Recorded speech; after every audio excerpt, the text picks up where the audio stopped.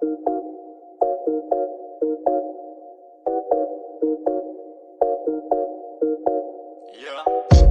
when I'm by myself. I don't wanna hang around y'all. Pray for good. What's up, everybody? Welcome to another edition of Combat Sports Weekly Live. We are live via Facebook and YouTube. On Facebook, it's Coach Franco Rolyoda and Pinoy Fight Exchange. Over there at YouTube naman, it's Coach Franco Rolyoda. Good evening, everyone. Monday na naman. We've missed you. We have a lot of combat sports news and combat sports updates. Marami tayong pag-uusapan. And of course, joining me is my fellow Titos of Fighting, JC Reyes of Pinoy Fight Exchange and Destroy MNL. Good Monday evening. I was not so sure if I still had some Tagalog left. Joke lang. Kasi part ng conversation namin last week was dahil nga magko-commentary kami ng all English for 3 days.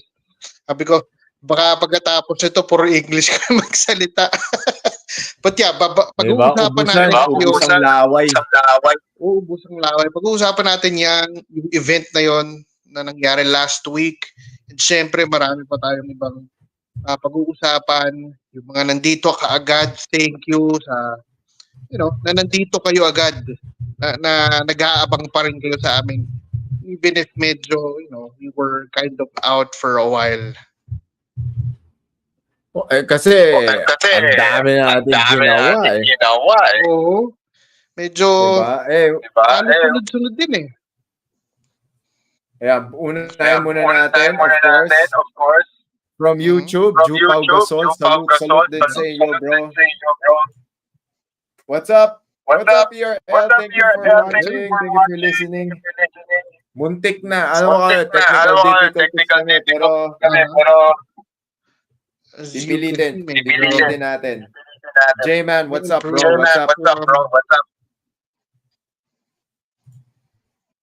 What's up, Bernal? Thank you so much. Ayan, member natin for the past 13 months. I appreciate you, Bernal. Thank you so much. For you, man. Oh, ayan. Bro Bernal, salute. Everybody, for those who are on Facebook, please support the show. Please support the program. You can send us your stars via Facebook.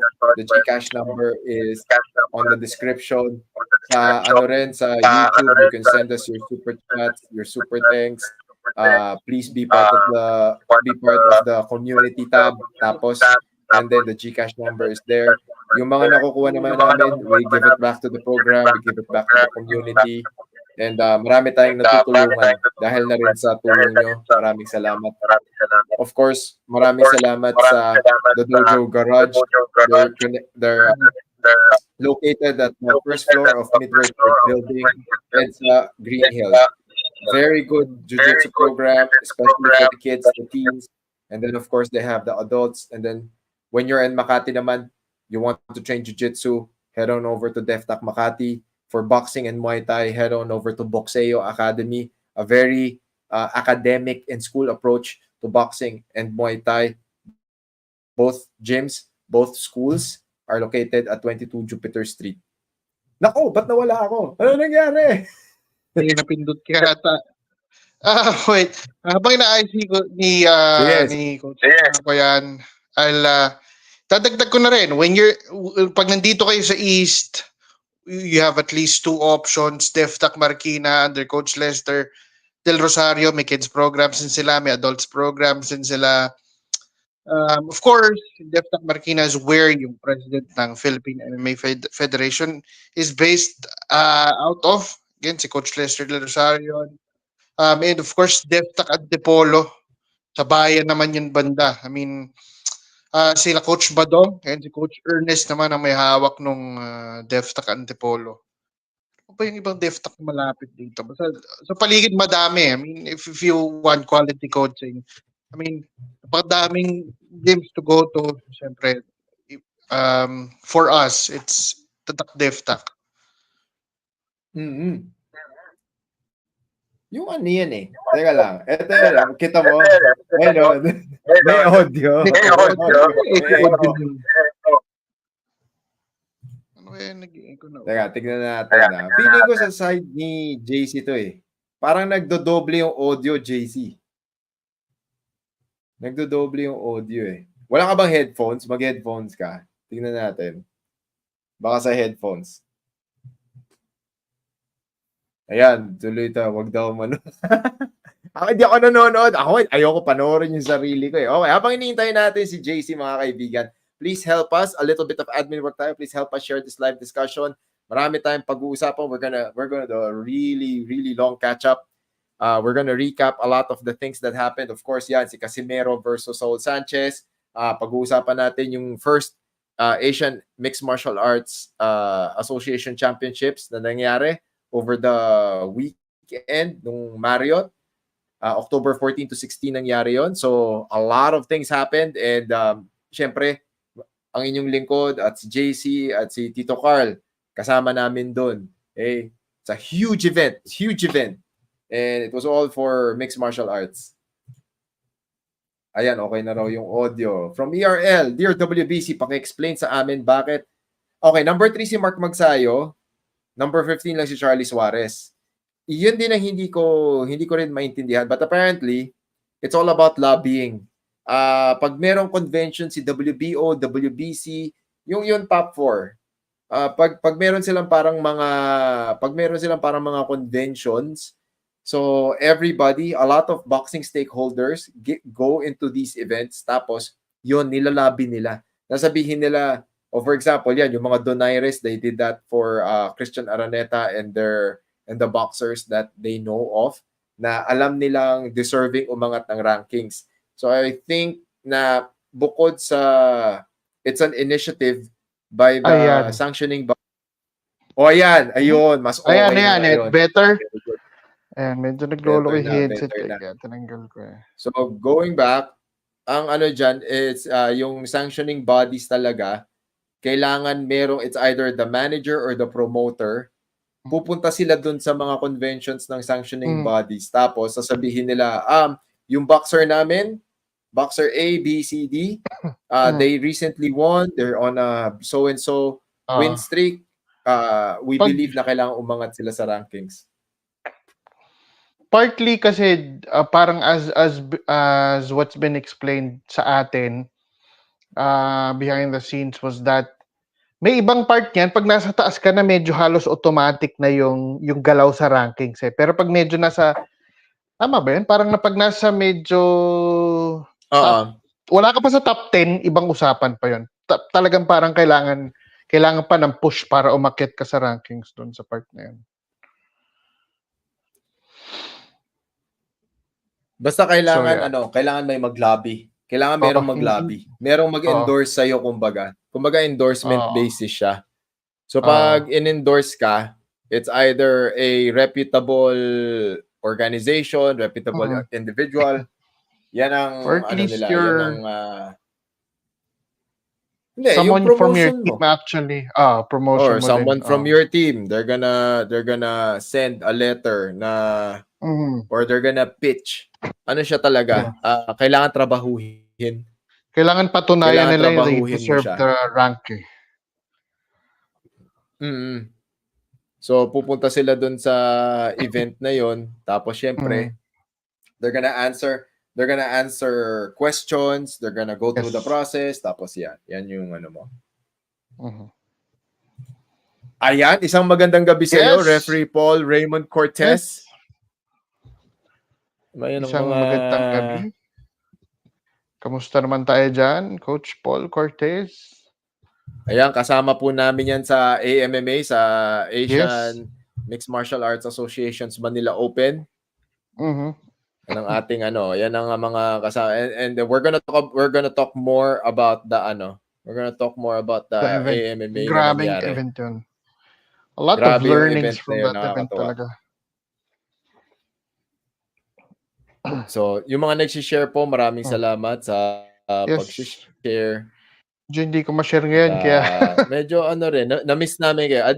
Admittedly, na-miss namin kayo. Okay? Medyo, ilan ba tayo? Parang isang Monday lang naman. Kasi that Monday was the first day of the AMMA. Wait lang. Ayan, nice. Okay na rin yung audio. Yan. Siyempre, gusto namin maganda yung audio. Diba? Congratulations. Okay. Thank you. Ano, Thank you, Coach nakakapagod. Paul. Okay. Coach and the ref Paul. So I'm thankful I got the best referee award for Oo, this grabe edition yun. ng Asian Mixed Martial Arts Association na what do you call Ayun this? yung ba? Na event. Of course, Oo. double champ. What's up, brother? Chris Hoffman. Yes, double All the champ. way What from is up? Switzerland. If possible, baka next open, pwede na natin i-line up doon si double champ. Pwede actually. Pwede. Oo. Lilipad nga lang siya na mas maaga-aga dito. Oo nga eh. To acclimate din.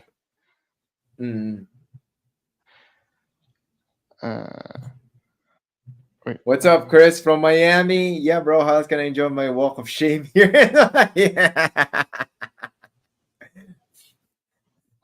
Yeah, it's always that walk of shame life, bro. The walk of shame life.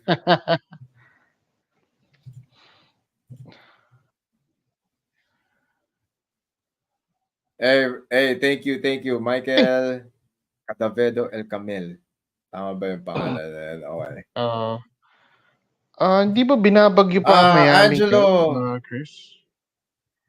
Oo nga, no. Is it still storming? Alam ko nga yung huling ano. Buti nag-live po kayo ngayon. Last Monday, wala po kayo. Nasa AMMA po kasi kami. Nasa Asian MMA. Ang tawag ito, Open Championships kami. Kaming lahat. Ako, si JC, si Carl. Asian Mixed Martial Arts Association na Manila Open. It's a regional, it's an Asian region na MMA event. So, pagkukwentuhan natin yan.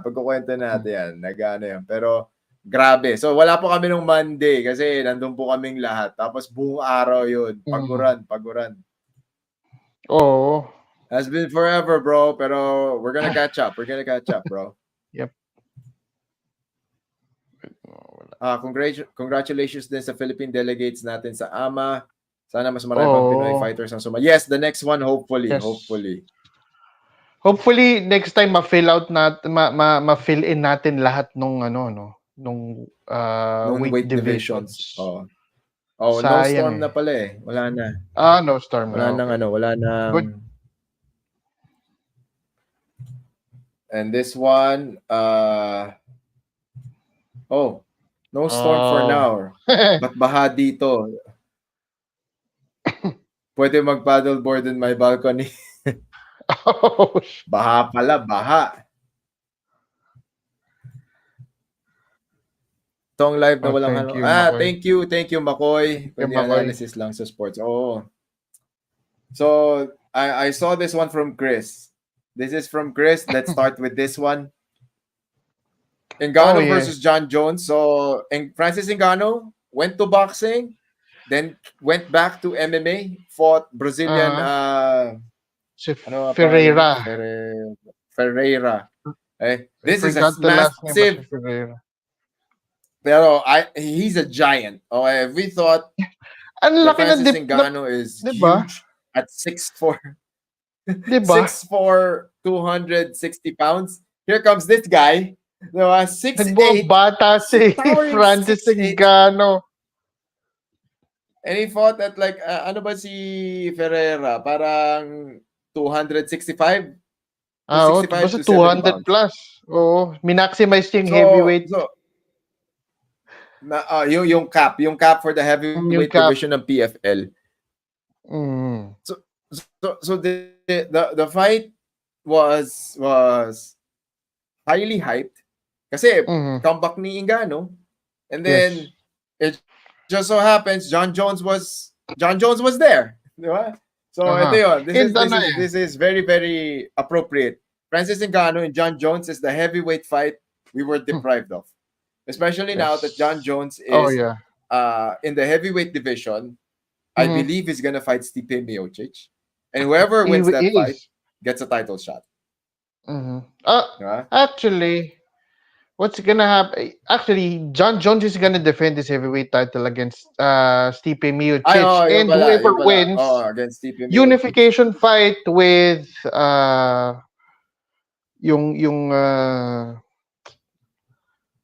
pangalan nito yung Hindi interim kasi champ. Si Tom Aspinall. Oo. Ayun, Tom Interim Tom Aspinall. Yun, Aspinall. Tom Aspinall is the interim. Okay. So, So, kita unification mo with him. na nakagulo. Naguluhan din ako. Yeah. Di ba? Talagang kailangan So, natin so mag-refresh Francis ng ating memory. Ngannou made short work. Made Yes. short work of Ferreira. As in, that's where you see the level of confidence, the level of skill that he has accumulated through the years. And at the same time, doon din natin nakikita na nag-i-improve pa rin siya. Kasi he didn't just he didn't just stood there and started banging against Ferreira. As in, nag-ano siya. He was very methodical, gauge his distance, tapos nag-takedown. One of the rare occasions na nag-takedown si Francis Ngannou. Diba? More often than not, si Francis Ngannou ang sabi nino? Sabi nila biglang si Francis Ngannou turned into Francis Nurmagomedov for that fight. Nag-smash daw siya eh. Diba? Who would have thought? Who would have thought Diba? na Francis Ngannou would go for a takedown? Pero it made sense. It made sense kasi the guy is taller than you. Diba? Longer reach. So, yun yung best game plan, diba? Yes.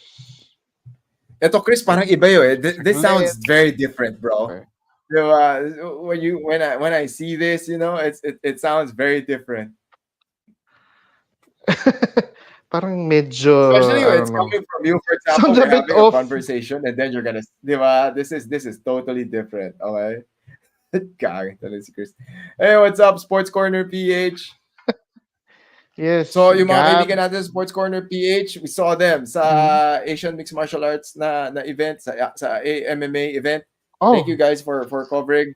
I hope you guys enjoyed the fights, ha? Ang daming magagandang laban.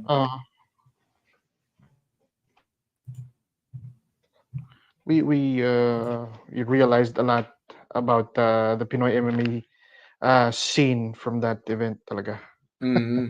Hey, what's up, our kickboxing correspondent? Okay, Harvey Ilianan, shout out from Beyond Kickboxing. We are Ryzen, Calf Kick Sports, Valentine, Mavrodin is the new Iska. Si Iska nabuhay ngayon, ha? Si Iska nabubuhay ngayon. Buhay nga sa ngayon. Tsaka medyo grading sila ng grading sa iba't ibang mga gyms, ha? And DFS 70 kilogram champion. Angas na to. I have a lunch with this guy. I have a hunch this guy will be the 2025 K1 World Max 70 kilogram, while Kakper Mushinski couldn't fight for a 75 kilogram world belt soon in this December, mabilis. Wow. Close out the year right, di ba? Close the year right. Pero again, yan, check out Harvey Ilianan's post. His articles are out. Tsaka yung mga content that he produces for kickboxing. Yan ang ano natin dyan. Pinoy MMA has a bright future. We need UFC Philippines to happen. Okay. Shelf natin ng konti yan, Chris. We're gonna discuss that later. Okay, marami kami nakuha about that from the AMMA event kasi may ibang kasama namin doon actually had the UFC experience, UFC officiating experience, ganong level yung ibang mga kasama namin sa event. Kamukha ni Coach Franco si James Aculpal. Sino ba si James, yung kalbo? Si James Karaan. Yung isang kalbo ron. Di ba? Yung kalbo na ano. Pero I like that guy. That guy's funny. Medyo intelligent comedy yung galawan nun eh. Diba? Yan ang ano natin dyan. So, congratulations pala kay Hergie for getting gold sa Muay Thai. No, that's Asian Kickboxing. Kickboxing yes, ata yan. Alam ko. Asian Kickboxing Championships sa Cambodia. Okay, Cambodia, so, yes. Sa lahat ng mga sumali at nanalo, I believe si Honorio Banario won as well, if I'm not mistaken. So, everybody who won dyan sa Asian Kickboxing Championships, congratulations din. Maganda. Congratulations din sa leadership ng Samahang Kickboxing ng Pilipinas. Yung mga kaibigan po natin dyan sa SKP, congratulations po sa inyo. Making strides, putting in the work, tapos yan. Making things happen din for... What's up, Tito Earl Victa? Good evening, Tito Earl Victa. Good evening, Tito Earl.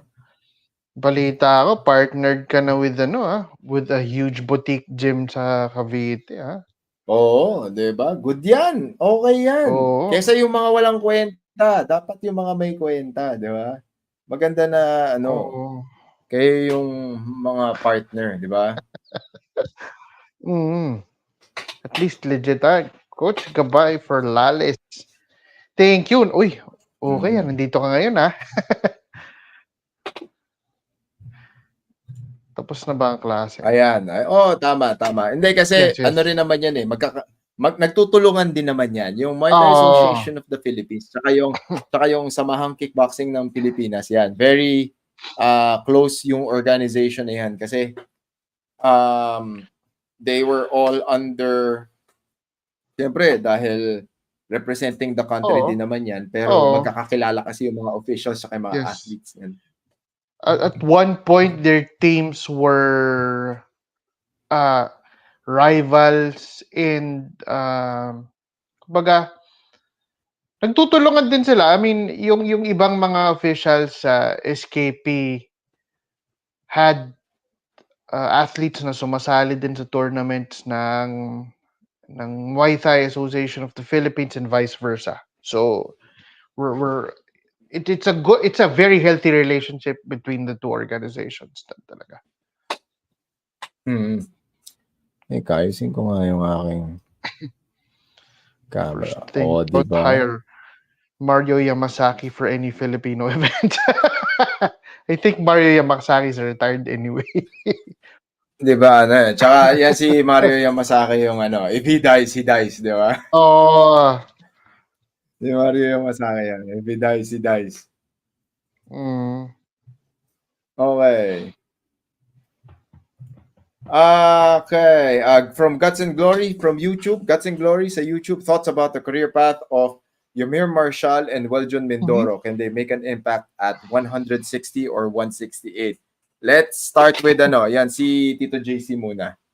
Okay. So for both Weljon Mindoro and Yamir Marshall, medyo bago-bago pa sila sa division nila, and basically they're still feeling out what's in there. Kasi nga we don't have a lot of Filipino fighters in those divisions, especially dun sa talagang yung top level sila pa lang halos. I mean, we probably have some local fighters na nandiyan din, pero yung level na is not, I mean, we can't exactly say that it's at par sa mga nasa taas ng rankings. Itong si Weljon Mindoro and si Yamir Marshall are syempre they are working their way up sa divisions na yan. We see the talent, we see the skill set, pero of course, I mean, we have yet to see more of them na lumaban. We have, syempre, whether they will impress in the division or not, malalaman pa lang natin unless they actually fight someone, say, in the top 20 or at least top 15, dun talagang medyo magsisimula na magkaalaman how far they can go pagdating sa 160 or 168 division. So, but of course, I mean, we all want na umangat sila sa, hopefully, the goal, of course, is to get belts in those.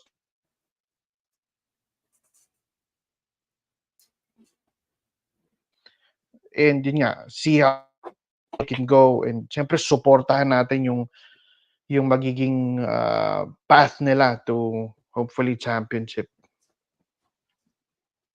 Ako dadagdagan ko lang yung sinabi ni Tito JC. Everything plus let's manage expectations. Yes. Manage tayo ng expectations kasi bago pa lang sila dun sa division na yon. bagong campaign, early in their careers, early in their campaigns. It's very It's too good early that in their Yumer career, if Marshall anything.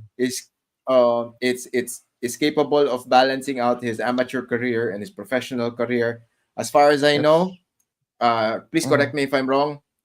Huling kita ko sa post ni Yumir, tsaka nung huling nagkita kami nung blow by blow, meron siyang atang may plano. Okay? I hope I'm not fucking up any plans. December, Pero, sabi niya. nung nag-usap kami, December, di ba? Yan, magkakasama kami nila JC noon. Yes. Parang they're Yes, planning yes. a fight for him here in the country December. So let's see. And then he's gonna focus more on his professional fight career. So, syempre, he's accomplished a lot in the Olympic boxing scene. So at least ngayon he's gonna try out naman kung ano ang kaya niyang abutin sa professional boxing. Of course, it's a totally different landscape, another season of adjustments. So wag nating madaliin. Hindi porket Yumir Marshall na siya instant matic champion na. Hindi. He's gonna go through the process. He's gonna go through the division. Tapos ina-navigate niya lahat ng linis, dumi, gulo, drama, politika ng professional boxing. And hopefully makakuha siya ng World Championship title dyan along the way. Pero maganda yung pinapakita niya. Same din with Weljon Mindoro. Weljon Mindoro, maganda yung pinapakita, knockout power, good potential, raw talent. Itigil lang natin yung mga fake news, yung mga fake hype na, di ba, pinakita sa akin ni JC noon, parang Canelo Alvarez natakot sa suntok ni Weljon. Parang, who the fuck does that? Di ba? Anong klaseng basurang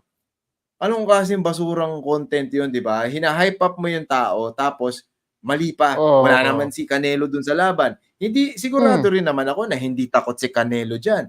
Canelo has 3 belts. Di ba? People are chasing Canelo. Wala pa si Weljon Mindoro sa level ni Canelo. Di ba? Pero yun yung magandang i-aspire niya. So, trabaho lang. Tatrabahuin lang talaga nila. Huwag lang tayong mag-overhype. Huwag lang tayong magsinungaling. Diba, masama yun eh. Nakakasira sa atleta yun. Huwag tayong gumawa ng sarili nating narratives about our boxers. I mean, it's okay to support them, pero yung gumagawa tayo ng narratives na sa bandang huli tayo rin yung alam mo, yung ayaw nating pagsisihan if it doesn't turn out the way we want it to be. Kasi, I mean, they are athletes, they are boxers.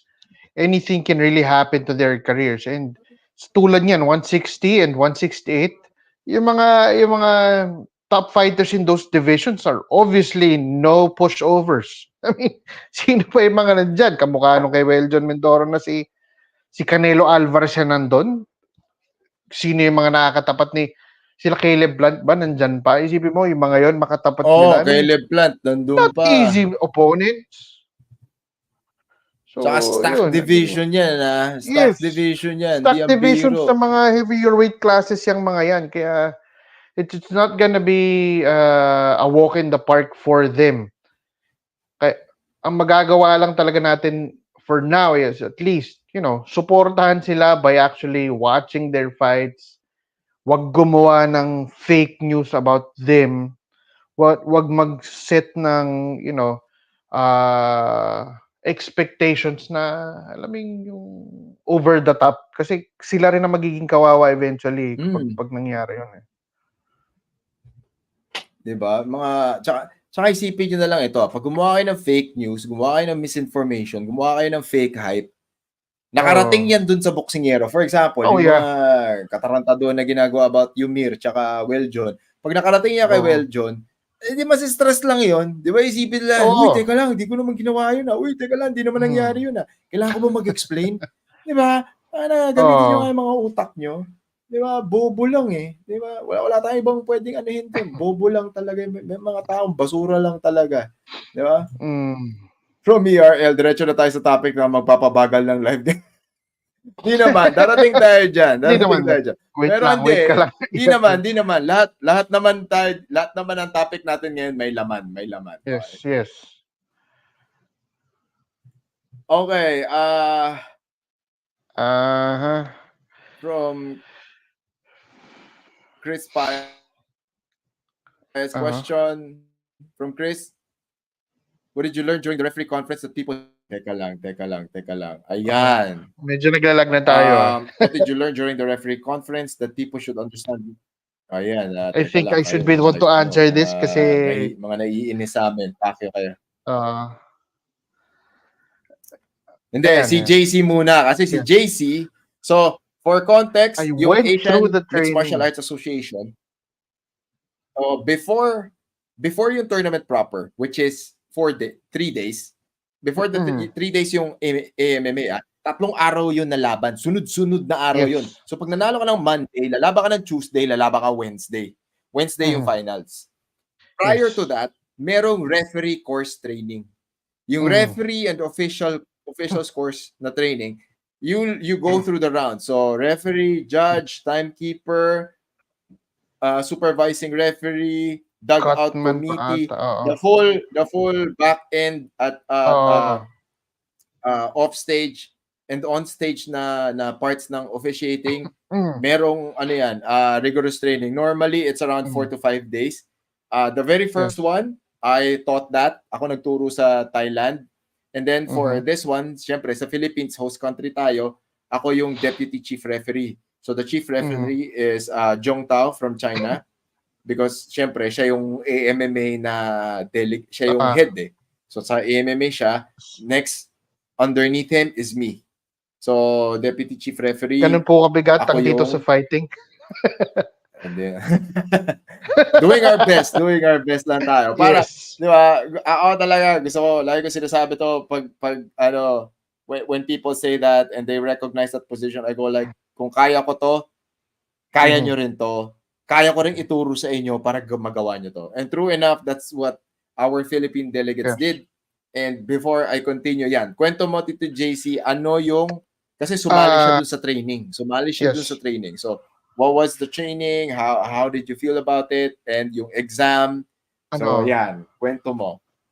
let me start off by saying that one of the main reasons why I joined the officials training for that event is because my real task at hand dun sa magiging event was to do commentary. Was gonna be my first uh, international commentary na, as in for an international organization like the Asian MMA Association.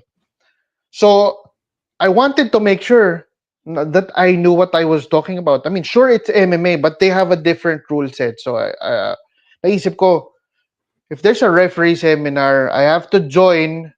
Kung ma-certify ako, then that's gonna be a bonus. So I went through the 3-day seminar. Actually, the whole 2 days were the first 2 days. What we did was discuss the rules, the gestures, and everything involved in refereeing. Even kung paano ka mag-score dun sa mga events nila, kasi yun pa, they have a very interesting rule set, especially when it comes to scoring fights. I-discuss ko na rin to. What we're used to, yung 10-point must system, they use that too, pero may basis sila for the points that they give sa fighters. So they have what's called technical points, and then yung actual round points. Technical points is gonna be their basis for the round points they give. Round points is basically si 10-9, 10-8, or 10-7. And yes, sa system nila, possible umabot ng 10-7, especially if the fighter, if say si red corner is very dominant over the blue corner. See, technical points can go as low as, I don't know, in a round, maybe 3 to as high as more than 20 technical points. Now, if it reaches more 20 or more technical points, dun magkakaroon ng 10-7. Imagine kung gaano kahirap habulin yung 10-7 kasi fights only go for 2 rounds. Sa prelims, sa quarterfinals and semifinals, 2 3-minute rounds plus a tiebreaker round na third round na 1 minute lang. Imagine kung gaano kahirap habulin yung score mo in a minute kung sakaling umabot doon. So, yun, isa sa mga syempre natutunan ko doon was how to implement the rule set and everything. Ang ano lang kasi is I understand how you score, how you judge, how you do the refereeing and everything. Pero when it came to the demonstration, the practical application of what you learned na, doon ko na realize lalo how hard it is to be a referee. I mean, a lot of things will go through your mind while you're trying to officiate. Sa inisip nila ng iba, pasok ka lang sa fight area. In this case kasi wala silang ring or cage. It's only a mat area. Because there's may specific space lang, parang around 8 meters nga ba yun, na mat space kung saan maglalaban yung fighters, dun lang kayo. To make sure that you're on top of everything habang nangyayari yung laban, you implement the rules the way they should be implemented sa fights. Medyo bukod sa while I was trying to do the demo, nanginig ako, kinabahan ako, lahat na. Doon ko naisip na shit, we give minsan masyado tayo tawag dito. We sometimes we're too hard on referees, pero when you're in that spot, when you're in that position, it's a different story. Syempre, pag nandun ka sa trabaho, when you're in that position, you wanna make sure na tama lahat ng gagawin mo. But the thing is, sa dami ng iisipin mo while trying to officiate the match, including yung baka magkamali ka, eventually it's a possibility. Kaya it's really a tough job, if anything. Yun yung isa sa mga pinakamalaking natutunan ko doon. I mean, sure, we can criticize some referees for their faults here and there. Pero, I mean, if it's not constructive, we better shut up. Yun masasabi ko. Yan yung di ba? So yan exactly, si JC went through the entire course. Yes. So yung course, there's theoretical, di ba? So theoretical, scoring, actual scoring. So you'll watch fights, you'll actually score them. You have to justify your score. You have to explain bakit yung score mo. Tapos, merong practical ng pagre-referee. So you go through the motions. Paano mo tatawagin, paano mo i-check, tatawagin mo sila, yung demeanor, yung hand gestures, yung terminologies, lahat yan. So, kailangan kabisado mo yun when you do the practical. Kailangan kabisado mo yun, di ba? So, being a referee, kailangan alam mo yung rules. Kailangan halos master mo yung rules. Kasi, yun yung magiging basehan mo sa tawag mo. Di ba? Doon sa tawag mo. We'll get into the calls later. Kasi, as with any huge MMA event, marami talagang pwedeng mangyari at marami nang nangyari nung MMA. Yes. So, to answer the question ni Chris dito and based dun sa experience ni JC, dun yung makikita na refereeing is not an easy job. It's an art form in itself. It's very academic. It's very technical. So, dun yun na lang din makikita yung vision behind IFMAO. IFMAO is, and we made sure na, that's why I have to really give credit to Professor Rosenberg Rosete dahil yung vision namin tatlo, ni Prof. Rosen, Prof. Joey Lepitan, and myself, he really embodied it in terms of creating a structure. So meron kaming idea, meron kaming structure in mind, and then it was all putting it together. So talaga yan, huge credit to Professor Rosenberg Rosete for doing kumbaga the framework, and then we kept enhancing, we kept improving it, and then we did it right by connecting it with the Games and Amusements Board para talaga may standards. At ang magbe-benefit nito yung current MMA fighters, tsaka yung future MMA fighters, tsaka yung future officials. Yung future audience ng MMA. Kasi inaayos natin yung foundation ngayon para mag-benefit yung future. When that was the vision, lagi akong ganyan. Naririnig niyo ako since day one of the show and the content that I create. Kami ginagawa namin to educate current fighters and future fighters. For the future tayo. Kasi yung mga kalaban nating bansa, ganyan na sila mag-isip. Ang program 10 years from now, 15, 20 years from now. Yan ang yan ang labanan. Okay? They're at least 10 steps ahead sa atin. Oo, 10 steps ahead. Ang layo, ang layo. So pagka ang tawag to, in terms of officiating, maayos yung officiating sa Pilipinas, mas magiging professional yung mga fighters. Ripple effect yan, ripple effect. Sabi ni Coach Gabay, katatapos na change the day, prepping Wednesday for really big super fight sa November. Sino super fight? Sa'yo? Ikaw? Or estudyante mo? Sa Cebu November? Wow. ata Sa Cebu ata. Sa Cebu. Si Wednesday na student. Wednesday Veray. Student ni Coach Gabay. For really big super fight sa November. Yes. Okay. Ayan. Maganda yan. Super fight sa November. Okay? We'll wait for that. We'll wait for the announcement para ma-share din natin pagka shinare na ni Coach Gabay. Miko San Buenaventura, good evening din sa'yo. Good evening. Okay. Ben Whittaker was just fighting cans, hence the highlight reel on social media. For those who don't know, Ben Whittaker is this really cocky and skillful boxer na nagiging viral kasi he taunts a lot, he showboats, pero he got beaten in his last outing. Pero yun lang yun di ba? Parang si Prince, go. Ang tawag dito, din his last fight kasi, what happened there was, parang, it ended via no contest yata or draw. Kasi, nalaglag sila sa ring sa kaka-showboat and na-injure. Na-injure si Whittaker. Siya o yung kalaban niya? Oo, siya. Sobrang showboating. They fell off the ring and na-injure siya. Parang gano'n yung nangyari sa laban niya. Ano ba yan?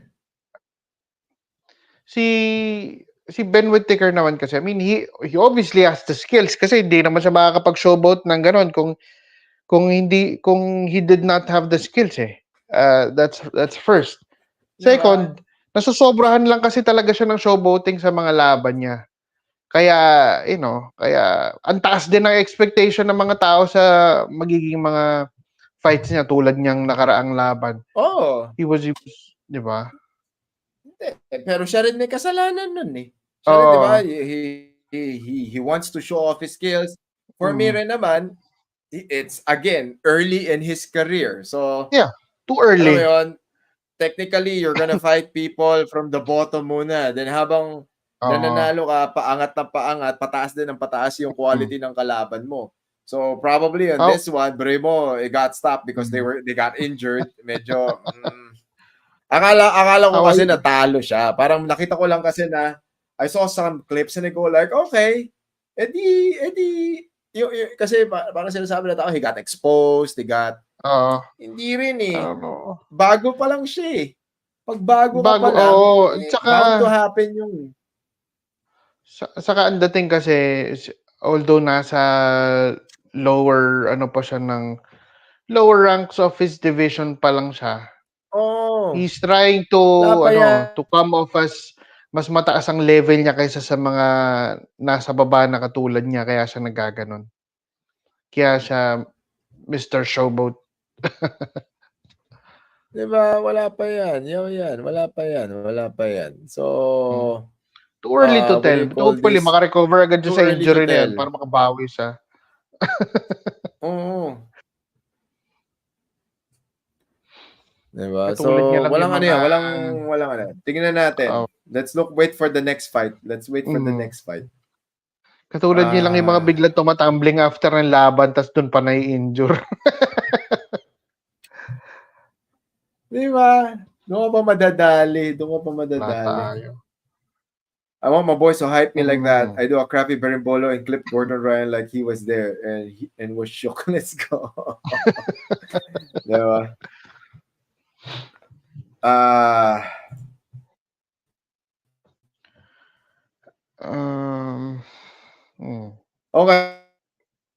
Okay, from Guts Guts and Glory. and Glory, does Pedro Taduran and Melvin Jerusalem ayun. Teka lang, chinek ko yung internet, medyo malakas kami. Nga, malakas din Ngayon, dito. malakas yung internet ngayon, ha? Diba? Something na, di hindi ko na to alam basta... bakit. Diba, kakacheck ko lang kanina. Nasa 30 plus Mbps ako kanina. Oo. Considering nasa probinsya ako, 30 plus Mbps ako, So, anyway, from Guts and Glory sa YouTube. Again, maraming salamat sa mga nanonood. For Facebook, you can send us your stars. For YouTube, you can send us your super chat, super thanks. Please, pwede rin kayong maging member ng monthly subscription natin. Become a member of the community para rin tuloy-tuloy ang ating paggawa ng ganitong content para marami tayong matulungan at ma-educate ng tama. Okay? Going back, Pedro Taduran, Melvin Jerusalem have the boxing icons to defeat Oscar Colazo and CP Freshmart to bring in all the belts. As someone who's been with me dun sa laban ni Melvin sa blow by blow, let's start off with Tito JC, then I'll go next. Okay, sa mga possible opponents muna, si CP Freshmart kasi he's been inactive. Medyo matagal-tagal na, alam ko mga 2 taon na bang inactive tong CP Freshmart. Oo nga. I guess medyo malakas lang talaga walang interim. Well, yun nga walang interim, di ba? Walang interim or wala man lang regular champ dun sa division na possibly magiging ma-elevate in case, ma-strip siya or anything. Kasi nga, sobrang niyang inactive. I'm not even sure kung ano yung reason for his inactivity, kung wala ba silang... Kasi parang kung sa mahanap na kalaban, parang malabo. Dami nila sa division na yan for him to not be able to find opponents Tapos wala ring binibigay na mandatory opponent sa kanya. So I really am dumbfounded dun sa part na yan kay CP Freshmart. Si Oscar Collazo, ayan, syempre medyo mas mas active yan kay CP Freshmart and we know his backstory dito sa kila Taduran at Jerusalem. Now, kay Taduran and Jerusalem, we've seen their skill sets, we've seen how they fight. Kilala naman nila din tong si Collazo. They're not just champs because they got lucky. They're champs because they're skilled. So, pagdating sa boxing IQ, I mean, yung nakita natin, at least yung nakita natin na Melvin Jerusalem noon nakaraan, yung boxing IQ ng mama dun sa laban against his opponent din, na yung kanyang, kahit pa yung corner man niya, hindi basta-basta rin na trainer. Diba? I mean,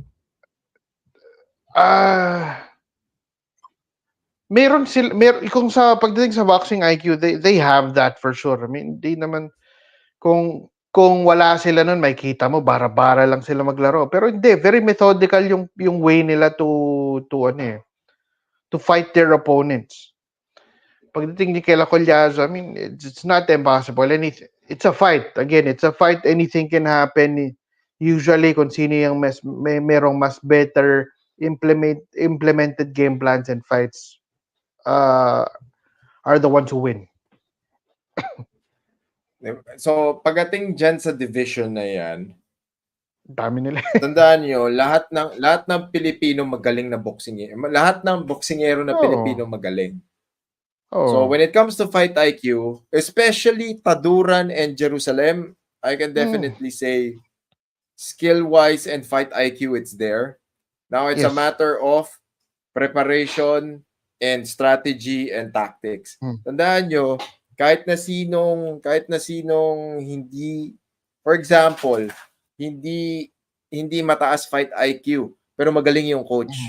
Magaling yung coach, magaling yung strategies nila, yung buong coaching crew, okay? Hindi lang yung head coach, pero yung grappling coach, yung striking coach, yan, sa MMA. Sa boxing naman, sabihin natin, you have your coach and your assistant coach.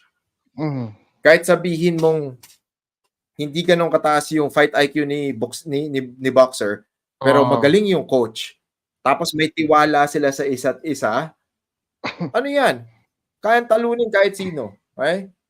Kasi ano yan tawag dito, they feed off each other, tas may tiwala sila sa isa't isa. Yung boxer, naniniwala sa strategy ng coach, alam niya na hindi siya basta sumusunod si boxer sa coach. Oo, papunta doon. Kasi may mga boxingerong ganyan Hindi rin sila believe sa strategy tsaka sa diskarte ng coach nila So, they end up not listening to that coach or kung ano man yung gagawin ng coach. Pero pag maganda yung synergy ni coach at ni fighter, ayan, that will definitely lead to victory. More often than not, ano yan tactics na lang yan tsaka execution talaga. Yes. Plus, preparation. Marami kasi, ayan, nakita nyo si Pedro, panoorin nyo yung interview namin with Pedro Taduran, very insightful interview. In as much as, syempre, maingay si Casimero ngayon, pupunta natin si Casimero may konti. Pero panoorin nyo yung interview with Taduran. Sinabi niya, napakasimple. World Championship, para maging world champion, kailangan mo disiplina. Gawin mo yung boring stuff, paulit-ulit. Sparring, marami. Technical training, marami. Problem solved. World champion. Now he's gonna defend his world championship belt in Korea. So we're hoping for the best na maganda ang magiging ensayo ni Pedro Taduran doon at syempre susuportahan natin siya. For Melvin Jerusalem, we saw how he demolished sino nga ba yung kalaban niya taga Mexico? Yung nilabanan ni Jerusalem. Nakalimutan ko yung pangalan. Basta sa Mexican guy, okay? So the guy was taller, height and reach advantage. Pero Melvin Jerusalem was able to find a way, was able to execute properly.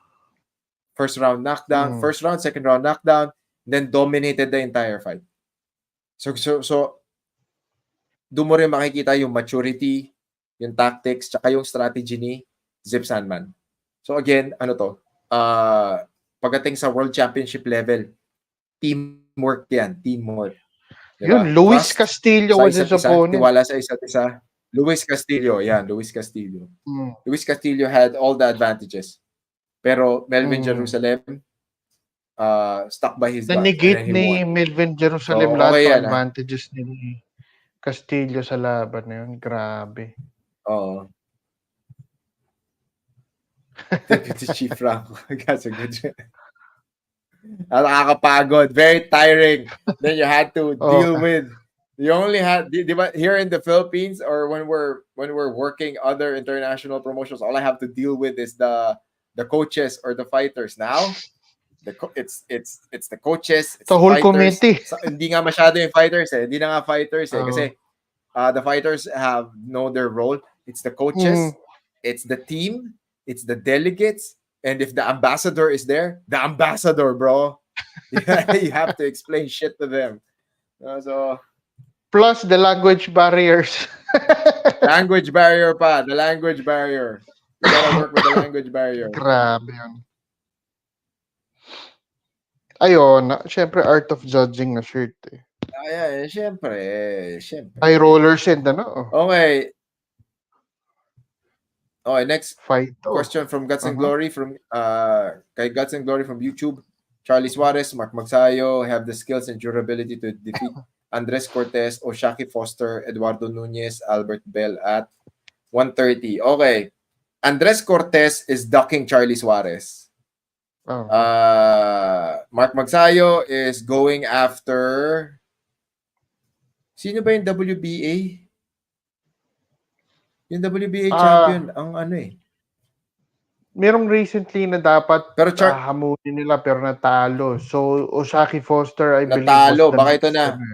Baka si na to. Baka ito na yun, Eduardo Nunez, Albert Bell. So Charlie Suarez definitely. It has to happen within this year or next year. It has to because time is not on Charlie Suarez's side. People are ducking Charlie Suarez. I say that with all confidence in the world. Oh, yeah. Inaano nila, There's niiwasan nila no si other Charlie Suarez. reason. Ngayon, Charlie Suarez is ranked number 1 ng WBO. So wala nang choice si Andres Cortez. Ay, hindi. Sino nga bang champion ng WBO? Tingnan natin. Wait, let me check. Si Andres Cortez yung dating number 1 ata. Dating, oo. Tapos because Charlie Suarez won his last fight, nakuha niya yung pwesto ni Cortez. Teka lang, double check Super natin. Medyo invested featherweight. din ako dito, 130 pounds. Ayun, si tayo, 100. Emmanuel Navarrete pa nga. Hindi, at least dito si Emmanuel Navarrete pa eh. Yeah, check ko rin. Sa 130. current, Ayan, 130. Robson. So, for WBC, it's Hobson Conceição. Hobson Conceição and Oshaki Foster are gonna fight. They're gonna rematch. Lamont Roach, Lamont Roach Jr. Lamont They're Roach. gunning for Lamont Roach Jr. And interim is Albert Batir Gaziev. Bakit kaya nagka-interim si WBA? Anong meron? Diba? Ba't nagka-Batir Gaziev sa Tapos IBF, it's Anthony Cacache. WBO is Emmanuel Navarrete and Oscar Valdez. Interim. So I don't know what is the game here ni WBO. They'll probably make Emmanuel Navarrete fight Valdez. And then whoever wins that is gonna fight Charlie Suarez. Charlie Suarez won via a third-round TKO victory against it was supposed to be Andres Cortez. Then Andres Cortez, for some weird reason, woke up on the wrong side of the bed, decided to mount off on Facebook. It just so happens I was there. Started mounting off on Andres Cortez. Nagkataon lang na nandun din ako. Pero hindi siya nanalo. So, Philippines 1, Andres Cortez 0. Kamagalala. Yung pangalawang talo ni Andres Cortez, siguro, si Charlie Suarez. Ayan. George Castañeda, di ba? Third round TKO victory via George Castañeda. Now, to answer the question, when you talk about Mark Magsayo and Charlie Suarez, the sooner the better because he's not getting any younger. For Mark Magsayo is new at 130 pounds. So he's won convincingly in the last 2 or 3 outings ni Mark, di ba? So he has momentum on his side. Ngayon, and disclaimer, kaibigan namin si Mark Magsayo, kaibigan namin yung Team Magsayo. Lamont Roach is a really good matchup for Mark Magsayo. Kasi stylistically, okay yan. Okay sila. Okay? So, when you talk about Lamont Roach, kahit sabi mo si Albert Batir Gaziev, medyo stylistically pasok yan kay Mark. Mark kasi loves to engage. Mark likes to use his athleticism, quickness, and speed. And then, he's never out of shape. So, you're guaranteed na laging on point si Mark Magsayo pag pinalaban mo yan. Now, in terms of skill, we're talking about skill, okay? Siyempre, ang lamang lang sa kanya ng mga names na yan, I'm not even putting Andres Cortez in this conversation because Andres Cortez ducked Charlie Suarez. So doesn't deserve the recognition kasi clearly, wala. You chickened out, di ba? So when we're talking about the champions, Anthony Cacache, Charlie Suarez, Emmanuel Navarrete is a really good matchup as well. Stylistically, they're not gonna back down from each other. Magsayo, Lamont Roach, good matchup. Now when we're talking about Conceição versus Magsayo, I'm gonna slightly give Magsayo the edge. I think, and I believe he has the speed and quickness advantage. Conceição will probably have the counter punching. Okay? He'll probably counter punch against Magsayo.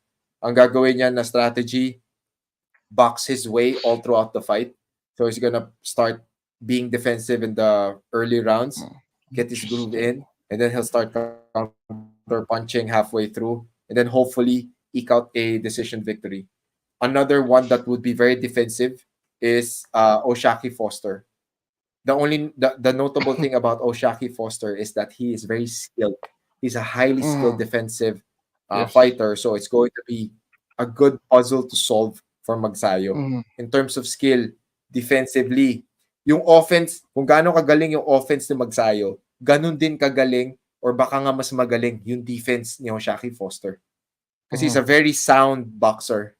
However, ito yun, aminin man natin at hindi, parang maraming asar sa style ni Foster eh.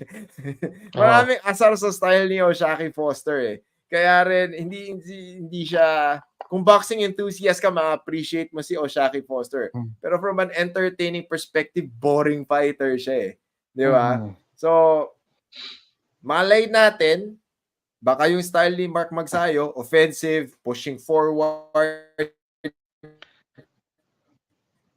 baka mapabago ang style ni Oshaki Foster if they fight eh. Naglalag na tayo. Yun yung maging magandang kontrapelo at para mapilitang maging si Oshaki, takbo lang ng takbo, depensa. O itong si Konsei sa kahit hindi masyado naglaland yung mga suntok pero he's pushing forward, baka yun yung naging X factor nun. Anthony Cacache and Emmanuel Navarrete, these are fighters that are at par. So for Charlie, he can fight all of them. For Mark is relatively new at 130. He's getting accustomed, he's getting acclimated. Kaya rin siya training kasi alam niya na meron siyang level na kailangang abutin to be comfortable at 130. Siyempre, I'm just analyzing this. So he needs to keep going so that he'll be comfortable at 130. Pag naging komportable yan sa 130, ayan na. Better. Mas magiging confident na siyang manghamon ng top guys. Okay? Teka lang, ano to?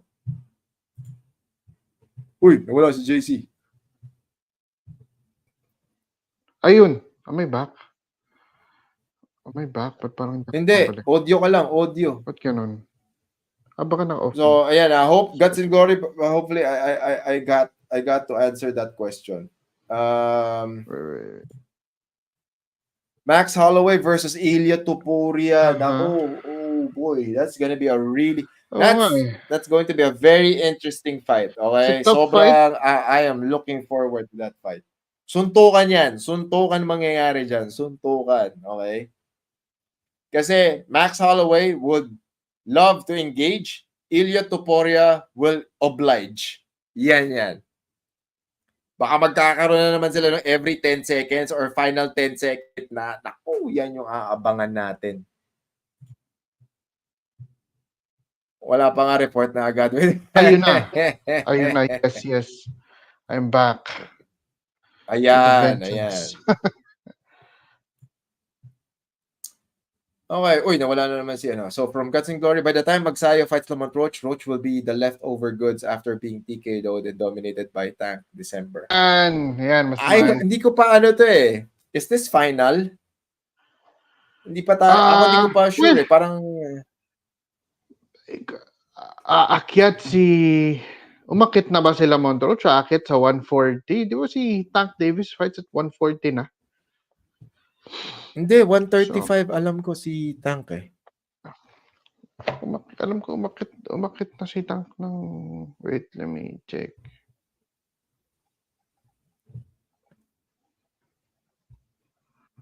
Umakyat yan eh.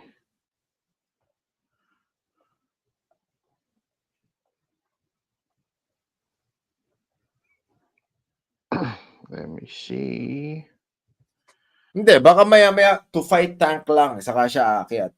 So kung aakyat si Lamont Roach, hindi, aakyat siya 10 pounds. So ibig sabihin, hindi niya na kaya mag 135.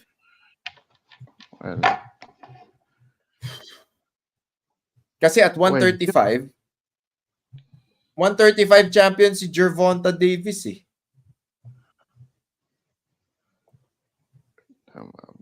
Baka 135 yakyat niya. Kasi WBA si Tank, nakaschedule na. 140? Oo. Lightweight? Or junior or super lightweight? Lightweight eh. Lightweight nga. Lightweight, 135. parang bihira ako makakakita na nag-jump 10 pounds eh. Mahirap yun eh. 5 pounds. Usually, ang jump pa isa-isa lang. So, he's gonna fight Tank Davis at 135. So, if Lamont Roach leaves, kung aalis si Lamont Roach, edi pwedeng nasaan ba si Mark Magsayo? Number 6 sa WBA. Wala na. Not unless yung next na WBA convention, ipaangat yung ni Magsayo. Pwede siyang Albert Batir-Gaziev fights number 1. Whoever wins can fight Magsayo. Pwede. Wala yung video mo ulit. IBF, number 1 Eduardo Nunez, number 2 not rated, bakante yung number 2. Ito hindi ko mag-get sa ranking ng boxing. Uy, nawala na naman ako. Teka, balik tayo. Sige. Minsan may mga rankings na 2 spots ang bakante for some reason, tapos tsaka palang magkakaroon ng laman yung number 4. Kunyari, number 1 meron, 2 and 3 wala, 4 meron. Ang labo ng mga ganun eh. Hindi ko get yung logic. Ayan, Max Holloway all day. Max Holloway all day. What's up, Mr. Michael Dulnuan? What's up, Coach Michael Dulnuan? Kamusta naman? And so ngayon, let's head on over Janriel Casimero versus Saul Sanchez. Everybody, lahat ng asar at galit kay Janriel Casimero, tatahimik muna ngayon kasi panalo si Janriel. Wala. Diba? Lahat tahimik. Lahat manahimik muna. Okay? Diba? Kasi ito yan. Wala. Tanggapin muna ng mga naiinis kay Janriel na nanalo siya. Okay? Nanalo eh. So, nanalo siya. Y'all gotta shut the fuck up for now. Diba? Nanalo siya. And tulad ng sinabi namin sa previous episodes, this is a make or break fight para kay Janriel. Yes. Kahit na anong circumstances, make or break to. Kasi pag natalo, malaki ang consequences. Pag nanalo, malaki rin ang consequences. Yes. So ngayon, ano ba yung masasabi natin, di ba? So, nanalo. Teka lang. Ayan, magbati muna tayo. Ayan, Coach Marlon Malaluan. Yan. Good evening. Let me know your thoughts, Mr. JC Reyes. Okay. So, I was, syempre, I mean, we've been following the guy's career for so long. Kahit itong mga naging, ano bang tawag, escapades niya in problems with his team and, on the scale and all. Kinabahan ako kasi nga when we had Coach Jason on the show, it came from him directly that they cannot afford to lose. Whatever happens, they would do anything and everything they can to make sure that they win. And come weigh-in day, Janriel was overweight for 1 kilo. 1 kilo sa limit. Now, I was following what they were gonna do doon sa nangyari. And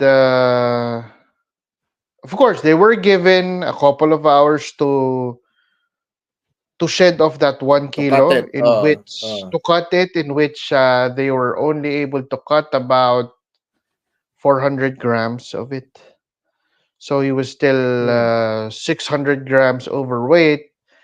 And the fight was gonna continue on the condition that he can only hydrate to up to 128 pounds, which is pretty much parang 126 nga lang eh. Yung limit niya 128 maximum na hydration. 128 fight day. Fight day. So pretty much lagpas featherweight ang ganyang timbang fight day maximum. So apart from that, syempre, everybody was waiting on the statement that Treasure Boxing Promotion was gonna release about the whole situation. Mm. Masayuki Ito was angry about what happened. Yung video niya, yung vlog niya na na-release, sabi ko, he doesn't usually release vlogs or videos agad-agad. Pero for that instance, nagulat ako, uy, meron agad nilabas na update si Masayuki Ito for this situation. Tapos he was explaining the whole thing, what happened and everything. Doon nga niya na-mention na yung 1 kilo na yun was the same 1 kilo when they arrived in Japan, when Casimero and his team arrived in Japan. He came there 2 to 3 weeks early to acclimate and to train and everything. Yun na nga, medyo nilabas niya na yung kanyang mga concerns about John Riel and all. Even there was even an interview released by Yahoo Japan tungkol dito na yun nga, medyo according to that article, even though natuloy yung laban and all, it put a question mark kung talaga bang itutuloy pa nila yung possibility ng Inoue versus Casimero. But going into the fight, a lot of people, actually dalawang klase yung nag-aabang sa laban ni Casimero that day. Those who wanted him to win and those who wanted him to lose. They wanted him to lose because they want Casimero to be humbled. Kasi nga sa tingin nila he's being over the top, masyado na siyang mayabang, this and that. And on the other hand, syempre may mga tao na genuinely wants him to win. Kasi nga, if he does lose, I personally believe karamihan ng mga nagsasabi na they support him will turn their backs on him right away. Yun yung mga syempre, mga fans na nag-claim na they support him now, pero they only support him when he wins, not when he loses. He did quick work of Saul Sanchez. Ang situation pa nga was that Saul Sanchez was a 118 that they asked to fight at 122. Parang dapat mangyayari is they would have compromised in the middle nga. 122 sila maghaharap ni John Riel. Kasi ang backstory is si Saul Sanchez has been wanting to fight Casimero when they were both at 118. Na sino ba naman kasi si Saul Sanchez sa 118 before para pansinin ng team Casimero. But when the opportunity arose, wala rin silang mahanap na kalaban. I mean, yung isang previous episode natin, when si Tatay Jerry Marshall was here, he mentioned niya na talks between possible Casimero versus Donaire fight happened pero had the falling out kasi nga purse issues. So the next option was ito na nga si Saul Sanchez, and Saul Sanchez nga was done in 1 round, finished by John Riel Casimero. Very good performance by Casimero, and huge props to him. But yun nga, the question still remains after what happened with the weigh-ins. Are they really still considering yung possibility ba ng Inoue versus Casimero is really still on the table, considering ito na naman na umakyat na siya ng weight division, nagka-problema pa rin siya sa weight sa timbang. When he would have if he was very very serious about getting that fight, he would have made sure na pasok. I mean, meron pa ngang part nung statement ni Masayuki Ito where he said, I can't quote it directly, pero to the tune of may baon na sariling weighing scale sila John Riel from the Philippines. Dun sa scale, he was tama, pero ang problema maliit daw ata yung yung scale or something like that. So doon tama yung timbang. Hanapin natin muna yung article na yan. Pero hanapin naka-i-clip na. Actually, nasa naman video to. eh. Sasabihin. Nasa video Mahirap na. yun. Oo nga eh. Pero yeah, kayo mga nagki-clip ng show namin, sana man lang i-tag nyo naman kami o kaya tag nyo naman yung show. Hindi yung makikita ko na lang, screenshot. Naglalagay naman daw ng courtesy of kausap, okay? Anak ng putang Dali naman kami yan. kausap. Diba? But yeah, I mean, kami na nga yung gumagawa ng content para sa inyo eh. Diba? Kami na nag-i-interview, kinukuha nyo na lang yung content namin. Diba? Ano lang, di ba? Konting lang, hapyaw lang. But yeah, going back to ang tawag nga ni Diego Bandido here is the Crazy Mirror Show. Next question is, what's next for Janriel? Kasi right now, he's been suspended by the Japanese Boxing Commission for 1 year na lumaban sa Japan because of the weight issue. I mean, hindi lang naman siya. I saw the yung announcement from the Japanese Boxing Commission website. Marami sila in the past few days noon na nag-miss ng weight na mahaba-haba ang penalty for that. Hindi ko alam kung, kasi usually, di ba, when you miss weight, there will also be a purse cut. Kailangan mo bayaran si kalaban mo for missing the weight, kung magkano man, depende sa kung gaano kalaki o kaliit yung na-miss mo na sa timbang.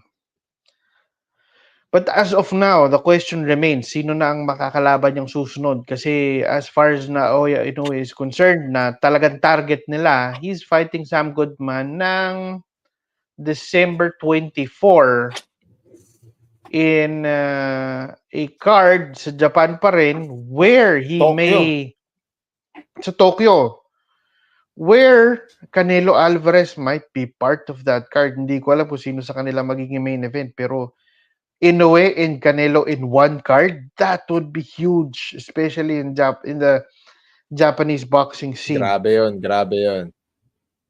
Diba? Okay, so tulad ng sinasabi namin, di ba? Etong laban na to, okay? Hey, what's up? What's up? Sheep sneakers. Sheep sneakers okay? eat snakes and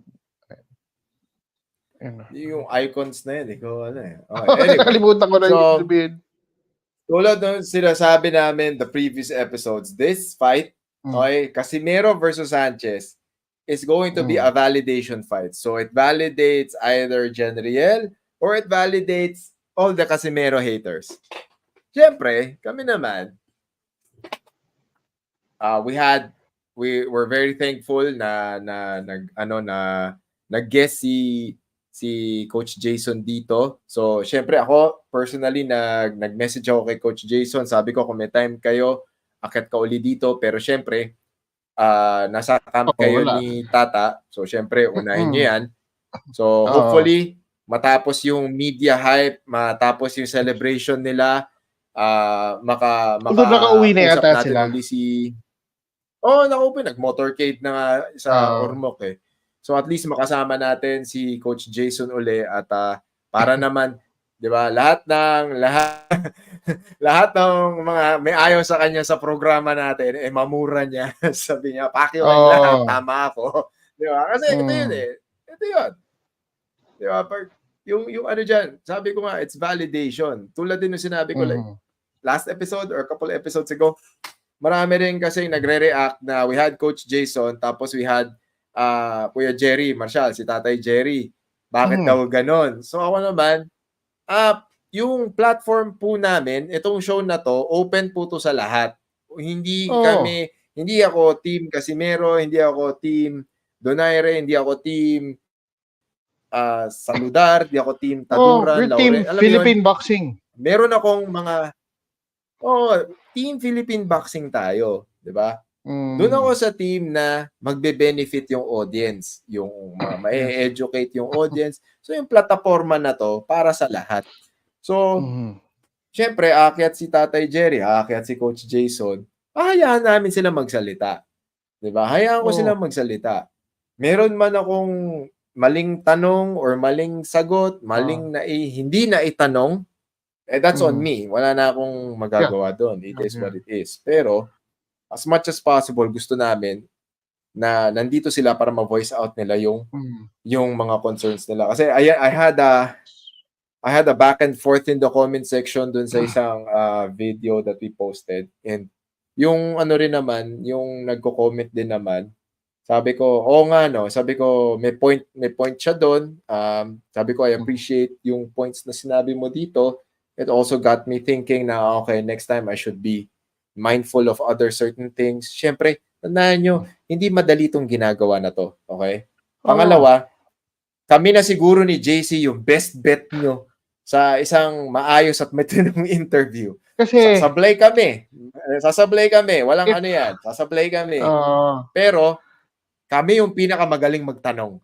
Okay? Kami yung merong may sense na tanong kasi wala kaming agenda. Wala kaming gustong kami alamin yung kundi magbigay ng serbisyo sa inyo. We are sane enough para hindi pagsabayin yung dalawa on one episode. Cause it would be a disaster pag nagsabay si Tatay Jerry and si Coach Jason. Ibang shows, they probably would do that. They probably have done that in the past, and I don't know if they realize now that it was a big mistake. Pero yun nga, I mean, pag mga ganyan, you take both sides. Kanya-kanya silang oras. Hindi pwede nang sabay. Kasi, or else, kasi may it's gonna be a kanya-kanya while. na yun. Ngayon, di ba, may mga plot twist di ba? May maganda, di ba? Ayan din, yung interview kay Tatay Jerry. Ang daming gumawa ng repurposed content. Wala man lang nagsabing, thank you kay Coach Franco, thank you kay Tito JC. Di ba? Ilalagay nyo lang doon lalagay nyo lang sa description. Di ba? Kung gusto nyo talaga, kung mahal nyo talaga kami, here is the link to the original interview. Tapos lagay nyo yung link. Kung wala, thank you, Coach Franco Rolyoda, JC Reyes. Hindi ko alam kung na-send ko sa'yo yung ito the best. Screenshot. Tapos, ayon sa kanilang sinabi ni Tatay Jerry, ganito. Sabi ko, anak lang, may mas malupit pa sa screenshot. Kami yung nagtanong. May mas malupit pa sa screenshot. Kinrap tayo. Nilagay niya yung mukha niya sa tabi ni Tatay Jerry. Apo tayo, yun yung the best. Diba? Yun yung the best. Pakapala ng mukha yun. Interview. Diba? Yun yung the best. Diba? Pero yung isa sa mga, hindi ko alam matutuwa ako or what. Merong isang vlogger, he was apparently following all our interviews na may relation dito sa that led to this recent fight ni Janriel Casimero. So lahat ng opinions ng mga pinag-i-interview natin from si Sir Jerry Peñalosa up to now, tinahi-tahi niya yun. Hinanap niya lahat ng statements nila about Tata. Grabe. Oo, pag pinagtagpi mo yun, isang Casimero video na yun eh. Oo, diba? effort siya doon, pero hindi ko alam, nag-credit siya sa atin. Wala talaga, wala. Pero anyway, so balik tayo. So this is a fight of validation. Tulad na sinabi ko previous episode. Mabavalidate yung mga naiinis kay Janriel Casimero at kay Coach Jason Casimero. Or, ayan, pag nanalo, validation yan ngayon kay Coach Jason. Diba? Sa dami ng aasar at ng iinis kay Coach Jason, nanalo.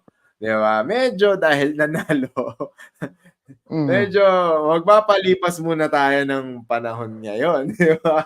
Papalipas muna kayo, papalamig muna kayo. Kasi, syempre, wala yung momentum na kay Jason ngayon. Lahat ng sasabihin panalo kami. First round knockout. Yeah, first round knockout. So, again, it's parang That's the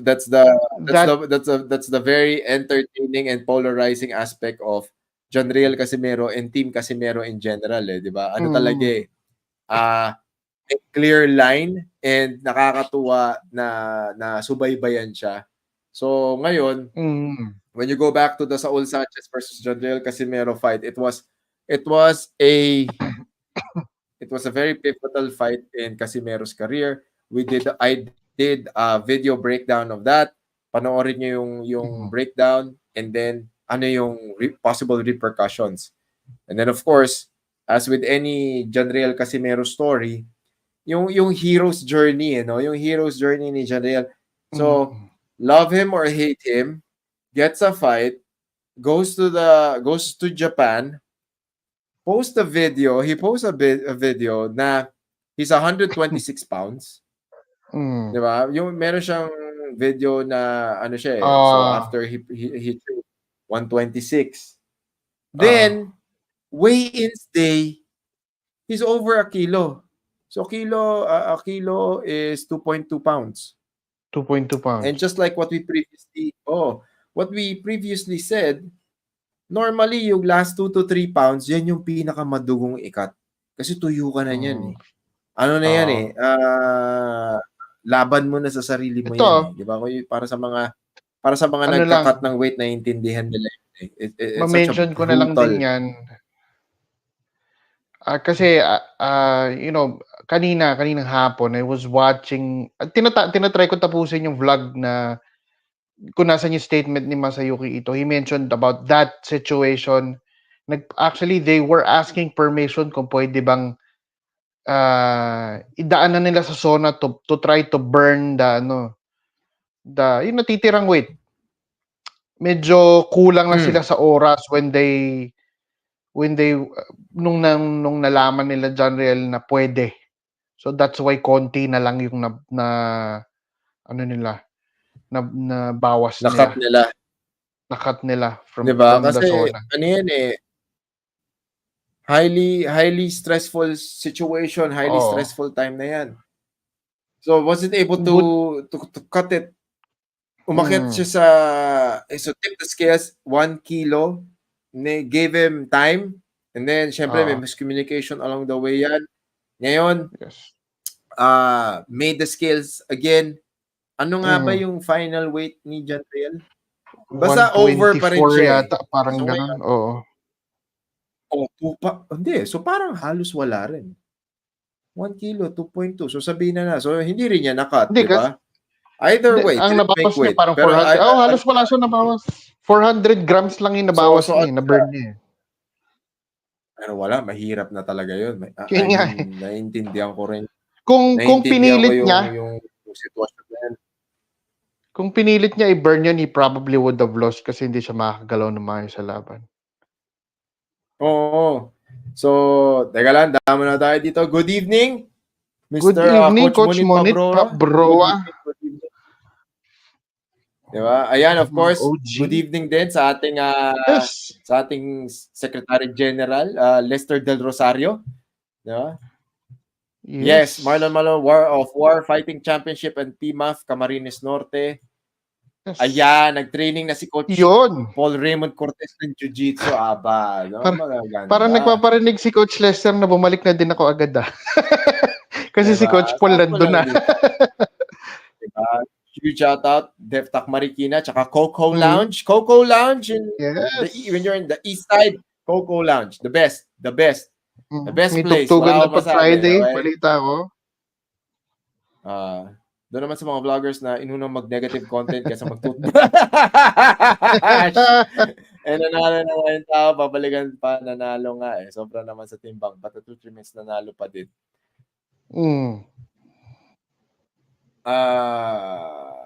Parang they really just did whatever it took to win. Dalawa idol, solid Casimero po ako.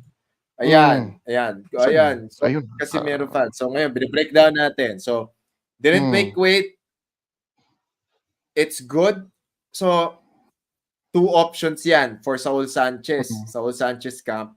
Sasabihin yan, cut it. Diba? Hindi, make weight. Bigyan siya ng 2 hours, 1 hour, cut it. the next option would be hydration. Kasi syempre, magtitimbang ka tapos magre-recover ka. So yung hydration mo, pag walang close yung hydration mo, wala, all out ka. 'Di ba lahat ng means na pwede mong gagawin mo para mag-hydrate. So ngayon, dahil nag ano yun ngayon yung binanatan ni Saul Sanchez. Compromise. You cannot be at a specific you cannot Compromise be at na lang. hindi ka pwedeng lumampas. Oo, hindi ka pwedeng umakyat sa ring ng ganitong timbang or lumampas ng ganitong timbang. Kasi normally ang mga tao pag nag-hydrate, plus 15 pounds ang nadadagdag dyan. Proper hydration, proper recovery, plus 10 to 15 pounds. So yun yung kinontrol nila. So dahil yun yung kinontrol nila, sa utak ngayon ni Saul Sanchez tsaka ng camp niya, hindi magpe-perform ng maayos tong si Janriel kasi hindi yan tatagal dahil hindi yan naka-recover na maayos. So for Janriel Casimero's camp naman, na-recognize din nila yon na okay, hindi tayo umabot pero hindi rin tayo sumagad ng sagad. Alam mo yon? Okay, di na natin ano. O ito raw. Ay, nandyan na sila. Andito na sila. Hindi, para 23.4 second win. 23.4. 123.4 siguro. 123.4 siguro. So talagang piga. Wala. Pigang-piga na talaga si Tata dyan. Sobrang piga na yan. Kahit sinong fighter, pigang-piga na yan. Buti kami, naipiga pa yan eh. Marami akong nakikita, hindi na napipiga. So, yun nga, second way in. So, good strategy rin to for Saul Sanchez. Magandang strategy din yan. Kasi, for example, ako yung nasa kalaban, masabihin ko rin yan. Either sunugin mo yan, pilitin mo, or hydration. Diba? Hindi ka makaka-recover kagad. Which is a very tactical move. So, ngayon, good recognition. Ayun na. Recognition sa naman Janriel Casimero camp na okay, hindi natin nakuha natin. So ngayon, ang strategy mo dapat hindi na pang 10 rounds. Strategy mo dapat matapos mo yan in the first 6 rounds. Kasi binabase ko lang to dun sa mga information na meron tayong lahat. So, for example, week prior, 126. So, ibig sabihin, 126, hydrated, nakaka-recover, nakakakain. Siyempre, hindi natin alam yung nangyari between that day until weigh-ins. Pero either way, he wasn't able to make weight. But that doesn't mean na fully compromised yung katawan ni Janriel. So, pasok. Oy, ako, naglalag daw tayo. O yan, hopefully, maayos na yung signal natin ngayon. So ngayon,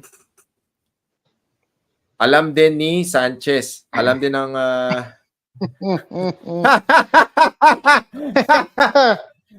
Hey! What's up, Doc J? Oh, yes. Madamay pa yung efficacy nito. Oy, suot ko sa MMA yung Doc J. Okay. Oo, masarap yung efficacent oil sa katawan niya. Pero nadamay pa yung efficacent oil. Thank you so much, Doc J, for of Omega Boxing Gym and Omega Boxing Promotion. So, anyway, balik tayo. So, kung ako yon, atakihin ko yon, hydration. Di ka makaka-hydrate ng maayos, di ka makaka-recover. Alam ko kaagad, bobomba ka na ng first half. At least first 5. So, ngayon, on the same page na sila ngayon. Kaya rin masasabi mo, ganito yung hero's journey tsaka yung drama nung laban na yun. Both camps know hydration will be compromised, recovery is compromised. So ngayon, alam nyo na kagad that this fight is going to happen in the first 5 rounds. Kung ikaw si Saul Sanchez, gusto mo mag 10 rounds kasi alam mo rin na yung pag-asa mo manalo nasa round 6 to 10. So doon mo rin makikita yung pag-handle ng pressure ni Janriel. Diba? Tsaka yung team Janriel. Lahat sila, okay. Do or die, make Hinebra movement to. Diba? Do or die. Okay, mananalo tayo. Live or die tayo in the first I don't know, probably 4 to 5 rounds. Diba? Pwedeng filling out round yung round 1. Tapos magsisimula yung laban round 2. Pero, kailangan talaga dramatic. Kailangan talaga maganda yung outcome at yung storya. Anak ng weteng, round 1. Round 1, puta, round 1, tulog. tinapos ka agad. Diba? Doon mo rin makikita ngayon. Doon mo rin talaga makikita, masyadong maraming unpredictable at invariable sa combat sports. Diba? Boxing, MMA, kickboxing, sabring. Bro mo yun, all the stacks were against John Riel and his team. Di ba? Bro mo, a lot of people are counting him out, counting him down, and hating on him, capitalizing on the fact na he missed weight. When he missed weight, nung nakita ko nag-miss ng weight siya, sabi ko, okay, this is like the previous, this has been the problem sa Team Casimero ever since. Diba? Laging problema nila to. So, it was nothing new to me. When I saw that he didn't make weight, sabi ko, okay, same problem. Pero, alam mo yun, in a good way, in a small, good way, inisip ko na lang din, nawala ako, wait lang. Nawala yung camera. Inisip ko na lang din na, pero nandiyan yung audio ko. Nandito yung audio. Oo. Audio ko, okay. Ayan. Pero may ganyan. Yung settings ng camera ko kailangan ayusin. Anyway. Pero doon mo rin masasabi na hindi naman to first time nangyari sa kanila. So, familiar na ngayon yung situation sa kanila. Kasi nangyari na to sa kanya before. So, this is not unfamiliar. So, this is not familiar. This is not a unfamiliar territory.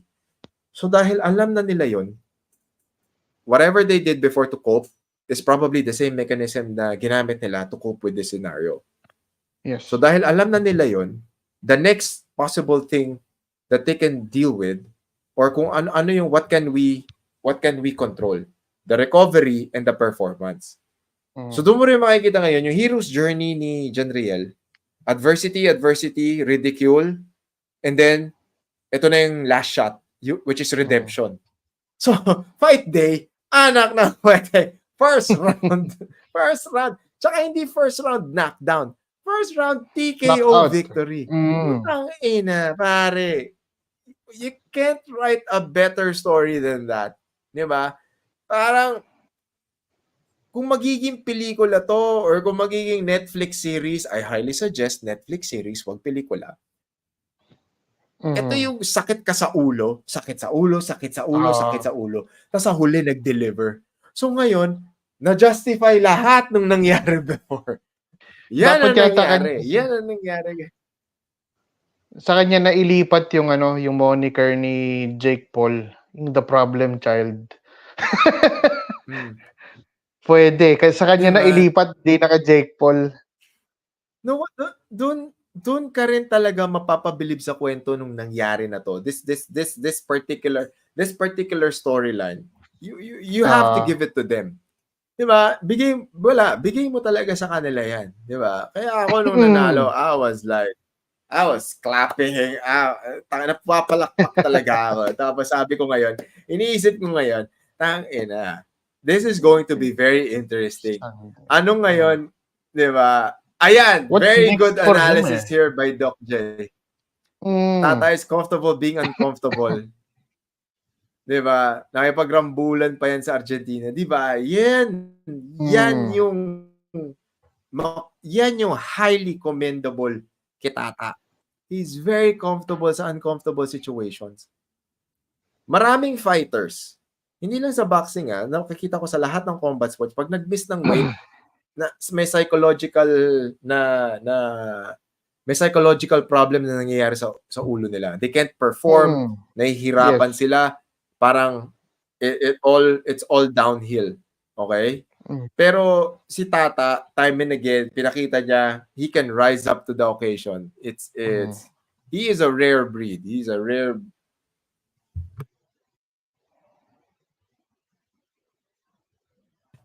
Diba? He is a rare breed of fighter.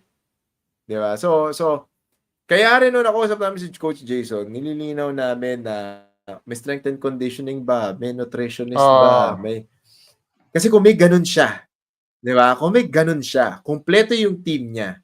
Tapos they're all imagine. in sync together. Yun na lang. Imagine the Next possibilities, 'di fight ba? ni John Riel, what if he made weight? What if he made weight? What if, Oh, 'di ba, he parang made parang weight, parang he yun na lang did yung he ano did eh. everything right, won, Oh, 'di ba? Grabe. at this Grabe point, 'yun. parang yung kung mananalo ba siya o hindi because is not even a question. Will he make weight or not na lang ang tanong eh. Kasi nga, you know, ang problema din kasi yung ibang mga tao, whenever people point out that he needs a strength and conditioning coach and a nutritionist for his training, they consider it na people are bashing him. When in fact, he really needs those kinds of people sa team niya. I mean, sure, he has the skills training and all, pero yung strength and conditioning coach and uh, yung nutritionist nga, talagang kailangan niya. I mean, best example, Manny Pacquiao would not have become who he was kung walang mga ganun sa camp niya. I mean, sure, they can endure, they can overcome their fights, yung opponents nila come fight day. Pero, yun nga eh, part of the job of the boxer is syempre to make weight. I mean, why else would you agree on a certain weight class kung hindi mo rin siya makukuha? Kaya nga, of course, sino ba namang hindi gustong makita si John Riel na lumaban na nasa tamang weight class siya and win na nasa tamang weight class kasi alangan naman sige makuha niya yung laban kay Inoue but hindi niya makuha yung timbang. Paano yun? 'Di ba? It's gonna be the biggest question mark Hindi, of his pwede, career if that hindi. happens. Ngayon, kung may high profile fight na susunod si John Oo. Riel, yan ang kung may high stakes, high Oo. profile or world championship. Kung ako Mm. yung kalaban ni John Riel, sasabihin ko yan. O sige, if you don't make Oh, weight, 'di ba? walang laban. 'Di ba? Hindi. Yun yung Yan ang isang magiging tactic ng mga makakalaban ni ano. Yan ang oo. isa sa magiging tactics na Sayang talaga eh. Sayang ng possible na kalaban ni John Riel. oo. 'Di ba? The Diba? reason why he went up to 122 is di niya na kaya yung 118. Pagdating sa 122, Mm. nahirapan na naman siya kumuha ng timbang. Paano yan? I mean, where does he go from Hindi, here? I mean, we really want him to be parang really may healthy, di episode ba? tayo eh. Parang may episode tayo nun eh. Sinabi ko, mag Oo. 126 na lang si John Riel. Oh, di ba? Di ba? Mag 126 na lang. Kasi, pag nakita mo He probably yung should. body composition ni Tata ngayon, di Oo. ba? Compared to his early days, Hmm. lumaki na yung muscle ni Tata, lumaki na yung buto niya, Tumanda na rin yung lumaki yung katawan niya. jawline, di ba? Hindi yung never mind yung tanda eh. So, yung tanda kasi, Oo. yung age factor yan sa metabolism niya. Oo. Pero, yung bone density ni Tata, at saka nung nakita kami sa Cebu, ang laki talaga yung ganito ni Tata. Parang ang laki. Kaya malakas siya sumuntok Mm. eh. Ito, pag nagdikit kami ng Mm. braso, ang laki ng braso ni Tata. Mm. So doon ko nakikita, hindi siya taba eh. Buto eh. So, sabi ko, okay, nang observe pa, sabi yung bone density nito si Tata, maano na. So kung 122, hirap ka, pwede ka last few fights sa 122, akyat kang Diba? 126. Kasi by that time, kasi nakita nyo, tignan nyo yung video niya na naka 126. Pawis pa siya eh. Ano pa eh. May moisture pa yung katawan niya eh. So ibig sabihin, make 126 easy, I'm pretty sure the power is still there. Feeling ko rin naman aakyat ng 126 si Naoya eh. Feeling ko lang kayo guys, sa tingin nyo, yung mga nanonood ngayon, ayan, yung manonood ng replay, team replay, welcome. Tingnan nyo, sa tingin nyo ba mag-126 si Naoya? Ako tingin ko mag-126 yan. After he won against TJ Doheny nung nakaraan, ang sinabi ni Bob Arum and hindi ko maalala kung pa sila Naoya, was that ang plano is Sam Goodman in December, a couple more fights at 122 early to mid next year, and then move up to 126. Parang 1 to ganun ang 6. path ni Di ba? Inoue. Oh. Feeling ko kasi, so, wag nang habulin ni Tata sa 122 si Naoya. It's not gonna happen. Oh. Kung gusto nyo mangyari yan, 126. Akit ka na ng 126 ngayon. Akit ka na ng 126, get a few fights at 126. Tulad din nung sinabi namin nung kausap namin si Coach Jason, tsaka nung a few episodes. Ngayon, dahil nanalo si John Riel, yung leverage ng contract renewal or ng contract signing, nasa kanila ngayon. Diba? So, pwede silang humingi ng mas malaking offer, pwede silang humingi ng mas mataas na or mas magandang fight contract kasi panalo eh. Kasi parang sabi rin naman ni fight or last fight Coach, na sa Treasure to eh, di ba? Last fight niya sa Treasure to. Sabi rin ni Coach Jason nung nandito sa show was that hindi naman na importante sa kanila yung belts eh. Ang importante sa kanila manalo. So if maunang umakyat ulit si John Riel sa 126 at saka umakyat si Naoya Inoue sa 126, yun na. I mean, wala nang belt. Ang only reason na lang para maglaban sila at 126 is because kung people are actually still demanding, paying customers are actually still demanding that the fight happen kahit na sa 126 na sila. Yun ang ano doon.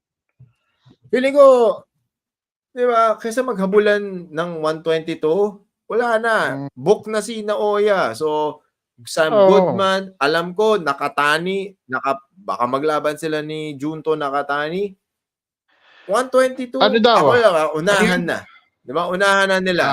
126 siya kasi 126 magto-126 yan si Inoue. Tingin ko talaga mag-126 yan. Allegedly, ang so, idea was ngayon, Sam Goodman the Christmas Eve, then either baka Ahmad Aliyev daw in the US and then Junto Nakatani in Japan again. Yun ang rumors eh. Kasi nga pati diba? itong And then when you watch the fight, go. Kasi kahit itong itong si Mujoron Akhmadaliev, syempre gusto niya makuha ulit yung belt niya. So whoever has his yung dati niyang belt, gusto niyang kalabanin. In this case, it's Naoya Inoue. So and mandatory challenger pa siya sa isa sa mga belt. So it's their fight really has to happen. Or else mababawasan ng isang belt si Inoue. Diba bad trip para kay Tapales, no? Tanginang yan. Ayan.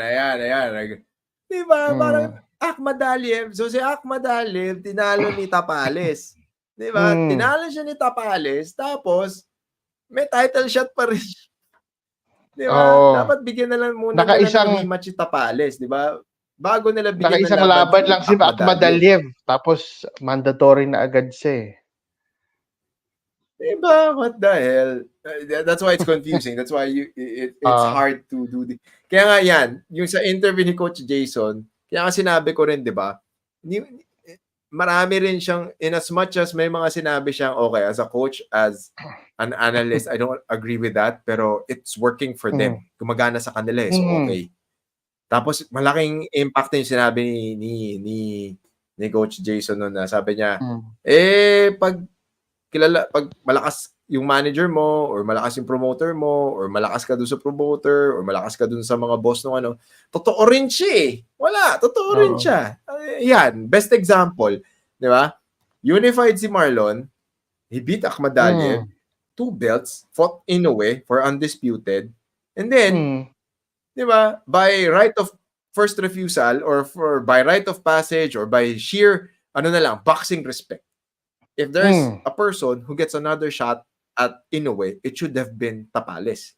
But no, kanino nila binigay? Dun sa tinalo ni Tapales. Weird eh. Weirdoan ako sa ganung. Hindi ko maintindihan yung math na ganun eh. So anyway, yan. So with that regard, tama si Coach Jason. So ngayon, pag pinanood mo yung laban, Sanchez was counter-punching. Sanchez wasn't really being offensive. I don't understand kung ano yung body language ni Saul Sanchez ng round 1. Parang he was not in that fight. Parang maguling. Oo, parang teka. 'Di ba? Parang nag-isip siya ngayon. Teka, okay, hindi naka-recover to. So ano ba? Pupuruan ko ba ng round 1 or antayin ko mag-round 2? Diba? Doon mo nakikita yung confusion sa body language ni Saul Sanchez eh. Hindi natin alam kung ano yung pupasok sa utak niya ng mga oras na yon. Pero doon mo naman makikita, si Tata naman ngayon, kailangan tapusin ko to in the first 3 rounds. Doon mo nakikita yung determination niya. And then, it was a very good and well-placed straight hook. Alright? It was a straight and a hook.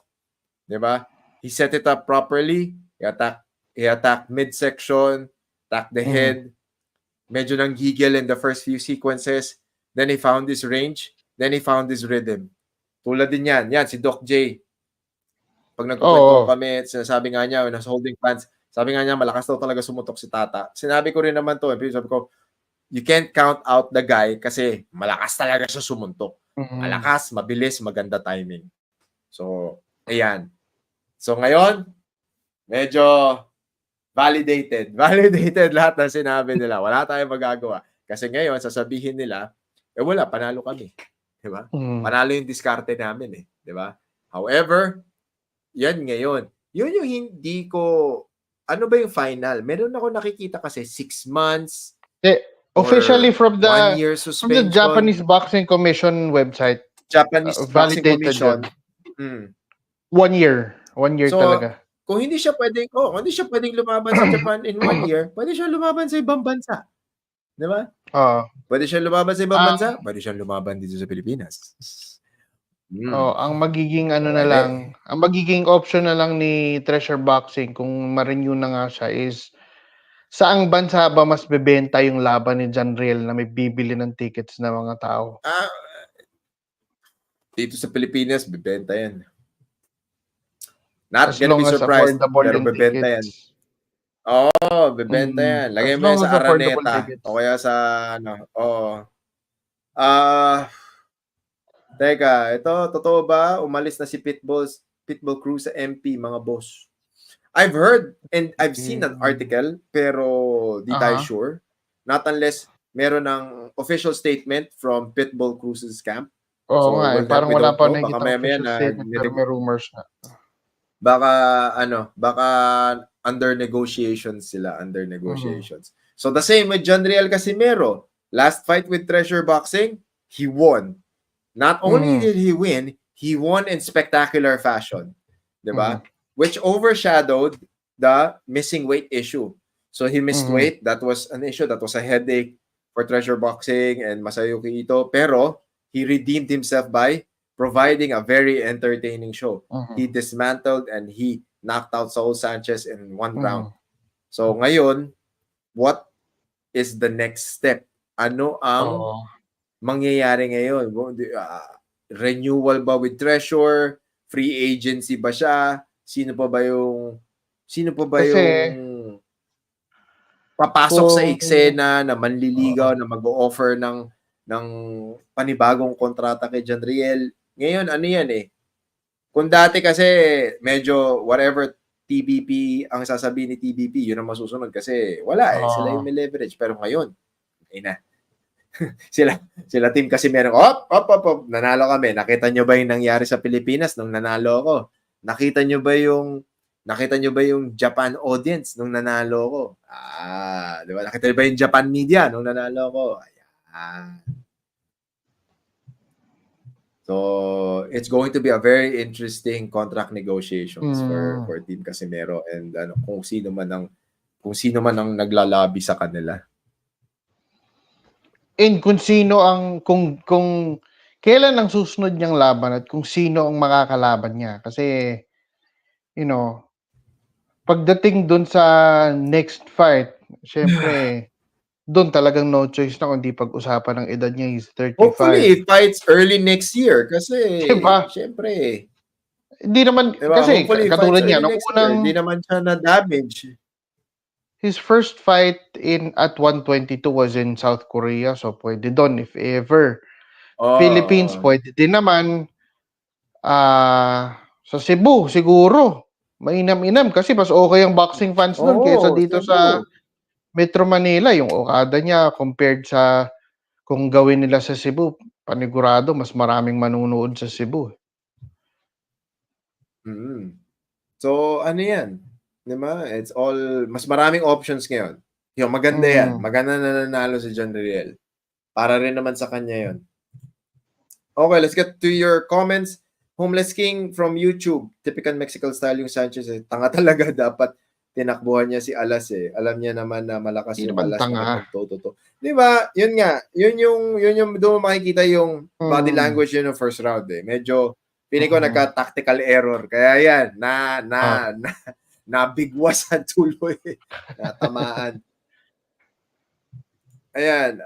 Toronto Smile Dota 2. Toronto Smile Dota 2. Bakit dati masaya na tayo kung malaman lang natin na may laban si Pacquiao? Matalo manalo, masaya tayo. Ngayon, king ina yung mga fans puro na may personal, real talk. Well, hindi naman na may personal. It's fandom. Oo, it's fandom. Meron. Ganyan ang fandom. Ganyan din ang ano. Hindi rin naman tayo alam kung ano ba yung totoong accounts, kung ano yung troll accounts. Diba? Hindi natin alam eh. All sides of the ano yung pangalan nun? We can say all sides of the ring. Meron talagang namimersonal eh. Supporters niya, non-supporters niya. Supporters ng ibang boxers na tinitira nila, lahat sila to a certain extent. I mean, with the groups na i-moderate, nakikita ko nagkakapersonalan talaga sila for some reason. Nagkakadamayan pa nga ng pamilya eh. Because they di ba? Because they tend to be kapag sobra silang diehard na hindi mo alam kung pinapasweldo ba sila or I don't know what level of idolatry they have. Di ba? Yung ano yun, teka, natabig ko eh. Okay, so ngayon, yung ano pa ba to? What if 6 months training with conditioning, nutritionist? Yun nga yung sinasabi ko, di ba? What if mas prepared, mas maganda, di ba? Mas may, kasi ang mga ganyan, ano yan eh. Ito yung mga bagay na hindi rin natin alam kasi hindi rin naman natin sigurado kung ano nangyayari dun sa camp nila. Pero, with a complete camp, di ba nakikita natin, successful camps, basta kompleto, synergy, maganda yung communication, world champion. Yes. Sayang yung pambato natin, he's in the wrong environment and wrong mindset, ang galing pa naman. Bloomy Do, medyo ang sasabihin ng camp na yan ngayon, panalo kami. So lahat ng ginagawa namin, tama. Or at least tolerated. 126 ang natural weight niya ngayon. 126 ba talaga? Yan, tama. Ako sabi ko, feeling ko hindi 126 ang natural weight niya. Hindi 126 ang walking weight. Mas mabigat pa dyan. Mga 140, pero 150. It's easy. It's easy for him to get to 126. Easy for him to get 126. Ang maganda nga niyan ngayon, mangyayari dyan ngayon, siya yung magwo-welcome sa 126 kay Naoya Inoue. That would be very, very marketable. Bloomy Do, big bone si John Real. I think he can even be competitive. Yeah, I think so too. Pero depende na rin sa kanya yan if he wants to climb up to 130. Medyo malalaki na yung mga tao sa 130 kung kaya pa. May mga 6-footer din sa 130. Oo. So, imagine lahat sinagasaan nila from 115 to 120 tapos tataas sila ng 120. Hindi. Nag-skip si Naoya. Meron siyang in-skip na weight division. Alam ko may in-skip yan eh. May in-skip siya.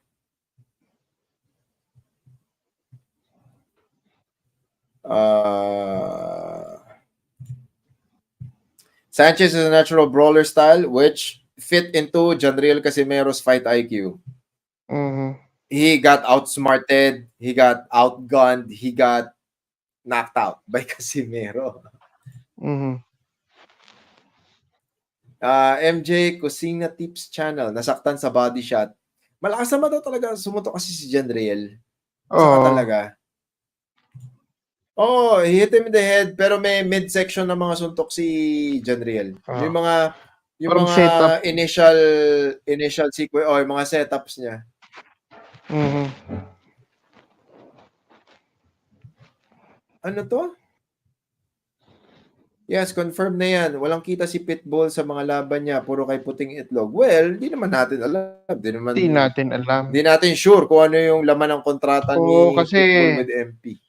may nababalitaan kami na di naman lahat ng hawak nila kumikita sila kagad-agad eh. So, ewan natin. Oo. Kasi syempre, pool of ano yan eh. Parang ano yan eh. Pool of more entries, more chances of winning eh. From YouTube, Barbershop 3.0. Coach Franco, shout out po sa lahat. Ayan. Shout out sa inyo. Maraming salamat, Barbershop 3.0. Thank you. From ERL, akyat kaya si Tatawa. Ayan, ako feeling ko 126 is gonna be good for him. Medyo kailangan na nilang tingnan yan kung kung balak nila. Kailangan na nilang tingnan sa ngayon pa lang kasi yun nga, the fact na sa 122 nagkakaproblema na naman sa weight, it's they really need to consider that in the next few months siguro or within the next year. Parang ang boring ng Philippine boxing pag hindi involved ang pangalang Hindi Casimero. Hindi naman. Maraming exciting na boksingerong Pilipino. It just so Hindi lang happens nila na kilala. may polarizing character kasi. Oo. May polarizing character kasi si Casimero. Yan yung highly commendable kay Janriel Casimero. He knows how to play the game. He knows how to do social media. Tapos si Coach Jason, ang ang moderator niya. At marunong mag-navigate si Coach Jason. 'Di ba? Isipin niyo na lang kung yung ibang mga boksingero ginagawa ni Janriel. Kasi si Janriel hindi naman siya masyadong Si Janriel yung content. 'Di ba? Si Janriel yung content. Pero yung boses, si Coach Jason.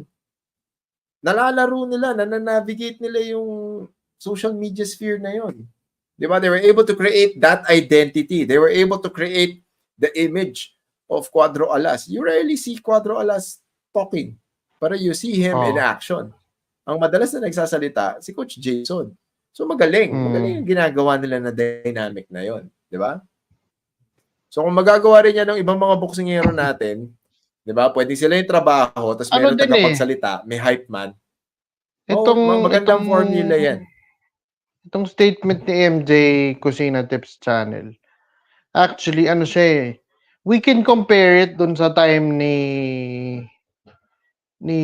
Manny Pacquiao when everybody only knew Manny Pacquiao pero ang dami-dami nating ibang boxers na magagaling din naman, mga skilled din naman, pero kasi they're only focused on one person. I mean, 'di ba? Katulad sa ngayon, meron tayong dalawang boxing champions pero a lot of people are disregarding them kasi nakafocus sila sa isang tao. I mean, it's not wrong to follow these boxers pero I mean, naghahanap tayo ng current crop of boxing stars natin pero sa isang tao lang tayo nakatingin. Ano 'yun? 'Di ba? If we say that we really support Philippine boxing, dapat lahat ng boksingero natin sinusuportahan natin. We don't call them names, we actually support them. Na 'di ba? Ang daming ngayon na tuwang-tuwa pa pag natatalo yung ibang boksingerong Pinoy. Which is I don't understand. Pero syempre, yung mga boksingero din naman kasi kailangan magkaroon kayo ng social media presence. 'Di ba? Hindi pwedeng wala, 'di ba? Gusto niyo ng suporta pero wala naman kayong ginagawa. Kailangan meron din kayong gawin. 'Di ba? Kita nyo, 'di ba? So wag na tayo lumayo dahil si Janriel kasi may pinag-uusapan natin. Gayahin niyo kung ano yung ginagawa ni Janriel. Anong pinopost niya? Training videos, nagpapakita kung anong ginagawa niya sa probinsya. Di ba? Di yun din ang gagawin nyo. Post Tapos, nyo. Paano kayo nagtitraining? Day in the life sa gym. Di yung ba? iba, Mag-comments kayo. Sumagot kayo sa nakakatawa comments. dyan ano eh. Di ba? May nakita ko ibang Trabaho yan boksingero eh. na Di ba? Gusto nyo sumikat. Kailangan po. may nakikita ko ibang boksingero nagsishare ng picture ng chicks na naka-bikini, nagsishare ng Di ba? boxing news. Boxing news pero about sa ibang boxers imbis na Mali. tungkol sa sarili nila, 'di ba? Ano 'yun? Paano mo pinapromote yung sarili mo with that? Mali eh, mali. Di ba? So, kailangan, may diskarte yan. May diskarte, pwede nyo aralin yan, okay? YouTube nyo lang yan. Okay, from Novniel sa YouTube. Mga mahina utak ng Alipores, walang skills, walang alam, puro lang pride at pangungonsinti. Si John Riel lang nagbubuhat, pure skill sa boxing, nothing more. Pero ngayon, sasabihin nila, pero panalo kami. Yan lang ang sasabihin actually, nila yan talaga sinasabi nila ngayon. Aantayin natin yung susunod na laban. Lahat ng nahihinis kay John Riel ngayon. Lilinawin namin. Ako, napakasaya ko na nanalo si John Riel. Okay, masayang-masaya ako na nanalo si John Riel kasi good for her career. I want the guy to prosper. I want him to get the most out of this boxing career kasi hindi to forever. At the same time, nanalo ang Pilipinas. Yan. Diyan tayo. Pero totoo rin, hindi nagbabago yung state. Oh, yun, nawala ako. Teka. Ay, nawala na naman. Okay, balik tayo para matuloy yung statement. And bang, okay. Pero hindi rin naman nagbabago yung paniniwala ko na merong mga improvements na pwedeng gawin sa camp ni Casimero na mag-benefit sa boxing career niya. Okay? Yan ang ano, yan ang statement.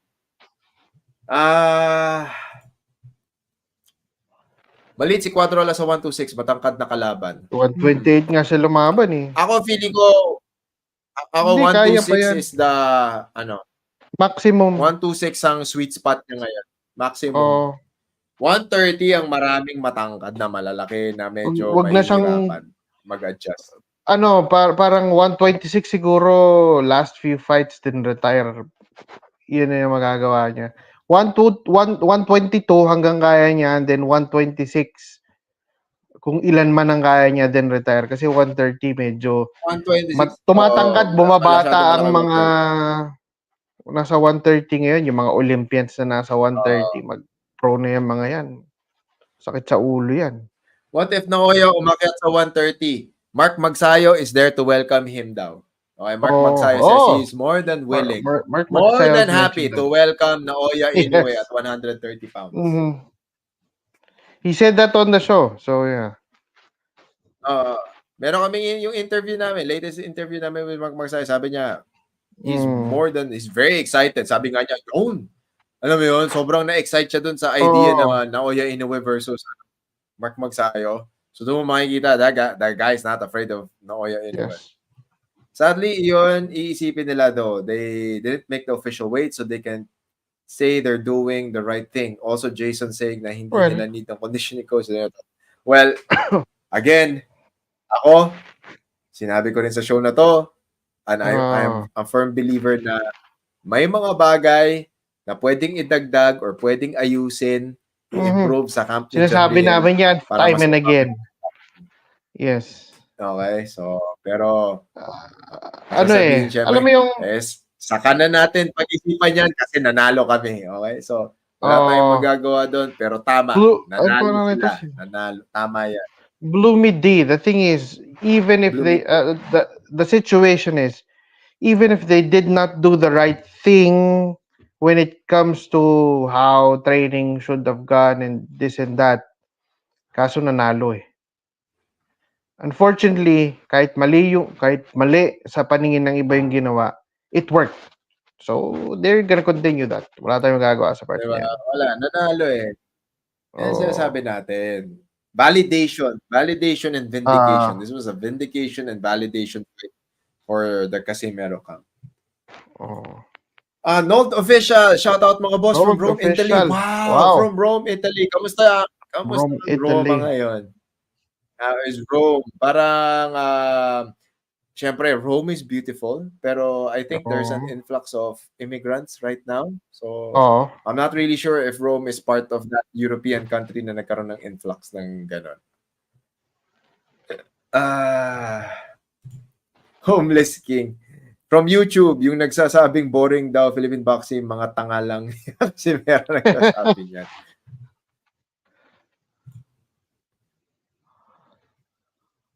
Okay, from YouTube, Pulverizer. Ba? Medyo okay yung pangalan nito ah. I think that depends on how you present yourself as a boxer to the fans, and that's how the fans will respond to you. I agree 100%. Tama to. Tama.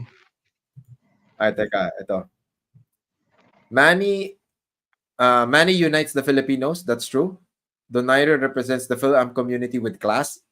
That is also true. Well, Casimero divides the... not really. Okay, Casimero divides the fans, but he gets the attention that he wanted. The fans divide the fans, hindi yes. si Casimero.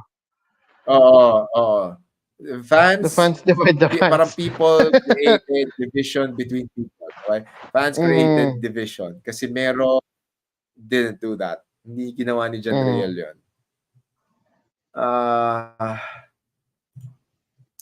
Aizen Roy Gutierrez from YouTube.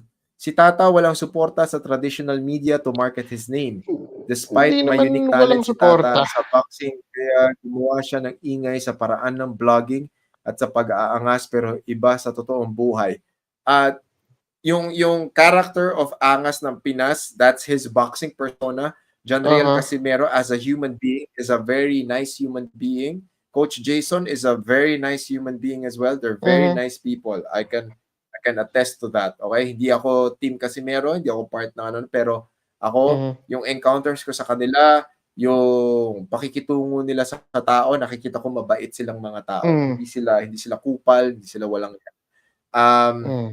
Now, when it comes to traditional media getting into plus Casimero, I'm not really sure kasi traditional media or mainstream media does not really put into their account or hindi masyadong binibigyan ng spotlight or ng attention ng traditional media or ng mainstream media ang Philippine boxing in general. Lahat ng boxingero. Nawala na eh. Nagkakaroon lang ng attention sa Philippine boxing pag may nag-world champion. Yes. Yun na yun. Ano yun eh? Kasi yun yung business model eh. Kailangan may achievement para magkaroon ng future. Ngayon, ang nakikita ko with Jandriel, nag-vlogging siya. Diba? He documented his journey. He's documenting it on his page. So, he's creating his personal brand. Yan din yung sinasabi namin dito sa show. Gumawa kayo, yung mga combat sports athletes, boxing, Muay Thai, wrestling, gumawa kayo ng personal brand para hindi nyo kailangang mag-rely sa mainstream media. Diba? He's doing it. Diba? Tama yung ginagawa niya. Ayan, dito JC. Yeah. So in this case naman kasi, I think this stems from yung naging post ni Janriel about a certain mainstream media company na allegedly outlet na allegedly mas nauna pang nagbalita ng negative news about him kaysa sa positive, which in fact mag-congratulate. Pero ang totoo baliktad. Meron naman talagang positive news na nilabas on the day that he won the fight. Tapos yung negative news na sinasabi niya came out 2 days after. So kung sino man nag-forward sa kanya nung news, medyo malicious yung intent. So, you know, the media outlet actually dapat may moderator na yan. I mean, the one who moderates yung Cuadro Alasits My Boy is si Coach Jason. Yung Janriel Casimero ata mismo na page is si Janriel mismo. But yeah, I mean, misunderstanding yung nangyari sa...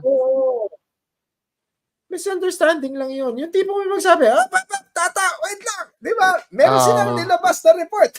Di ba? Ang problema din, problema din. So, dun sa ibang groups where some people posted about that, binabash yung media outlet. Siyempre, may iba na, no. Kung binasa nyo ng mabuti yung news, yung sequence of how they release the news articles, meron talagang positive news before that unfortunate news about the suspension. Pero hindi nila tinatanggap. Ang paniwala nila na una yung negative sa positive. Kasi sabi ni John Riel di daw, ba? I don't know.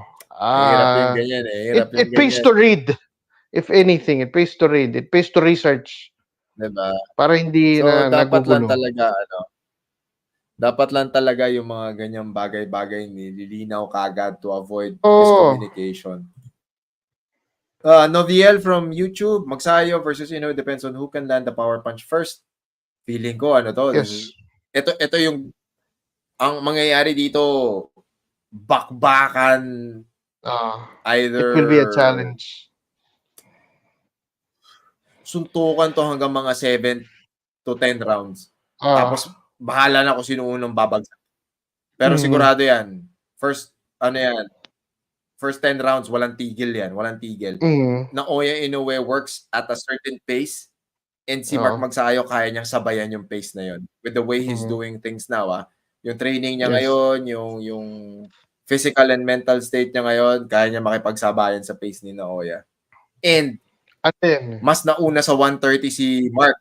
Yes, so pag nangyari yung laban na yun, mas sanay na siya sa 130. So mas mabigat siya, mas malakas yung suntok niya pagdating sa 130.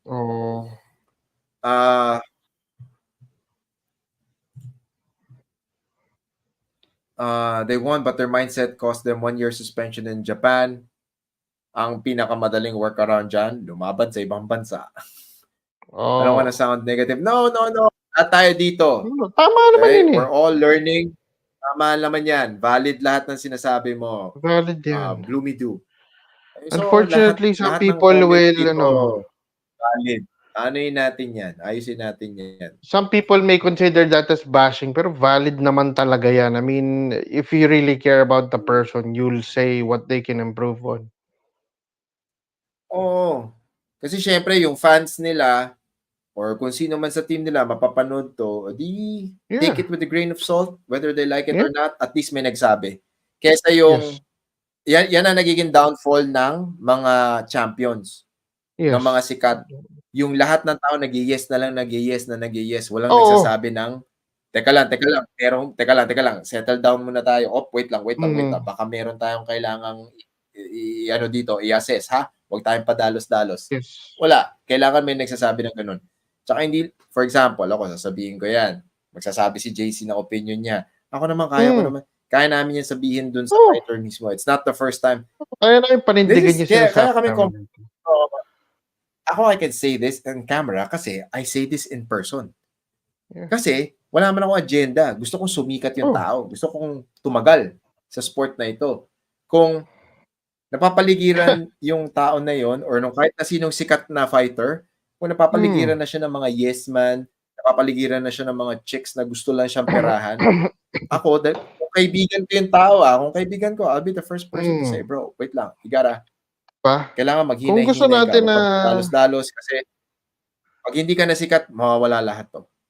Okay? Kung gusto natin na sumikat, we will just, kung gusto natin na sumikat, sasabihin lang natin content. Lahat.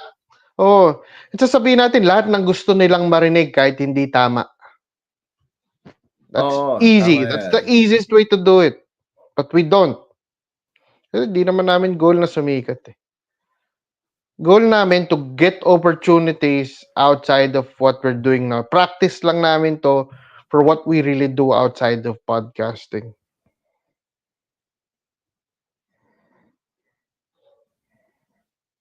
Naman may mga ano ba to, mga nagre-report ba sa atin? Bakit ba nawawala na naman tayo? Itong si Novniel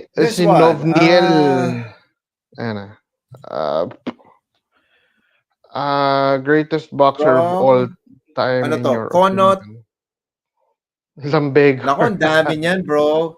Ang dami. It's per era yan eh. Ang dami, bro. There's no one goat. Per era yan.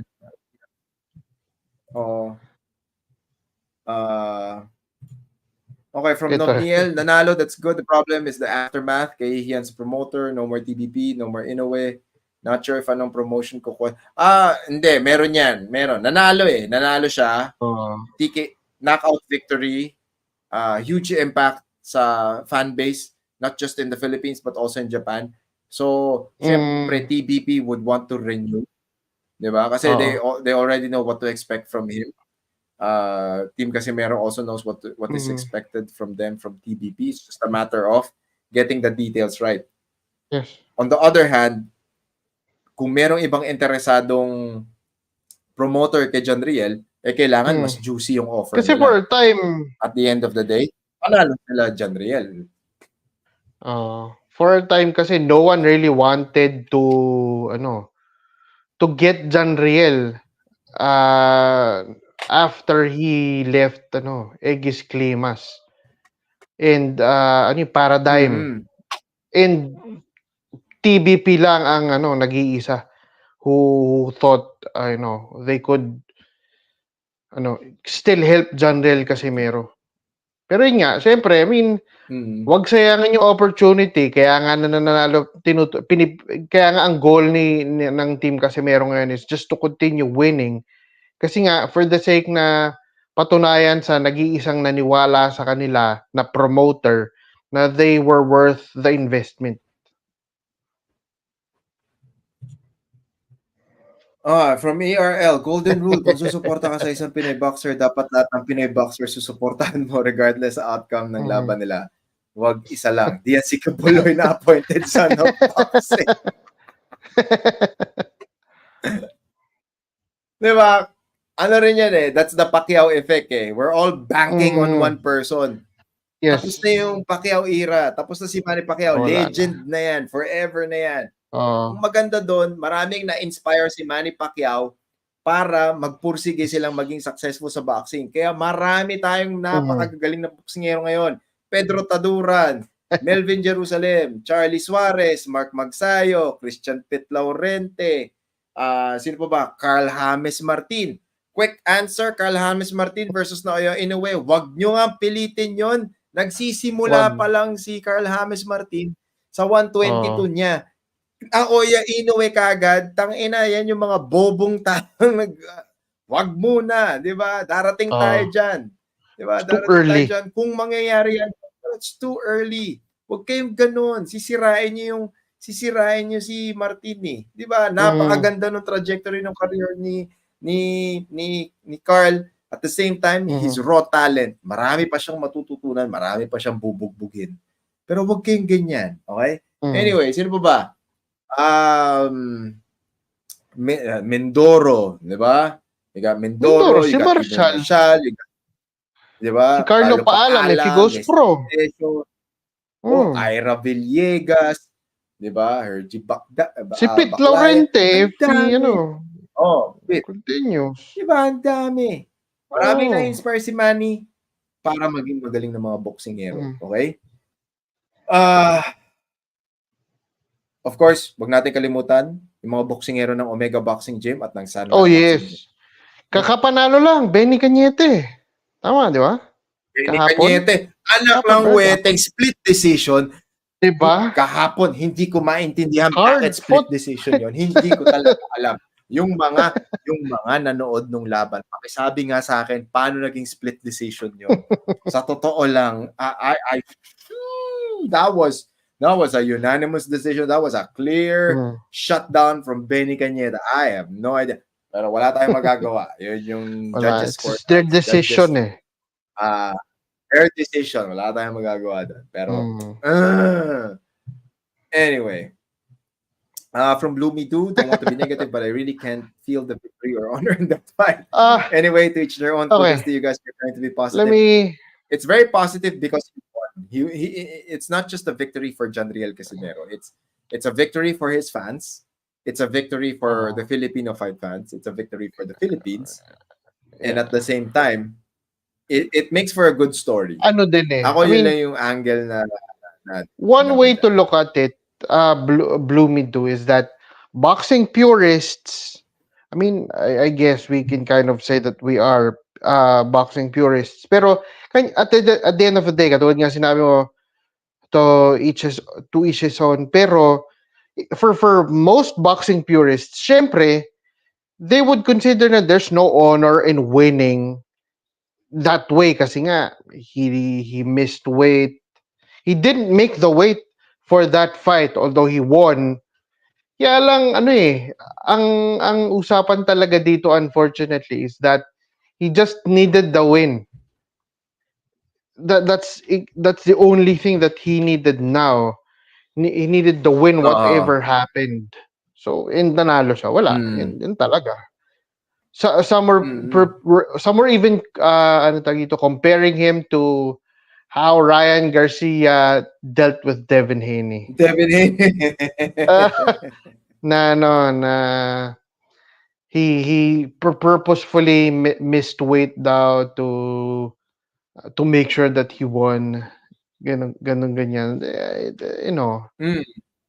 That's what people were saying. Iba-ibang yan.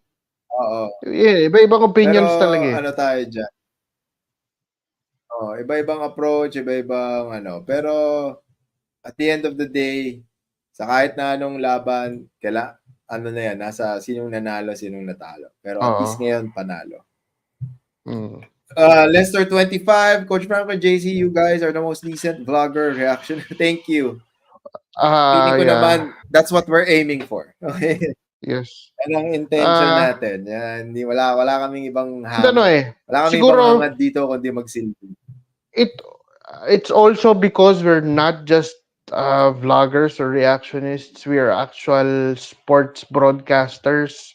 We're also fight commentators sa actual na mga laban. So we know what's happening on the ground. Actual sports officials. Diba? Actual sports yes. We are actual sports officials. So combat sports officials. So mas may lalim than others. To say the least.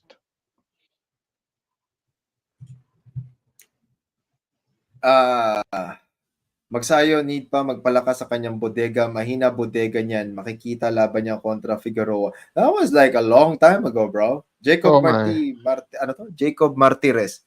Pag si Inoue nakatama ng perfect timing sa bodega na Magsayo, game over na. Siyempre, kilala si Inoue sa body shots niya. Pero yung pero at 130 fight na laban ni Magsayo. At 130 medyo kaya ni Mark yun. Tsaka, pag napanood niyo yung interview naman namin with Mark, naikwento niya kung anong nangyari sa kanya dun sa laban with Figueroa para magkaroon ka ng context. Pero, syempre, bumagsak si Magsayo nun, pero ngayon, wala na. Mas matibay na syempre yung katawan niya nun. Mas matibay na yung katawan niya ngayon. Yun din yung nakikita kong okay kay Mark Magsayo and his camp na dapat tularan ng mga tao, na dapat tuloy-tuloy ang training kahit walang laban.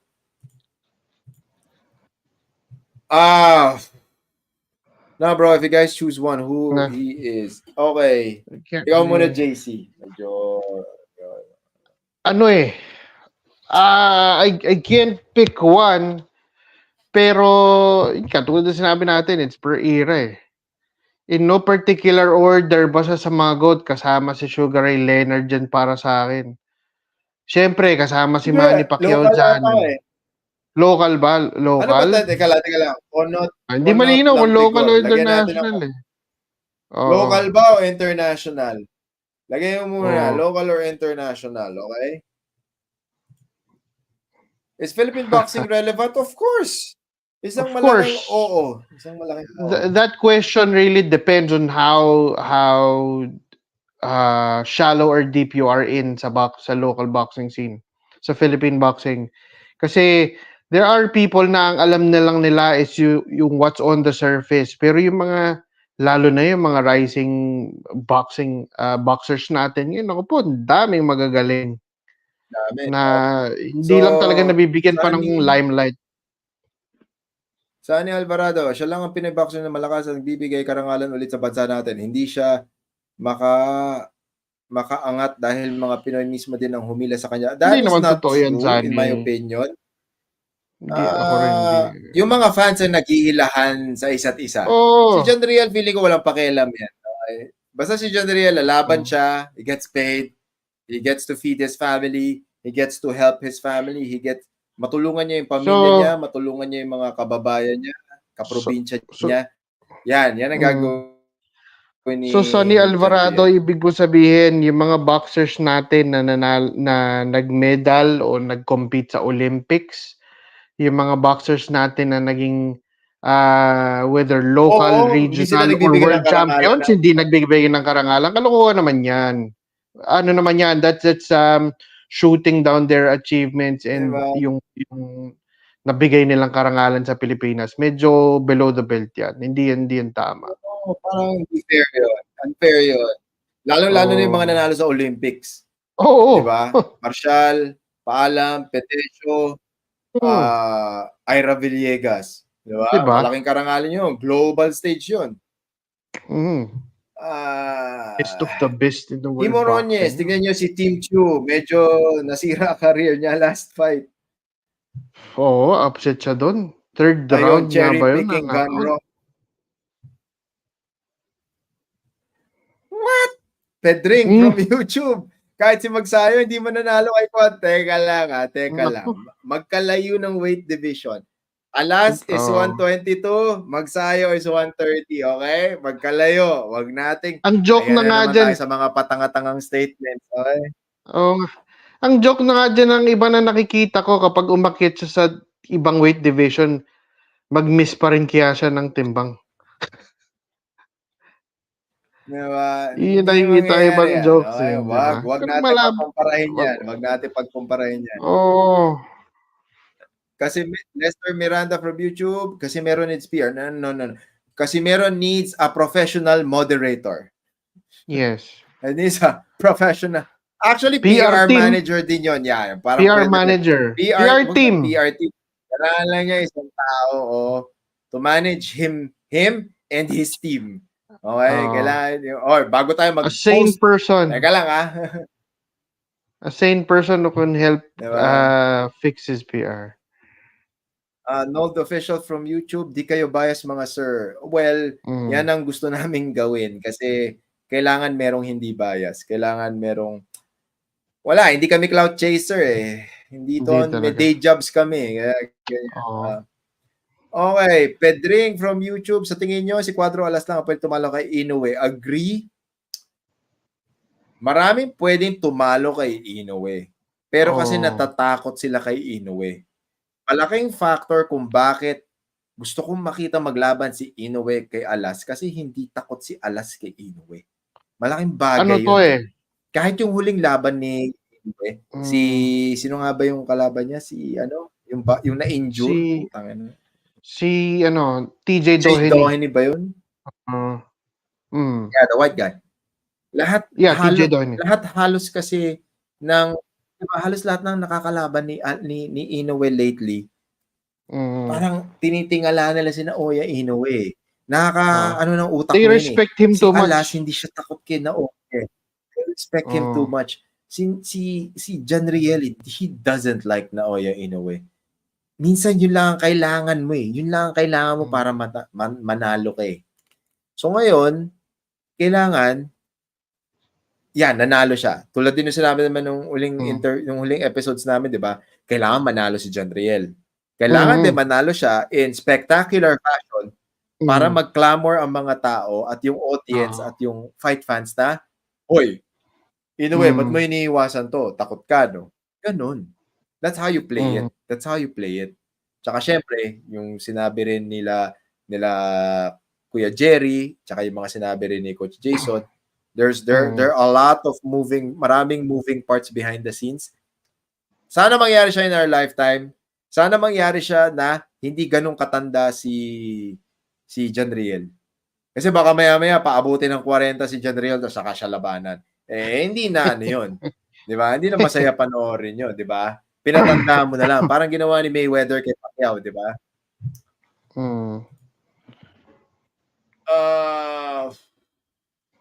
Although kasi kay Mayweather and Pacquiao, medyo hindi naman ganun kalaki yung age gap dito kay Inoue tsaka kay Casimero. 4-5 years ba ang age gap nila? So medyo mas malaki. Yun talagang malaking diferensya.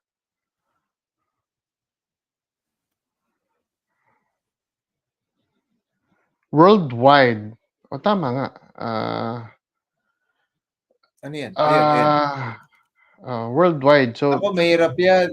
Worldwide. mahirap nga Per talaga. era yan eh. Per era. Per era yan. So, I guess, kung magbibigay tayo in no particular order, basta kung sino yung nasa list natin ng GOATs. Oh, no particular order. Make a list. Oo.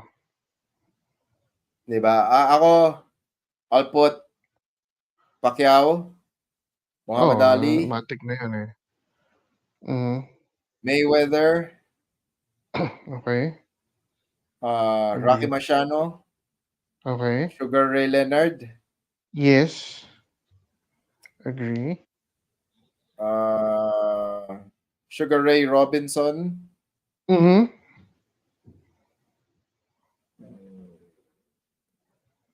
Bud Crawford, Canelo Alvarez,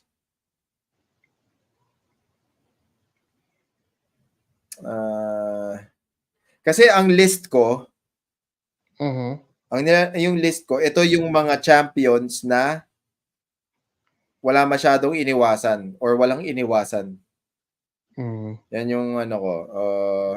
Tsaka skill. Oo. So yun yung criteria ko Career and skill. Tsaka achievement siguro. Oo. Yung pala, Mm. career achievements and skill. You know ba? Siguro dun sa list ko, ang pinaka merong curated na career or mga kalaban is Floyd Mayweather. Pero other than that, in terms of skill, you cannot question the skill of Floyd Mayweather. Oh no, wait. Iba eh. Tsaka, sino yan, ba? kamukha pa ni Mayweather, iba-ibang era pa yung skill set niyan. Hanip niyan. Last one, Mike Tyson. That's it. So I have like 9.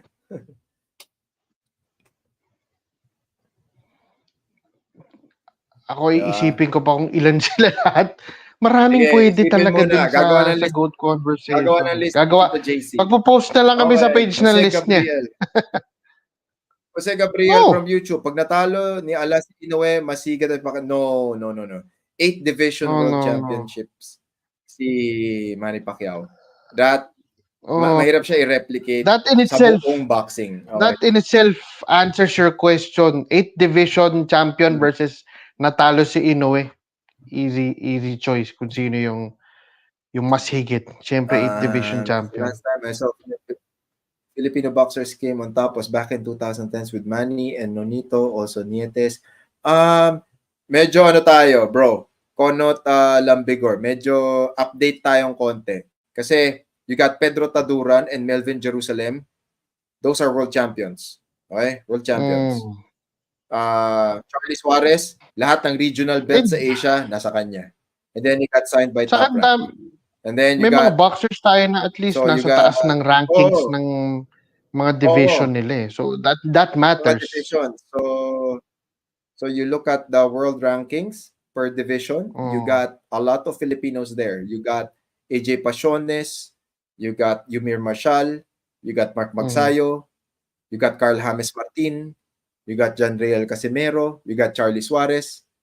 Maraming contenders in the international scene. So tayo. Tapos for a time, Marlon Tapales was in the pound for pound rankings because he is the unified champion. Tapos ang tumalo na lang sa kanya si Inoue. So medyo tayo, we're very significant. We're there. Okay tayo. Nasa magandang lugar tayo. Filipino boxers are still in the conversation. So kung relevance lang, yes.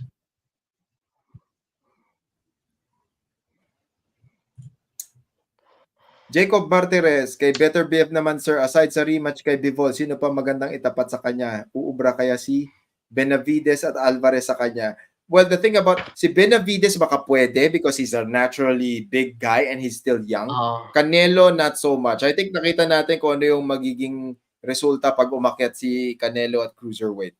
The Better BF versus Canelo fight, the Better BF versus Bivol fight, medyo torn pa ako doon na. I first looked at it, pwedeng draw, pwedeng bivol by a very small hairline. So I have to watch it again. Pero sana magka-rematch. Dikit talaga, dikit. Pero ang ganda nun. Yun yung mga magagandang laban. Bivol's campus exercise there, no? Rematch close na daw. So they're demanding diba? So okay yan. Okay yan. Oo.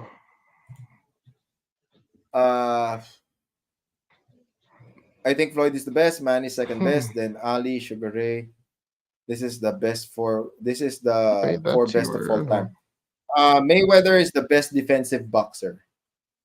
But when it comes to offense, you gotta give it to Manny and Ali. Yeah. Mike Tyson din, offense. Okay. 1 hour nature staring. Sigurado alam ni JC Reyes ang sagot dito. In your opinion, kaya hindi lumalaban si Inoue sa Amerika kasi may daya siya kapag nasa Japan siya. Question mark. Okay. Dito JC, so take it away. 1 hour nature staring. Let me start off by do not believe dumb content creators who claim na hindi lumaban si Inoue sa Amerika because he has. As a matter of fact, he's fought outside Japan at least 4 times. Tatlong beses. 4 or 5 times. Tatlong beses doon na lumaban siya sa labas ng Japan were title defenses. May isa na he fought for a belt na napanalunan niya. So 3 of that was in the US. 2 Las Vegas, isang was at California ba? And then yung isa was in Scotland. So hindi hindi pa siya lumalaban sa labas ng Japan. And about him not fighting outside Japan, well, one of the biggest questions about that is, lalabas ka pa ba talaga ng bansa mo kung kaya mong kitain sa bansa mo yung parehong kita na yung parehong bayad pag lumabas ka ng bansa mo? Same idea diba? sa trabaho natin, di ba? I mean, nung huling laban ni Inoue na kumita siya ng 1 billion yen, he probably would have been paid the same sa labas ng Japan. Kung dun ginawa yung laban yun. Or hindi pa natin alam how much he earned extra kung meron pa sa pay-per-view and sa gate tickets, kung meron siyang cut a percentage doon. Pero come on, ano pa ang reason bakit yun ang unfortunate fact for our boxers. Babalik ko sa mga Pinoy na boxers. One of the reasons why they go out, tangina wala nanonood dito sa atin eh. Di ba? Pag may nagpapa-boxing dito, nung blow by blow nung nakaraan, yes, ang dami talagang nanood. Pero prior to that, people were being sarcastic na panoorin yun. Kawawa naman, libre na nga yung entrance, ayaw niya pang panoorin. Sabi, what the fuck? Diba? I mean, the reason why they do Inoue fights in Japan is because people are buying the tickets para panoorin siya. Kung ganun sana yung level of sold out. 55,000 asses on seats. 55,000. Kailan huling nagkaroon ng boxing event in the Philippines na ganun? Nearest to that. Ano rin naman teka lang. So if we're talking about Inoue, he's the champion eh. He's the undisputed champion. So kung mayroong challenger, diba? Punta kayo sa akin. Diba? Ako yung champion eh. Ako yung champion, punta kayo sa akin. He can demand. Diba? Pag ikaw yung champion, pag ako yung champion, pag ikaw yung champion, ako punta sa'yo. Ganun yan. Diba? Leverage yan. Oh. That's the reason why si Melvin Jerusalem defended this bet dito nung nakaraan. Kasi he's the champion, he can demand. Tsaka gusto niyang gusto niya raw talaga na magkaroon ng title defense sa Pilipinas. Diba? So, maraming salamat Melvin Jerusalem at sa Zip Sandman na ginawa nila yun dito. Yes. Na, diba? Tsaka, by the way, nawala pala yung... By the way, nawala pala yung page ng Sandman Boxing kung saan tayo nag-livestream nun. Ha? Gumawa sila ng bago. Bakit? Sandman Boxing 2 yung pangalan. I'm not sure what No. happened. Na-disable daw eh. Oh, follow nyo yung Sandman Boxing 2 Paki-follow yan. Supportan natin ang Sandman Boxing. Pero going back to Inoue, totoo Yes. naman ang home court advantage. Pero yun nga, kung ikaw yung champion, nasa iyo yung leverage, sabihin mo, ako yung champion. Lahat ng 4 na belt na sa akin. So if you want to get any of the belts, come and get it. Come here. Di ba? Yes. Yan. And itong sinasabi niya na kasi may daya kapag nasa Japan.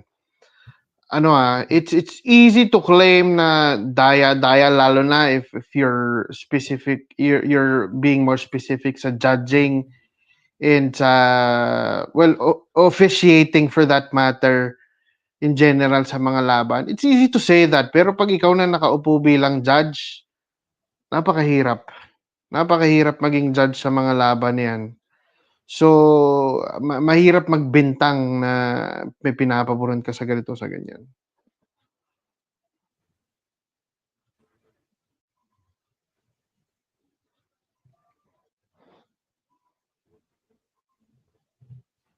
Jupao Gasol may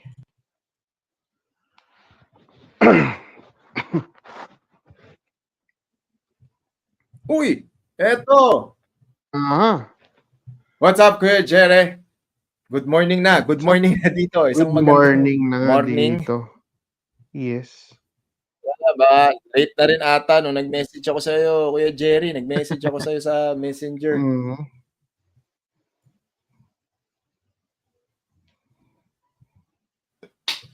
Okay. Ayan. Jupao Gasol. Kulit na Ayan. Ngayon lang uli kami nakapag Ngayon lang uli kami naka-live kasi busy kami. Last Monday, AMMA. Pa nga natin pinag-uusapan yung AMMA. Grabe yung AMMA na yun. Diba? It's when you talk about AMMA, yung Asian Mixed Martial Arts Association Manila Open, doon mo makikita na I've been very vocal about this and when napatunayan. I hear people say I hear people na or kinukwento sa akin na, uy, sabi prof, medyo na ano naman yung mga tao na bakit hindi ganun, hindi naman sa hindi positive, pero sinasabi ko kasi wala pa yung MMA natin for the global stage. Oh, diba? Since hindi the start, you've been mentioning that. MMA mentioned ko ever since. Kahit sabihin nyo, I'm very happy for our MMA fighters na nakapag international or nakapag UFC. That's good. Pero not yet. We're not there yet. And yung AMMA, yan. Kung napanood niyo yung AMMA, okay? You watch the AMMA, those are amateurs. Okay? Amateurs. So pwedeng lumaban ng pros, pero amateurs 'yan ng mga ibang bansa. So kung nakita niyo paano lumaban ng MMA ang Kyrgyzstan, Turkmenistan, Turkmenistan at Kazakhstan at yung ibang Central Asian countries, panoorin mo. Grabe. Hindi ganyan ang MMA dito sa Pilipinas. Malayo pa tayo. 19, matapang 20. tayo, magaling tayo. And these are 19, like 20, 21, 22-year-olds. Grabe. Okay, Minamama yung mga kalaban nilang mas may edad sa kanila. Saka iba. Yun nga, based from the stories na narinig ko dun sa event, sa mga nandun na since the first AMMA event sa Thailand last year, the trajectory ng improvement nito mga Central Asians were just very very admirable kasi kada event nag-i-improve sila. Kahit nung Cambodia lang last July versus yung last week na Manila Open, grabe. The fighters I saw from Thailand, they competed again in Cambodia and they competed here in Manila. Kitang-kita yung difference. Kasi when I was in Thailand, I taught the course and I oversaw the tournament, and then ngayon nakita rin. I was there with Professor Richard Laspirilla of Deftac Verde. Yes. And then Professor Richard Laspirilla did commentary with Carl and JC. Yes. Sabi nga niya, pag pinag-uusapan namin during the break, tayo nung Thailand, Wild, hindi ganyan lumaban yan. Ngayon, diba? Ngayon, mas magaling siya. Ganyan na. They can engage in striking now. Nila. Okay, so, please forgive me for telling the truth, pero tsaka ang bilis ng improvement nila. Ang bilis nung upgrade ng skill set nila. Ayan, bumalik na tayo. Ayan. Nag-speed test ako eh. Anak na 31 report yan. Diba? Yan ang ano natin. Pag naglalag na ganito, alam na natin merong kapabalaghan na nangyayari. Alam na natin. Diba? Yung mga nagre-report naman, mga ulul kayo. So, yun nga. Yun nga, going back. Thank you, Kuya Jerry, for watching. Ayan. Medyo... Si Tatay Jerry. Kung may energy ka or kung di ka busy, Kuya Jerry, akyat ka. Nandito na rin. Para makapag tayo, kwentuhan tayo. Yung trajectory nung improvement ng mga Central Asian fighters, napakabilis. Ibig in 3 events in about a year, from just wrestling to involving some striking. Ngayon, may level changing na yung kasama yung striking. Grabe. Samantalang sa atin, may dedicated program kasi sila. May dedicated program sila. They hire really good coaches, tapos they send their fighters to different countries and different camps. So yan ang resulta. Mabilis yung improvement. Saka ang nakita ko din yung lalo sa Central Asian countries na yan, is that sa kanila meron sila mga traditional wrestling styles na mostly doon sila nagsisimula. Then they integrate it with yung tag dito, yung mga freestyle or mostly Greco-Roman and then Greco-Roman. Tapos with the traditional, then they mix it up with everything else. Grabe. Yung mga suplex na yung mga ginagawa nila pang basta yung mga techniques nila na pinapakita doon, sabi ko yung ibang tagal matututunan dito yan. Oo. Diba? Lester Miranda, what if masasabihin ni Alas na kung maglalaban sila Inoue, dadayain siya kung sa Japan ang laban? Ano reaction nyo dyan? Well, kailangan mo na matuloy yung laban. Kailangan mo na matuloy yung laban. I'm not sure kung pandaraya gagawin. Tsaka I'm not sure kung may say dyan talaga si Alas kasi kahit paano natin pagbalik ta rin si Inoue ang A-side nitong magiging conversation nito kasi siya yung champion. We don't have the belts, we don't really have much to say. 1 hour nature staring at YouTube. From YouTube, follow-up question about Sadaya kay Inoue sa Japan na in favor sa kanya. About Sadaya po sa gloves. Mas manipis daw yung kay Inoue kaya sa Japan na lang siya lumalaban. Ngayon, yung mga ganitong klaseng hindi ko kasi alam kung saan gagaling yung mga ganito mga stupidong taong nagumagawa ng statement sa ganyan na kumakalat. Ngayon, pag nagbabalot ng kamay, namimili ng gloves, nakikita nyo may press event na siya, di ba? Dati wala yan eh. Sasubmit mo lang dati. Naka-live stream na yan. Ngayon, naka-live stream na. May press con. Okay, we're here. So-and-so venue. This is team Boxer A. This is team Inoue. Okay? Team Inoue will choose their gloves. So nakalatag yung gloves dyan. Ano yung pagpipilian niya? Sasabihin niya. Kaya nga 'di ba, yung mga pati pagpili ng gloves ngayon, content na. Pipiliin yung gloves. Gagawin ngayon nung kalaban, yung coach ng kalaban, i-inspection niya yung gloves.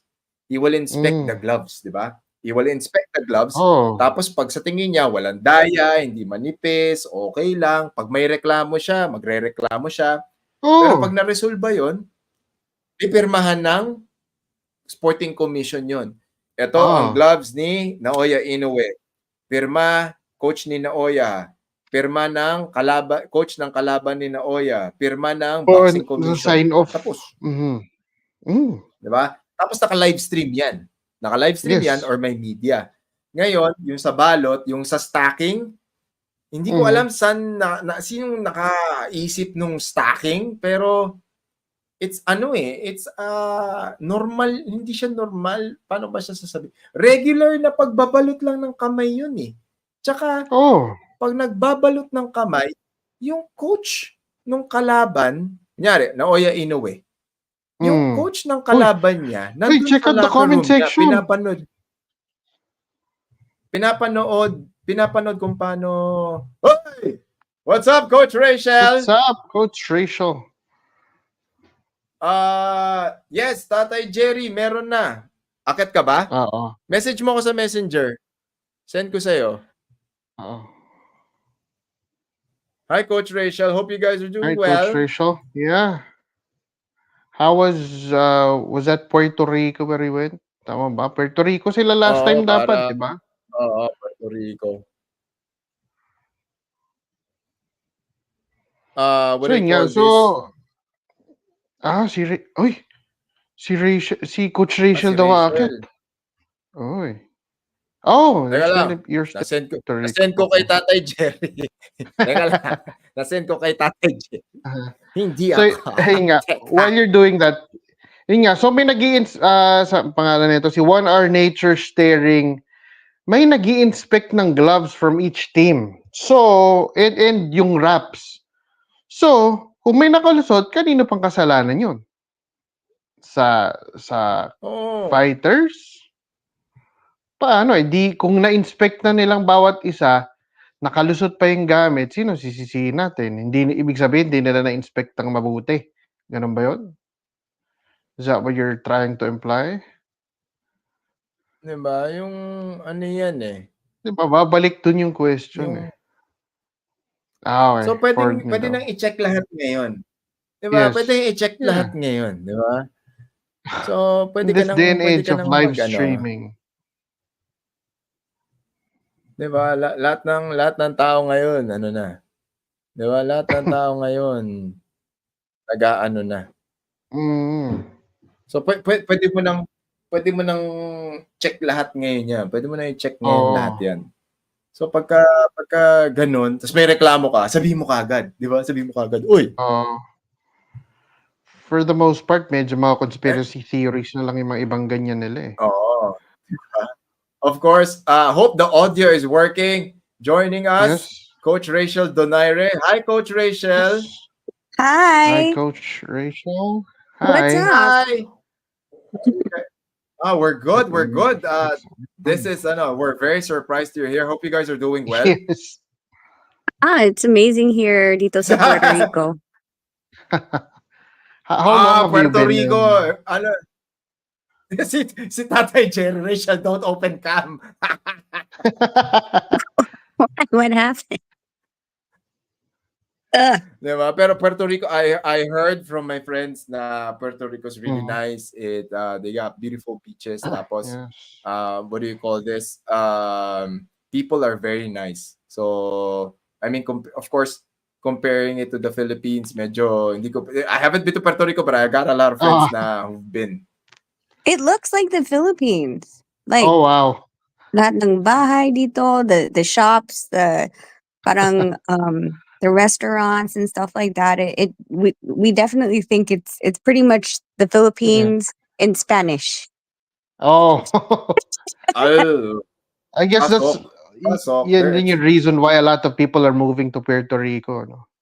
Kasi merong tax incentives dito. Oh wow. Hindi, parang it's also a good tax haven for some people. So, yan ang inaano nila. Pero anyway, Coach Rachel, thank you for Yes. for We were dropping by. surprised. And Finally. ngayon, while you're here, Uh-huh. people, if you have questions, please drop them in the comment section. Ako, one of my Mm-hmm. questions para rin for so that we're all informed. And no. So I saw a clip of you guys attending yung mga sanctioning bodies or yung boxing commissions na mga meetings or yung Conventions. nawawala Yes, yung convention. conventions ko. Yeah, conventions. Like, what Opo. is the process of improving the rankings of a boxer? So, for example, you as a coach and you're handling fighters, you're helping out fighters as well. Syempre, I saw the clip with Christian. So, how does this work? Like, how do fighters get their name up in the rankings when it comes Mm-hmm. to these conventions? So when you go to these conventions, what you have to do is do your homework. It Mm-hmm. it's it's Mm. almost like court, no?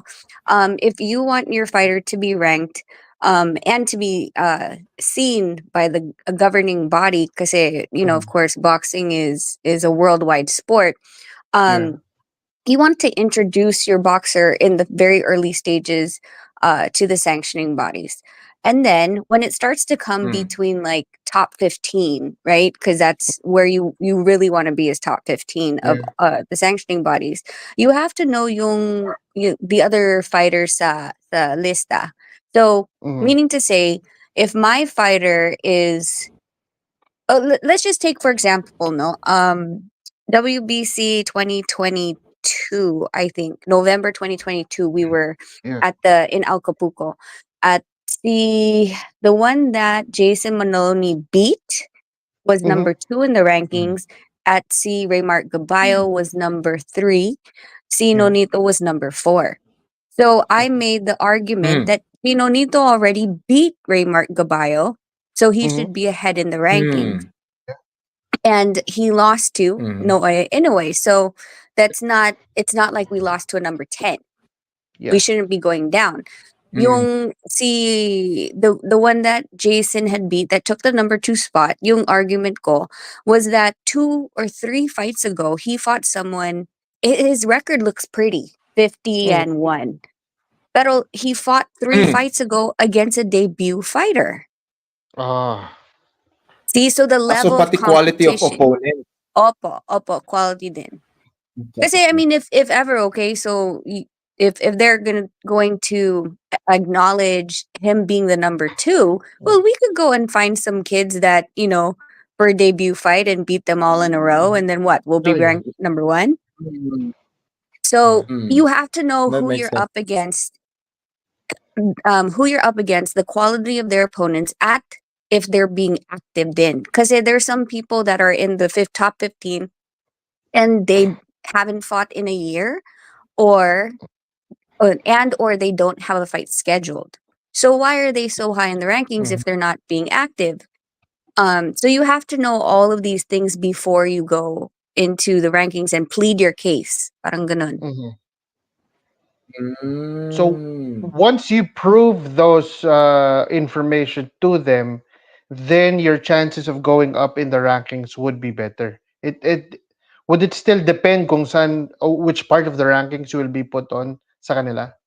Yeah, and it's going to be dependent on if the opponent is Yeah. there. So let's say I Mm-hmm. have a number 9 Mm. in the WBC, and Yeah. I want to jump him to number 7 or 6. Mm-hmm. I'll make my Mm. case. It's open mic, so if the guy, his representatives are there, number 7, he can argue back with me. Oh wow. Parang open forum siya. Yeah. The good Wow. thing about So, WBC, the one thing about WBC that's different from the other sanctioning bodies is the WBC allows it to be talagang open forum. And Mm-hmm. then you'll mm. see them move it on the Excel spreadsheet. They'll switch it then and Oh there na. wow. So you're like in a courtroom trying to defend your client. Oh. Opo. It gets really heated at Crazy. the WBC. It gets really heated. At the other ones, it's not as immediate. Um, you plead your case and then you write, and then in addition to uh verbally saying it in front of the sanctioning body and all its boards of directors. You follow it up with Mhm. an email Yeah. restating your case, and then usually by the next ranking cycle, which is every month, then they'll Mhm. move. Mm. Diba? Kasi, and then, Coach Rachel, who can attend these conventions so that they can lobby for their Yeah. fighter? Is it by invitation only, or do you like, okay, is there You a convention email coming up? them. I want to Mhm. represent my promotion, or I want to represent so and so fighter. Can I attend Mhm. this, or is it like upon approval pa rin ni sanctioning body? Hindi po, it's an open invite. Kung Oh. if you're not one of the, high ranking world champions, then of Mhm. course you're going to have to pay your own way, or things like that, and you Mm. you have to pay for the convention. So the convention, I Mhm. think, is $200 or $300 per person for a Mhm. 4-day event that it covers food, all the activities, because Mhm. they always do a boxing match, then they do after dinner drinks, all these things.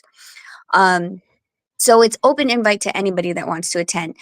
The Grabe bad man. part is I have seen um fans or YouTubers go in and try to rank a fighter that's already ranked, and they didn't Mhm. prior discuss it with yung team. Yeah. So, for example, if I was number 10, and I'm okay with staying at number 10 because I want, 7 and 8 to knock each other out. Oh, And Mhm. but then someone else comes in because they're not asking for your oh. credentials. Yeah. They're just assuming that you Mm. sent this Kasi person to speak on your Oh, wow. behalf. So then it starts to get, confusing and kind of Mhm. chaotic because, like, wait, I didn't ask that. I didn't ask for that. I didn't ask to become mandatory. Why did you ask that? Yeah. I actually got in it with a YouTuber, WBA. Yeah.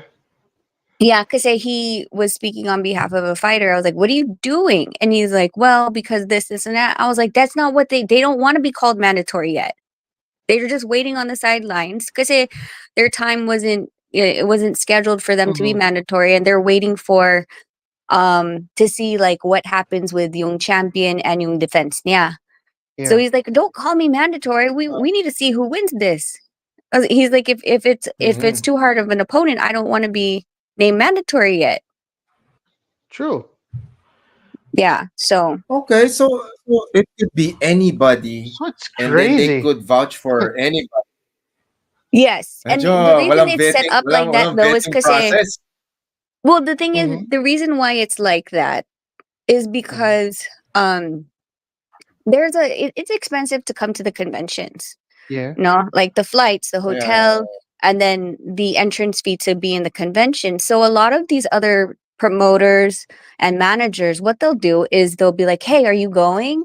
And I'll say yes, and they'll be like, "I'll pay you $2,000 to rank my fighter. Mhm. If he gets ranked, I'll pay you 2,000." Because then they're saving money from not going, and Yeah. stuff like that. So they'd rather just Mm-mm. pay representatives. But the sanctioning body never asked to see the contract if they're actually supposed to be representing the fighter.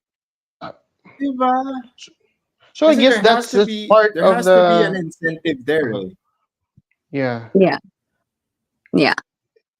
So it's part of their Go system that JC. I guess really needs to be improved because if anyone can go there and try to vouch for the fighters, and it can be a problem.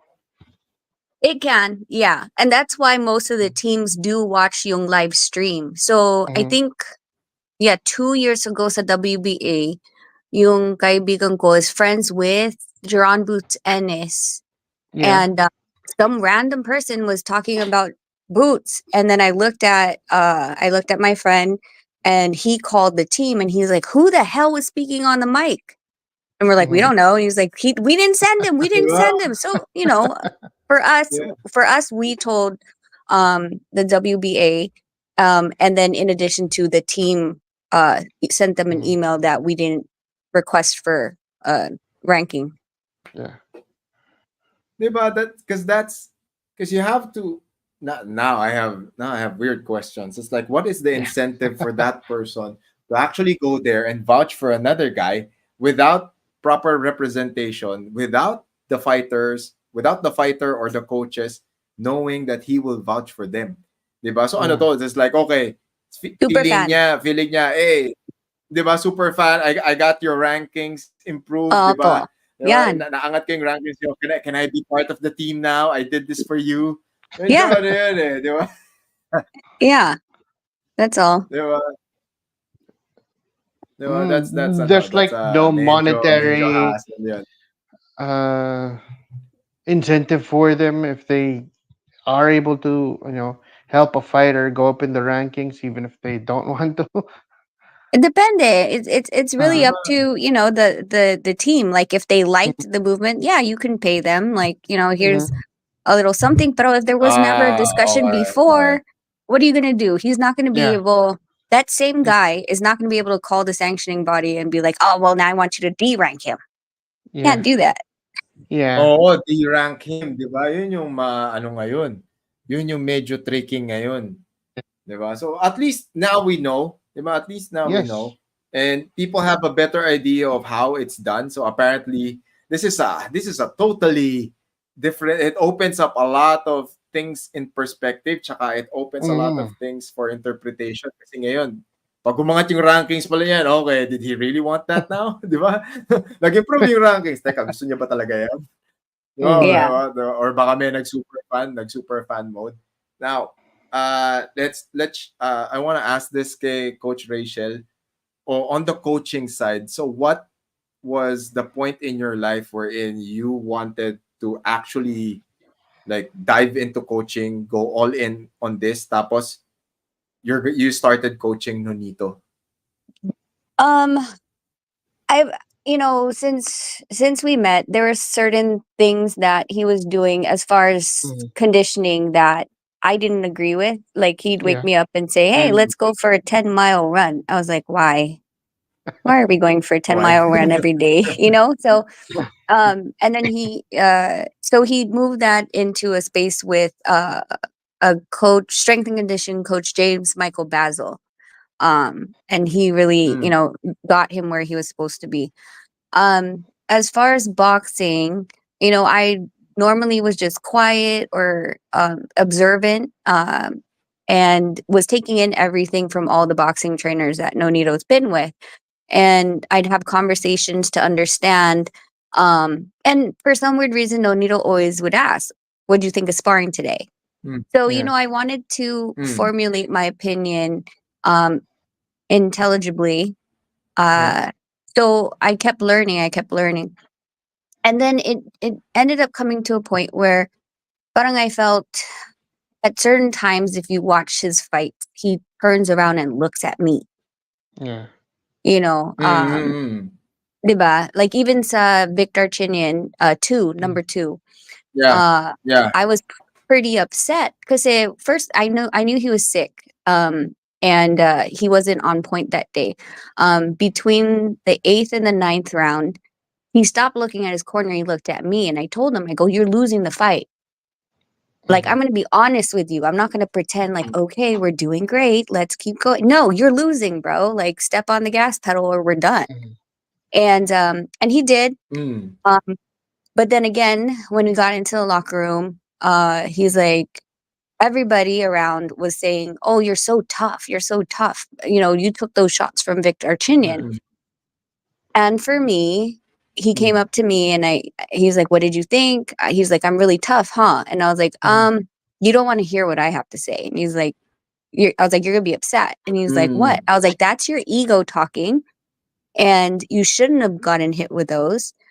Um, this is not a macho sport. You're supposed to be Yeah. smart, diba?" Um, Mm. and then after that, again, like I started learning with Kenny Adams, Brandon Woods, in the boxing gym, and we'd collaborate on ideas and thought. Yeah. I didn't think it was going to come to where I was going to be named head trainer because of COVID. Mhm. That's why I ended up Mm. being the head trainer, because Kenny Adams was training a bunch of other guys during COVID. They all got sick. And Wow. then and this Yeah. is before the Obali.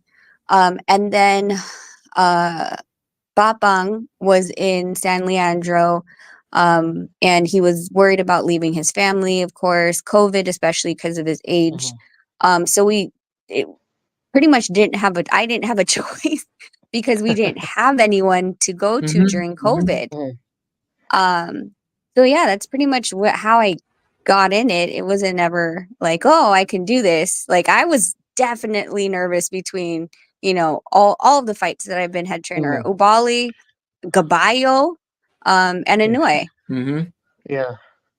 So you actually went through the ropes of becoming a trainer for Nonito there. But going back a little bit, I know you have at least some martial arts background, so you have an idea on how to fight. You have a taekwondo background. How was like the transition from you know learning boxing in that level and in actually coaching?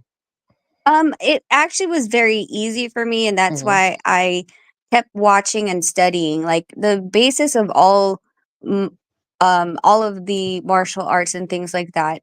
To set up anything, whether it's whether you're kicking or punching, Yeah. um, there has to be a understanding of foundational training, Mm-hmm. trapping the foot, being able to cut off the ring, punch placement and where your body's landing when you're throwing the technique. So, because of my extensive Taekwondo history, I was able to apply that when it came to setting things up. For example, my favorite one is when I was talking on YouTube with somebody, I can't remember who, Yeah. and they were talking about Bivol versus Zerdal. Yeah. And Mm. they're like, "Oh, Bivol just outmatched him," and I was like, "Yeah, okay, well, let's discuss how." How did he? And he couldn't, the other guy Mm. couldn't articulate it. And I said to him, I was like, okay, Mm. so Bivol, when he just wanted to throw a jab, is very linear and his foot was on the inside of Zerdal because Zerdal was southpaw. But when he wanted to throw the Mm. 1-2, Bivol strategically put his left foot outside of Zerdal's. He threw his left jab to Zerdal's right ear, so Zerdal would lean to the left and be right there for the straight. So it's Mm-hmm. all these kind of Yeah. setups Yeah. that Yeah. translate both into taekwondo and into boxing. But I think Mm-hmm. footwork and ring generalship has been. I think it's like a lost art now. Like everyone Mm-hmm. thinks, oh, I just punch. That's it. I don't need my Yeah. legs. But you need to have your legs for 45 minutes. Because if you have no legs, Mm. that's it. Your punches don't do anything. That's true. Yeah. It's very That's very true. true. That's true. And then when it comes to these small nuances, these small habit changes, uh, through the early careers of Nonito, he kept breaking his hand. So what were the changes that you guys did in order for him to avoid that? Because I remember the time I remember saying it back then, pe. Sabi ko, Nonito's very strong. He has very good technique. He's more polished compared to other Filipino fighters. It's unfortunate lang na he keeps hurting his hand with every fight. Mm, So the next few fights, diba, after the last surgery or the last injury, medyo it was a very sustainable camp. He was very strong. He was healthy. So, in as much as you can share, like what were the small changes, what were the adjustments that you guys made, rehab in terms of making sure that his hand would stay, undamaged, or kasi there were times that I saw videos pa nga dati after yung laban niya, nasa after party si Nonito, nakabende yung kamay, dumudugo eh. So I was like, yeah. oh no. So Mm-hmm. Yeah. what were like the adjustments you made during that time to avoid that from happening? Well, one of them, it sounds silly, but one of them is nutrition, right? He was in a calcium Mm-hmm. deficit, Mm-hmm. and his bones weren't No. strong. We did a blood test to see what So, okay. nutrients he was missing. Iron and calcium was his two. Mm-hmm. So we made sure that we bought supplements that increased his iron and calcium, and eating healthier, eating smarter. Um, Mhm. Besides that, we changed his glove. We went from the Reyes over to the Oh, Everlast MX and then Everlast Mhm. Elite. Everlast. Yeah. So Mm-hmm. we started making a different glove selection based on protecting his hand and the stability of his hand. And we of course you were saying, we were doing like things where you would move your fingers in sand, and you would punch the sand. You would Mm, you know Mhm. strengthen those classic. bones. Classic. Yeah, and old school. Yeah. If I worked Yeah. before. So, just doing things like that and just changing the equipment he was using. For example, he would spar with 12 ounces. Oh, well, let's move it up to 16s, 14s or Mhm. 16s, more padding. There's no reason Mm, that because you shouldn't be sustaining damage in sparring. You want to save everything for the fight, which is an 8-ounce glove. Um, so yeah, I think that's pretty much all we've done as far as his hand's concerned. The approach is very scientific, and I was gonna ask about how you handle Nonito's nutrition, but apparently it also has to do with his overall health, including how you dealt with the problem he had with his hands. Oh, but there's so we started doing I think it's called Life Science or Life. It's in Makati or BF, Yeah, yeah. not BF. Fort. I think it's in the fort. Mm, But they took Nonito's blood, and they started talking about the inflammation in his body due to his food choices. So from yeah. there, what we do is mm, about every mm, year we do mm. a panel for him to see his food choices. Bunny, he is highly intolerable to white rice, so he shouldn't have white rice Ah. daily. Oh no. Wow. That's bad for Filipinos. It is. I know. That's what I'm saying. So he'll have it every once in a Oh while. no. Christmas, birthday. Yeah. But no, but we have to take that out. Yeah. I think the other one is green peas, Hmm. because he Oh, likes to eat the wasabi peas Mm-hmm. from Japan. yeah. He's not supposed to eat Yeah. those. Ah. It it causes inflammation, bloating, fatigue, Uh-huh. all of that stuff. Whenever you're putting your body through, uh, it's basically seeing the food as a disease, and it Mm. has to try to protect itself. Well, if the body is fighting this certain disease, then how is it supposed to be in proper form for what you're asking it to do?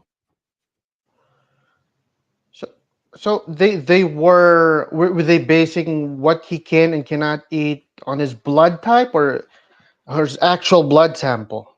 His actual blood sample. Because I've heard of something similar that they do in Japan. They check your blood type and there's a list of food that you cannot eat based on that. It sounds similar. It sounds similar, but it's not, because say we're both blood type O, Mm. and my Oh, so they gave me a 40-page document based on all the yeah. fishes, all the vegetables, all the Wow. meats, everything of what I can and can't eat. And even though we're both blood type O, there's Yeah. certain things that are on my red list that's not on his red list, and vice versa. Wow. Mm-hmm. So I it's really guess Well, on your that's personalized to list, that's you. you have oh. the white rice. Yeah, but it's not as high. Nonito's white Oh, rice is like 90s. I think my oh white wow. rice is like in its 40s. So you can't have it more than him. Yeah. I can have Well, more than him, yeah. yeah, it goes. Yeah. Yun din. But it also goes to show the amount of time and the amount of resources and the study in Yeah. order to sustain a healthy body for your fighters, because this is something Yes. that a lot of fighters don't really take into account, and they should. Diba? They should. If we're talking Mm-hmm. about the long game and longevity and life after fighting, you have to take into consideration yung mga factors na ganito. Now, Mm-hmm. I mean, even um, stuff a like good mine, for follow-up. mine is eggs. So it was funny because I was weighing Oh. about 115 and I Mhm. couldn't drop to Mm. 110, which was normally my walking weight. So I did this, the test, and they asked me, they're like, so you can't lose the last 5. I'm like, yeah. And he was like, what do you eat in the morning? Egg whites. What do you eat, for lunch? Egg whites and avocado, things like that. He goes, yeah, so your highest is egg Mm. whites. You're not supposed to be eating egg whites. Yeah. And once I took it out of my diet, boom, I dropped down to 110 easily Drop without down. changing Okay. anything besides that. Wow. The approach is very, very Diba? scientific. I mean, It's the very the approach is always there. So yeah, when it comes to these things, like what's your approach in training, like in yeah. general, like as someone who's training fighters, and then of course you're training Nonito, like right now, what is your general approach to training? It's like what is the structure that you're following when it comes to training fighters? When it comes to Um, training fighters. I don't like taking fighters in on an 8-week camp. I highly Mhm. disagree with doing that because I can't. For me Mm, to ramp you up to where you're supposed to be, and you're starting from ground zero with me, is really difficult. mhm. I believe in constant training. So even though that we're here in Puerto Rico, Nonito has his boxing gear because he's training at the Jake Paul gym.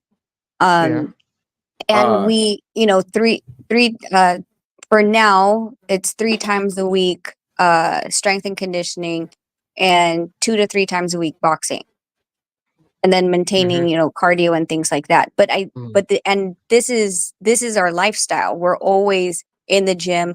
If not the gym, then we're doing something that's physical to keep our body moving and not at a dead state where you go, oh, you're supposed to fight in 8 weeks. Well, for a lot of the fighters, it becomes fat camp instead of strategic. Mm, Because they're so overweight now. Because they haven't been at the gym. They're not maintaining, a healthy lifestyle. They think that, Mm. hey, I can eat and blow up 40 pounds. I can drink and smoke. And then when 8-week camp, I'm gonna tell my body, hey, it's time for you to be at your best. What do you mean at your best? It's been sleeping. It's not Yeah. like used to it. And then that's where you prone yourself you're to not training to injuries. fight, eh? You're training to make weight. Yeah, it's fat Uh, camp. That's really what it is. And yes. you're putting stress on your body, considering that if you used to run, let's just say you used to run a mile at 130 pounds, and Uh-huh. then you gain 30 pounds when you're not fighting, and then now you're telling it to, hey, I need you to run that mile in the same amount of time, but I put 30 more pounds on you, on your joints and your muscles. It's not going to be beneficial when it comes to that. We're asking our body unrealistic expectations at that point. Mhm. That's true. Okay, It's okay, eventually gonna okay. take a toll on the body if they do it the wrong way, right? Correct. Yep. So I Diba? like And I like then, working with guys before the 8 weeks because Mm. it's How, interesting for some reason when I get the boxers like Angelo, Leo, um, mhm. and them, the conditioning that I do with them, if I'm in my mind thinking they've been training and they haven't, like, they're not going to last 3 rounds with me. And I say 3 rounds because most of my strength and conditioning is 3 rounds, or well, 3 minute Mm. rounds, because that's what they fight in. So mm, yeah. that makes sense. And then I wanted to ask this for a long time. It's like, how do you manage the dynamics between you and Nonito? Like, it's there's a father and son tandem, and then you're the husband and wife tandem. So how do you manage that one? How do you make sure that everything's in check? Is it easier There's in camp or? that's a very tricky dynamic. So how do you guys Uh, make it work? I think it's only tricky if um you guys don't understand each other. I think it's very difficult for some mm. of these wives that have never done a competition in their life, and then in addition, you've never been in a combat sport. So do I take a lot of, for a long time there, I took a lot of yelling at, right? Like, I didn't even do anything. You're yelling at me. But I know this is not personal because you're cutting weight, Mhm. and after the fight, we normally sit down and I'm like, that wasn't cool. You yelled at me in front of everybody. And, Mhm. but I'll wait. I have the patience too, because I know that's not usually Nonito. Um, Mhm. when it comes Mm.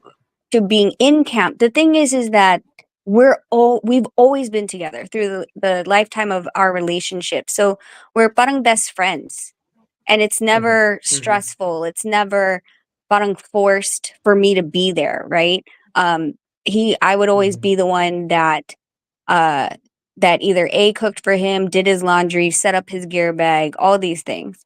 So for us, we're talking as friends. We're not talking as, you know, I'm over you or I'm not. And I've always told him, I go, listen, there's so many better trainers than me. Like, if you want to go back to Robert Garcia. Like, I'm all for it. If he wants to pick his dad, that's fine Mhm. too. I'm Yeah. not this, I Mhm. was put in this position because he asked me to. But it's due to, Mm. these conversations that if we're in the boxing gym and we're not, so we go to the boxing gym. If he doesn't look good that day, we'll leave it at the gym. We'll talk about it at the gym. Let's review what happened today. I wasn't pleased that you did this in sparring, blah blah blah. Let's look at the tape. Okay. Once we get home, that's it. We're not going to talk about boxing. We're not going to talk about, well, at least your boxing. We could talk about everybody else, could talk about Crawford or whatever, but you have to be able to leave it there. There has to be a boundary. You can't Yeah. carry it into the bedroom. Mhm. That is true. Mm. And it makes for a Would healthy you say dynamic it's and a very, easier to? diba? Yeah. Go JC. Do you think it's because of your relationship? It's easier to do things, or does is it? Are there times when it's kind of harder? No, I think our relationship, because of the fact of my experience and just how we view each other. Like, Mm. most couples during COVID, what happened? They ended up getting divorces because they're with their That's spouse true. all day, diba? They're like, oh my God, you're not Mm. going to work. Mm. With Mm-hmm. us, like, COVID was easy for us. Like, oh, we're home. That's all we do. We're Mm. always together. We go to Just yoga rest. Mm-hmm. together. Yeah, we go to the Mm-hmm. we go for runs together. We go to the grocery store together. We go if I go to Pilates, he comes with me. If I teach a spin class, he comes. Like, we're always together. It's not forced. It's just really easy and Mm-hmm. Mhm. relaxed. So I just think it makes Yeah. it for better communication when we're in the gym, because I'm not someone who is outside and saying, "Oh, well, you should have done this and you should have done that and it's because of this and because of that." Mm. Mm-hmm. Like, I'm in all variations of his life, so I know, like, okay, well, like, what happened last night? Well, I didn't sleep too well. Okay, you didn't sleep too well. All right. Mm. It is what it is. Diba? And Yeah. that will affect the entire complexity of the career of a fighter. Kasi that was parang yun yung gusto kong follow-up question eh. It's like, how is it being a fighter's wife? Because this is something that a lot of people don't understand or they don't know. So, yeah, for example, a lot of fighters here in the Philippines jump into relationships and all of a sudden their careers goes to shit kasi the Yeah. partner, okay? It's either the girlfriend or the wife. They don't understand or they're not prepared on the life that they're about to enter with this particular athlete. So, naapektuhan lahat. Everything is affected from the camp, the management, to how a fighter reacts during training and then during performance during fight night. So for those who are interested or in relationships with fighters, like what is it or how is it being a fighter's wife and like what should they expect? Just to make sure now I know what I'm getting into. Yeah. I mean, I don't think that this is I don't think it's secluded only to fighters' wives. I think in all career aspects, if you were a lawyer Mhm. or a doctor, you have to understand that this is their livelihood and that there are certain sacrifices. For example, a doctor can be called 24 hours a day, especially if there's an emergency. You have to understand that, okay, you Mm. guys might be watching a movie or Mm. you're sleeping and he gets a phone call, he has to one, answer it, and two, get up and go to work. So I think Mm. in all relationship aspects, when you're coming into a relationship, especially if you're going to make it serious, you have to be very honest with the other person and yourself. Of course, you want to give as much time as you can to that other person because of the feelings involved, but you have to be honest that the life that you have established and you chose to live has to include these things. And when there's that understanding and support, then the relationship will thrive. If you are being if you have a spouse that is being jealous of the time you are spending Mm. away and not understanding, that's where the problems lie. There has to be a certain level of expectation when you, especially when you're with a fighter that decides to take camp away from home, right? This is, these are the conversations before we had kids. He's like, when are we going to have Mhm. kids? And I said, well, we can, but let's talk about how does that look like? Does that mean you're going to leave and for two months, or are we coming with you? Right? Mhm. Like, so then I'm not expecting you to read my mind. We're having the conversation. So now when we have kids, it's, oh, we're going to the Philippines. All right, we're all going to the Philippines. We're going to Puerto Rico. We're all Yeah. going to Puerto Rico. There's no and if there is there because there are times where I don't want to go. I think he went to WBO 2 years ago for 4 days, and I was like, I don't want to go. I Mm. want to stay home with the Mhm. kids. And he's like, okay, are you okay that I'm gonna go? And I'm like, yeah, 100%. Go and have fun. Call me. Say hi to everyone. I'll see you when you get back.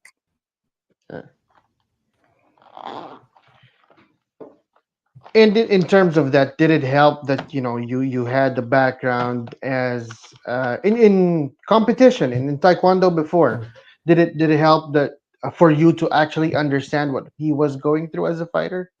Yes, Mm. 100%. 100%. I think this isn't, your spouse might leave for 3 hours to go to the gym. And then he comes home and you're expecting him to address whatever problems happen in Yeah. 3 hours, and pour everything onto his shoulders. Because he's Mm. the man of the house, right? But Yeah. for me as a fighter, I understand that after a gym training, you are physically and mentally exhausted. And you need to be able to Mhm. decompress first and then allow yourself to share in the conversation of what we need to talk about. But I think the worst one is always when they cut weight. If you have a Yeah. fighter Yeah. if you have a fighter that has to reduce, for example, there's fighters that start reducing 6 weeks before. um you have to have that conversation. Okay, would you like the family to eat dinner at a different time because your food's going to be different, right? Your food's going to be cleaner. Mhm. You can't have the lasagna. Do you have that self-discipline not to go and eat the lasagna and only eat the chicken breast? Yeah. If not, then maybe all of us just eat the chicken breast. It's not a bad thing. It's still nutrition, Mhm. and it's fuel. So I just think that most of the arguments do come up when fighters can't have ice cream, Yeah. 3 bowls of rice, sinigang, adobo. Mm. Their mouth is Yeah. watering. You can eat Yeah. it, but they can't. And I think sometimes it gets displaced, uh, and they get angry with you for no reason. But it's because of that. But I think it's because I've done Mm. cuts, and I used to walk at highest was 112, and then I would have to cut to 101. Wow. So I Damn. know how it hurt. Huge. Yeah, I I know wonder it how you I'm sucks. hurting managed to already. do that. I felt. Oh, I hate cutting. I hate cutting weight. It's horrible. It's a It horrible absolutely feeling. sucks. Yeah. No. Yeah. And then you Diba? chew on ice. That's what you get. You get to chew on ice only. Breakfast, lunch, and dinner That's ice. true. Yeah, chew on ice. And then Yep. you avoid food videos at all costs. Yep. Exactly.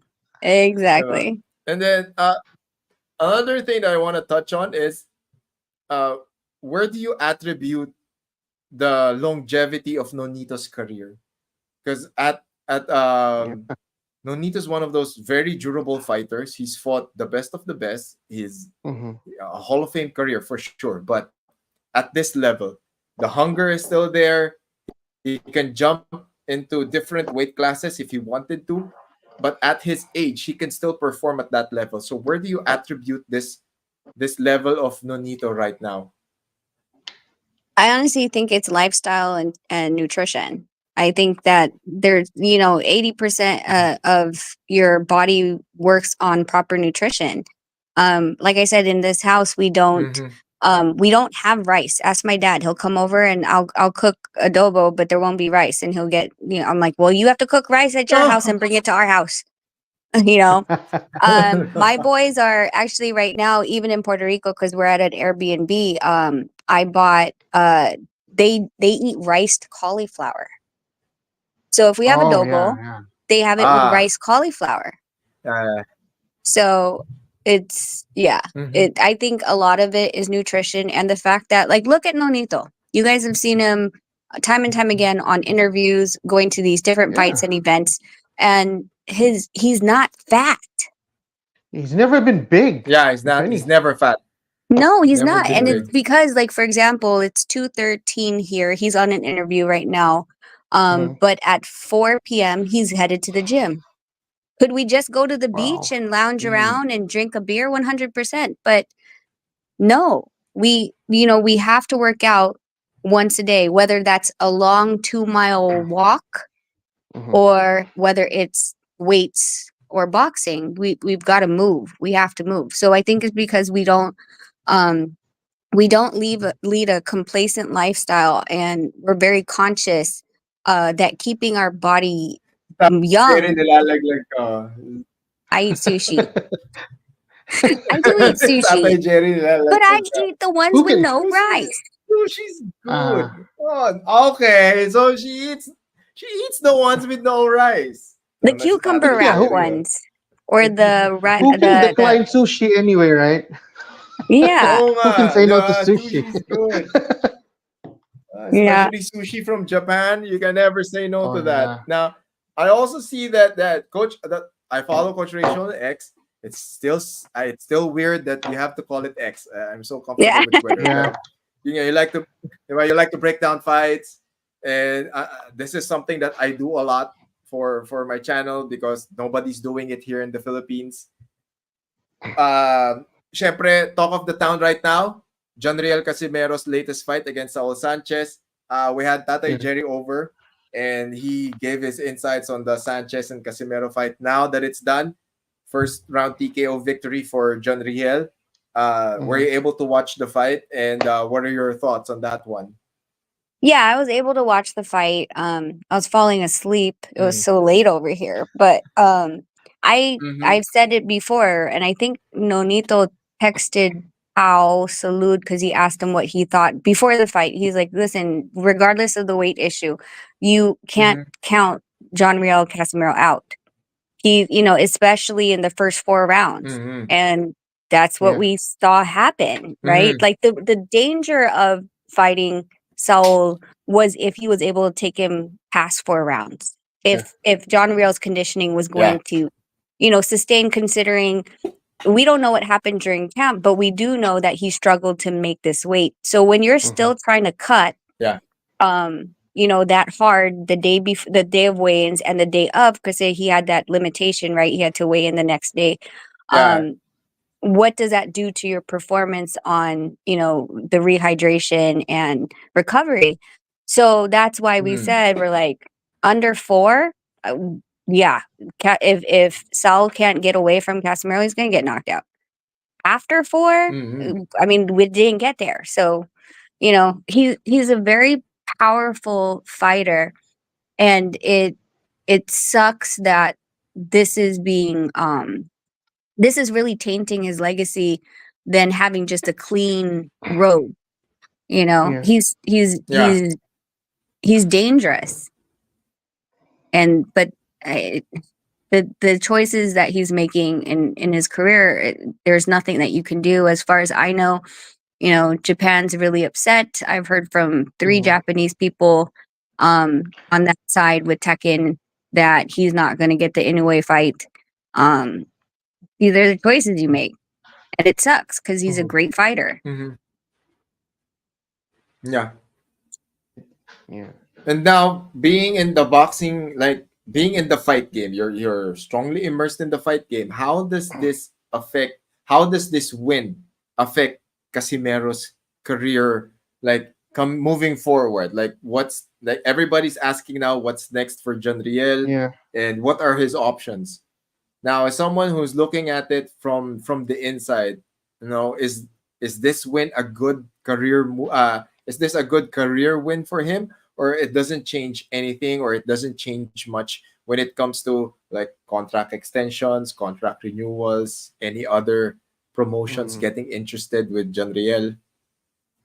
I mean, as far as with Ito, I read a 4-page report of him ranting, being really upset about, you know, the weight Yeah, with thing. Japan.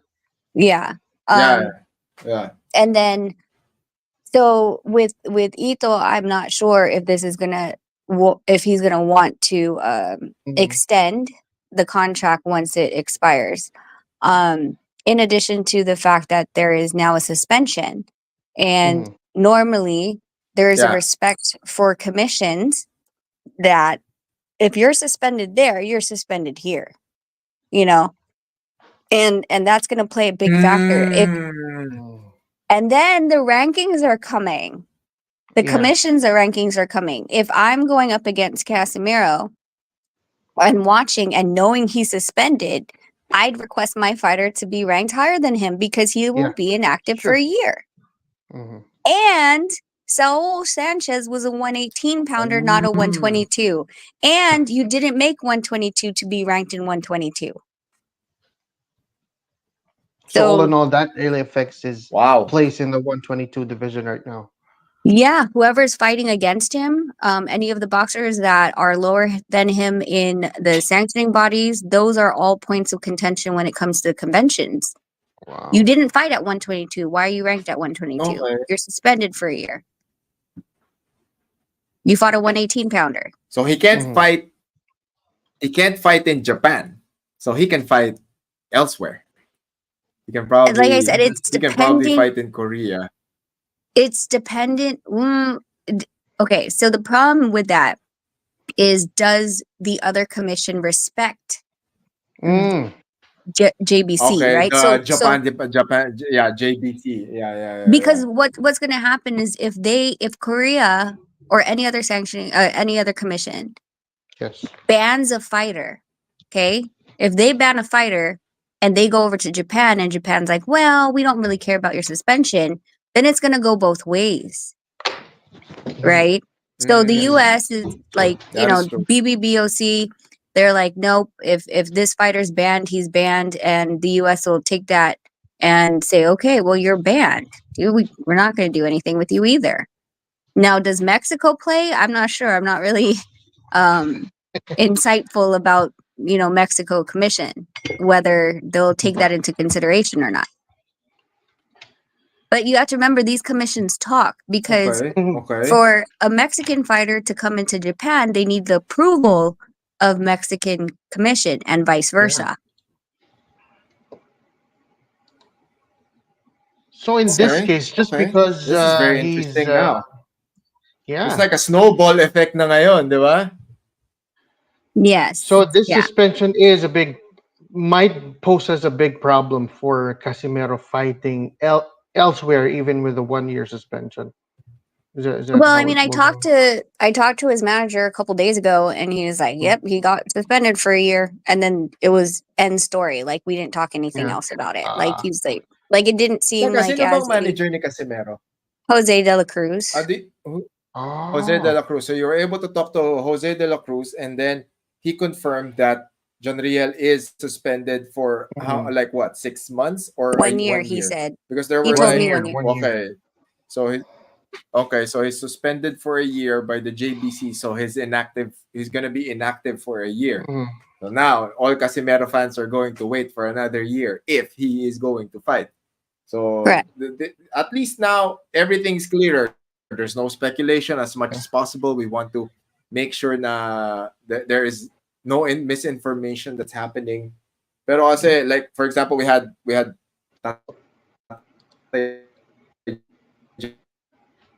before then. He gave us a very interesting story, and I wanted to have your take on it. Because wait lang, okay, we're back. Okay, so because there was a time freeze, that a it's because Casimero we're versus getting Donaire recorded. fight. Oh, when it's freezing, somebody's reporting. Okay, so we apologize for that. Because muntik na pala magkaroon ng Casimero versus Donaire. So Mhm. from your point of view, how did that story pan out? Like what happened there? God, in which part of the story? The latest one. Like I kasi ako I heard na Because the parang first one was there was crazy. parang it. Oh, kasi Parang, parang ano lang siya eh. Parang dito sa Pilipinas, it like okay, pwede siyang mangyari, and then it died. Parang, okay, so ano ba? Matutuloy ba? Or ano? Then, apparently, there were a lot of things that happened, and then, ayan. So, syempre, merong iba't ibang version na lumabas dito. Syempre, nag-back outan daw. Tawag dito, ayaw, ano dito? Hindi nagkasundo syempre sa pera, hindi nag-come up sa magandang kontrata. Ano ba yung stipulations nung dapat na laban nila? And then, of course, syempre, yung management ni John Real during that time, di ba, nasa MP pa siya noon. yeah. So, there are different angles to the story, pero as they unfolded in front of you, what transpired during that time? I just think that John Riel doesn't understand the boxing as a business. You know, the whole thing about the VADA paperwork and things like that, and asking us to send them the money for VADA was out of the question. But it came out that he said he never even saw the contract because that was what we were waiting on. After the VADA thing and that fight fell, he went to fight Rigundao. So we revisited it. And we're like, we are not going to sign the contract. We're not even going to talk about it. We're not putting it out on the media until he agrees and puts in all his paperwork. So after like 3 weeks, we heard John Riel saying something about Inoue. And we're like, you're not fighting Inoue. Like, I already talked to Japan. You're not fighting Inoue. I talked to Bob Arum. You're not fighting Inoue. So what is the deal? Why aren't you signing the contract? And then that's when Pao got it out of him that he never saw it. So we're like, well, that's weird. And then after that, we tried to help.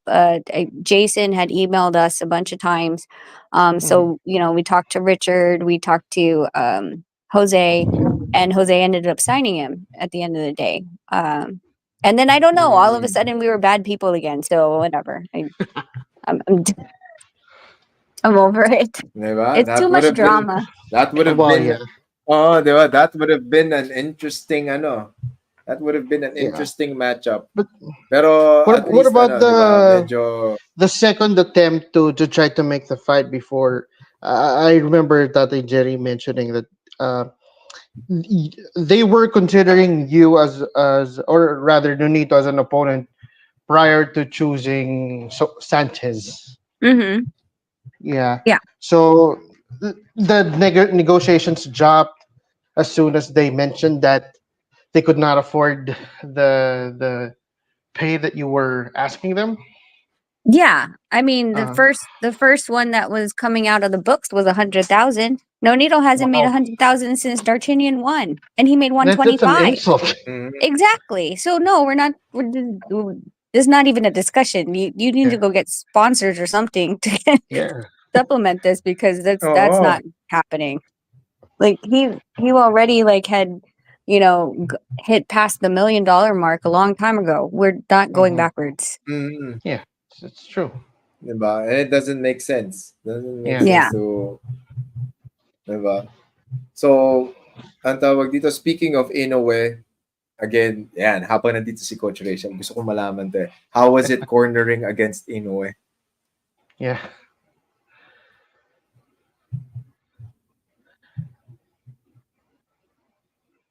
I mean, considering you were Coach Rachel. Well, considering you were Coach the Rachel. coach for the rematch, Uh-huh. how was it? Ayun, how was fighting it? against How was Inoue? it cornering against Inoue? I mean, it was difficult and different. First of all, I'm a female being very, very masculine in Japan, right? The first run-in was the whole glove situation. And I'm not the type that was going to allow it to slip by. And I think from there, of course, they're like, who is this woman saying all this stuff? And, so I knew like I was on their radar. And then, like, Papang wasn't there. And we didn't have a mitts guy. So we hired someone in Japan. Nonito worked with him for 3 weeks. And he was, the night of the fight, he wasn't allowed in the locker room because he was Japanese helping Filipino. So that's the reason why Nonito went in cold. Because when we didn't find out until Nonito already got dressed and wrapped, and he's like, "Where's my mitts guy? I need to start punching." And so I texted a bunch of people, and they're like, "He can't come in." I was like, "What do you mean he can't come in? Like, call someone to get him in here." And they're like, "No, they won't let him because it's against another Japanese fighter. Can't have a Japanese coach against a Japanese fighter." Yan yung gusto ko malaman. Kasi it was in Japan. Di ba? I fought in Japan before. So I was like, I couldn't drill with another Japanese guy.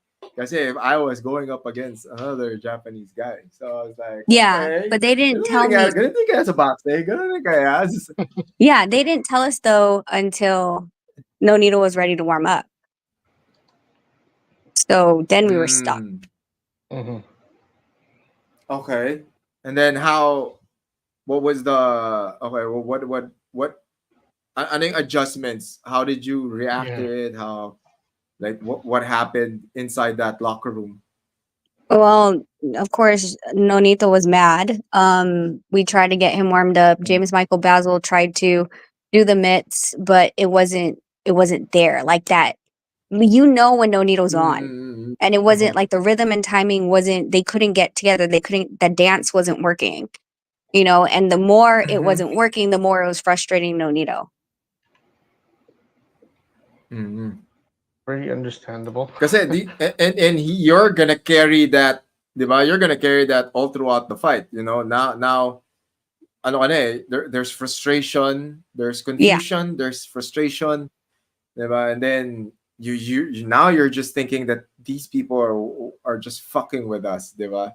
And then those are you the have to things remember that with the gloves first, right? You have to remember that's where they were. Okay, glove story. Please let us know. Glove story.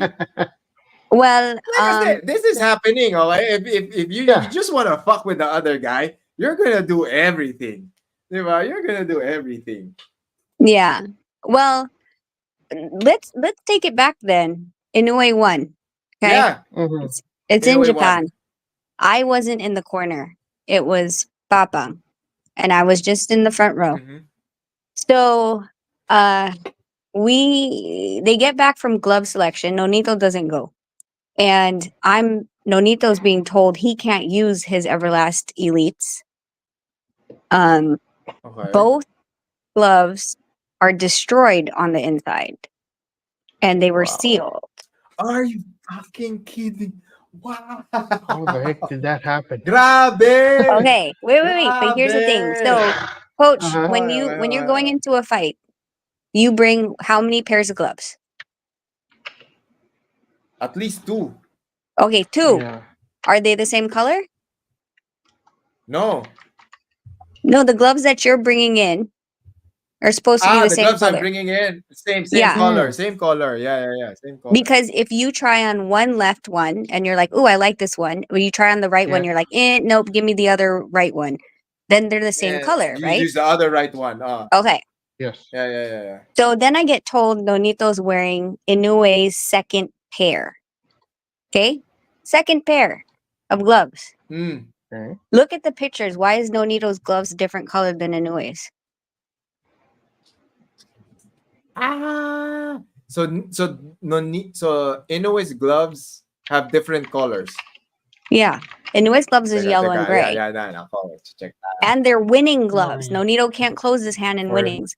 But Nonito's what was so if you look at Scrappy Ramirez versus I can't remember his last fight, but if you bring up Scrappy Ramirez, he's a 112 fighter, I think, 112.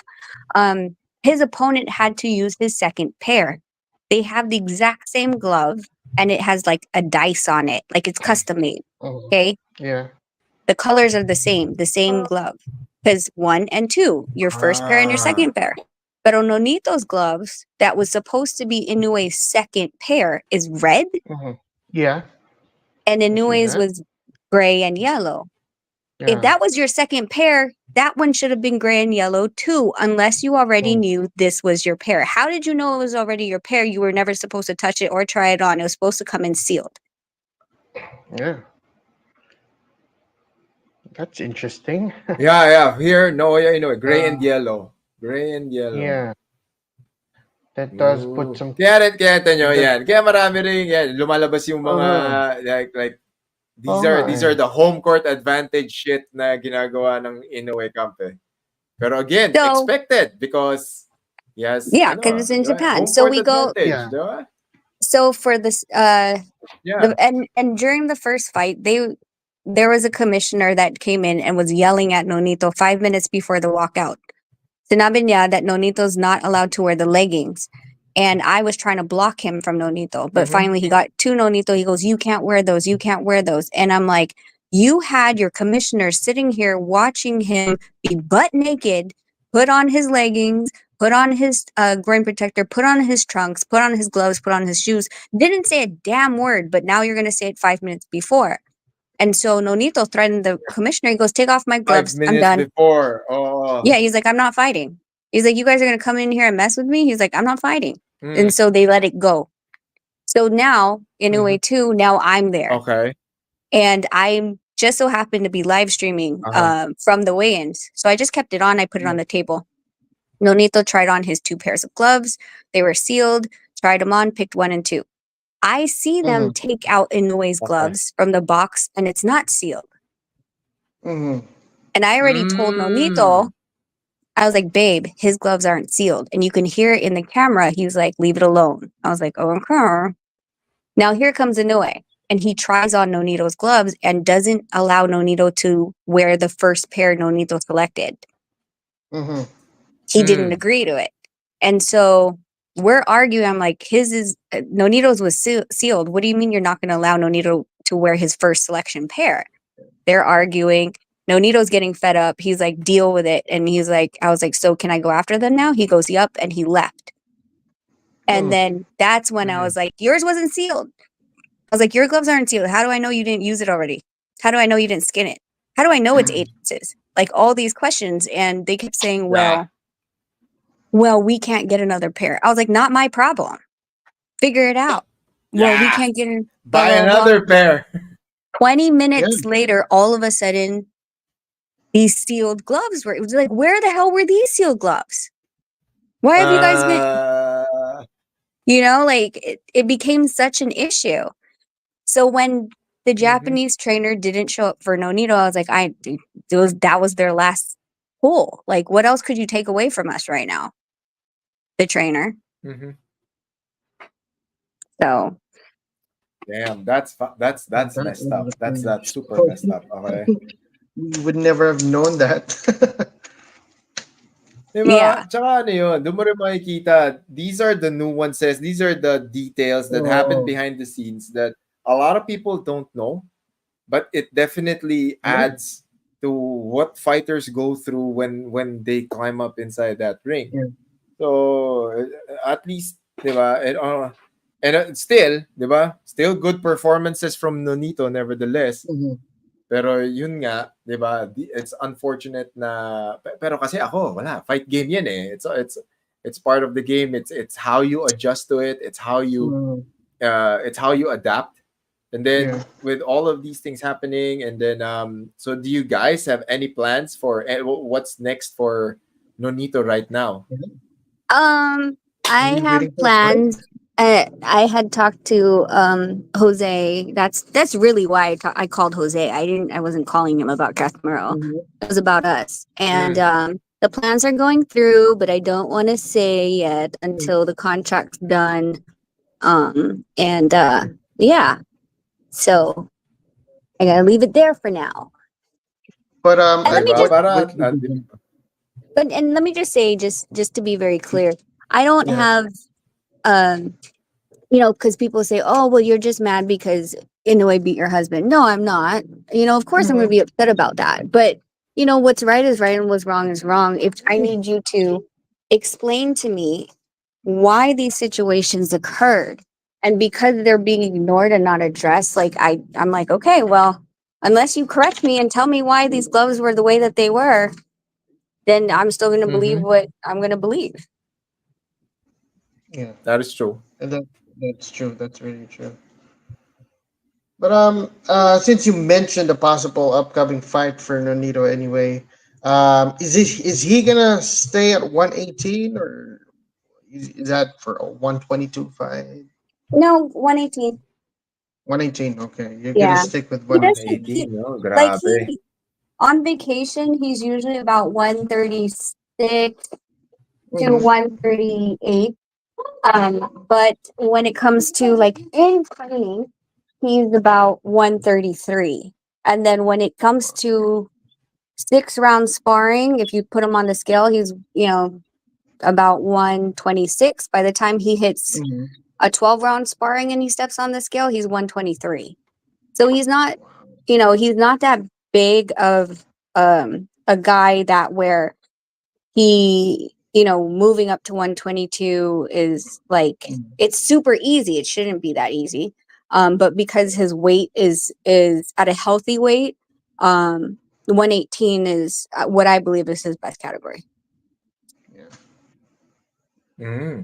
And then do you guys plan on holding camp in the US, or are you guys planning on holding it here in the Going back to Philippines? Omega for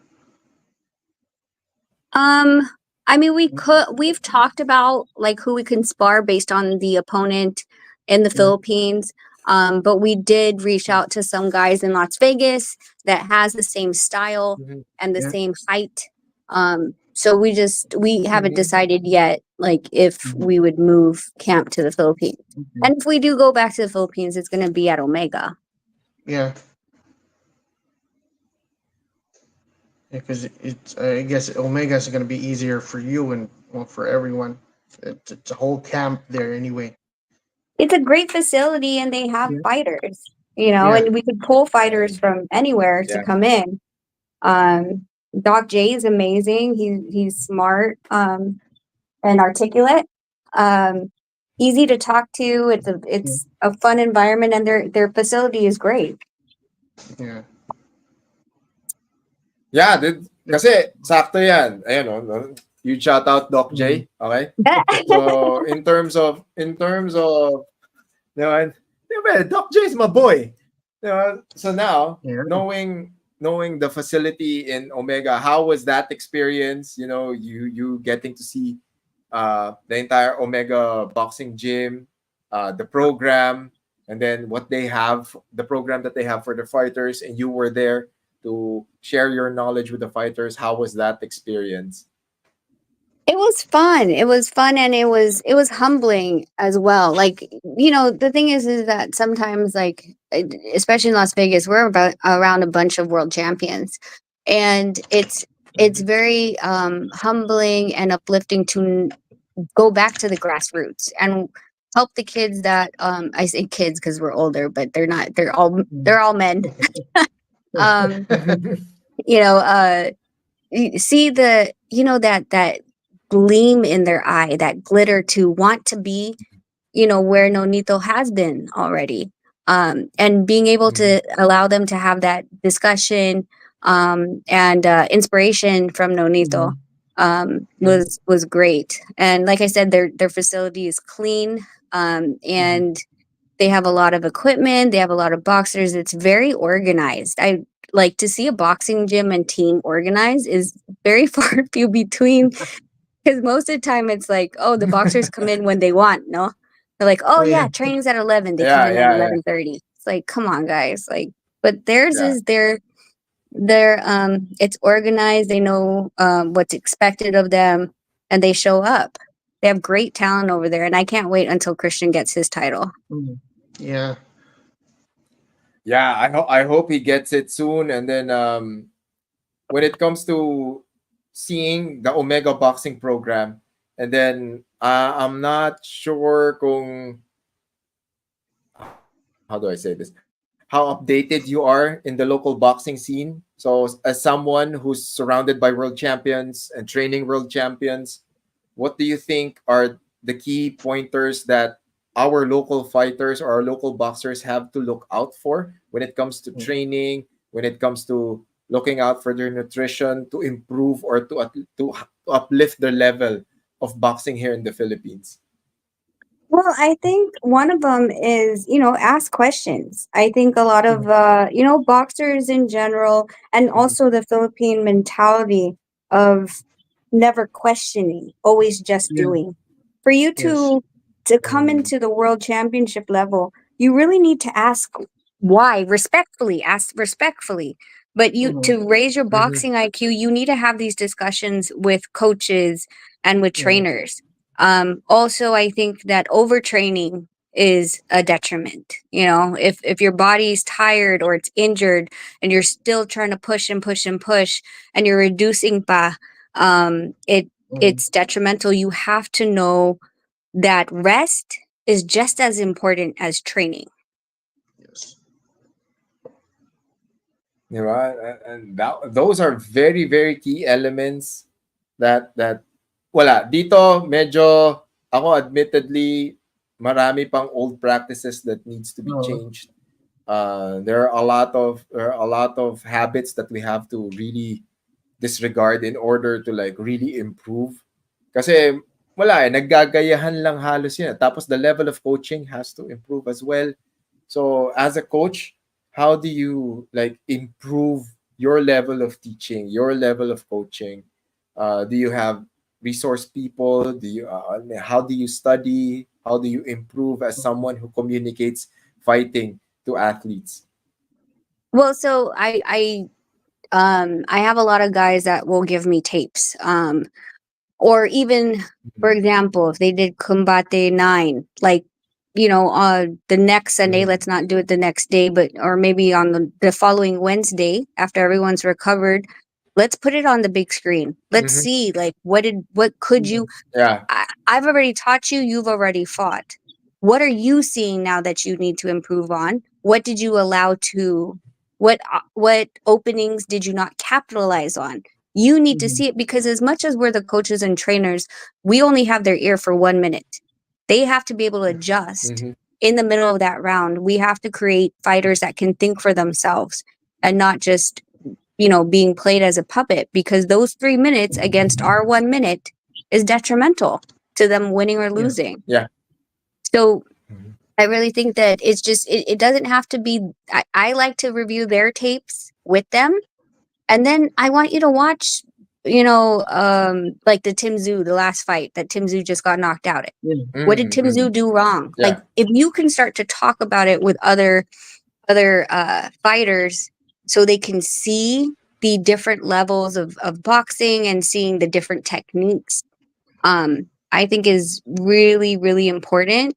And of course, if they have the means to travel outside of the Philippines and get different sparring, that's a very big major play, because Philippines, like, they stereotype it in different ways, right? Mexican boxing, right? They're all Yeah. brawlers, right? Philippine boxing, you got the American slick Mhm. style boxing, but you don't want to run into that at the world championship level. You want to be already exposed to these different types of styles, so you're not intimidated by it when you come into a big match.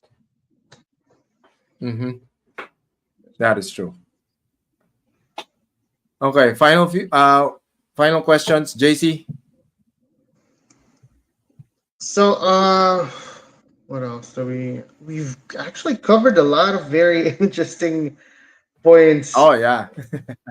in this discussion right here. We're very, very glad that we finally got you on the show. I think we tried to make this happen last year when you were camped in Omega. Was that Well, last they year? were yeah, yeah, That we they had were to do so a lot of busy. things. Wala, ang dami. Sunod-sunod eh.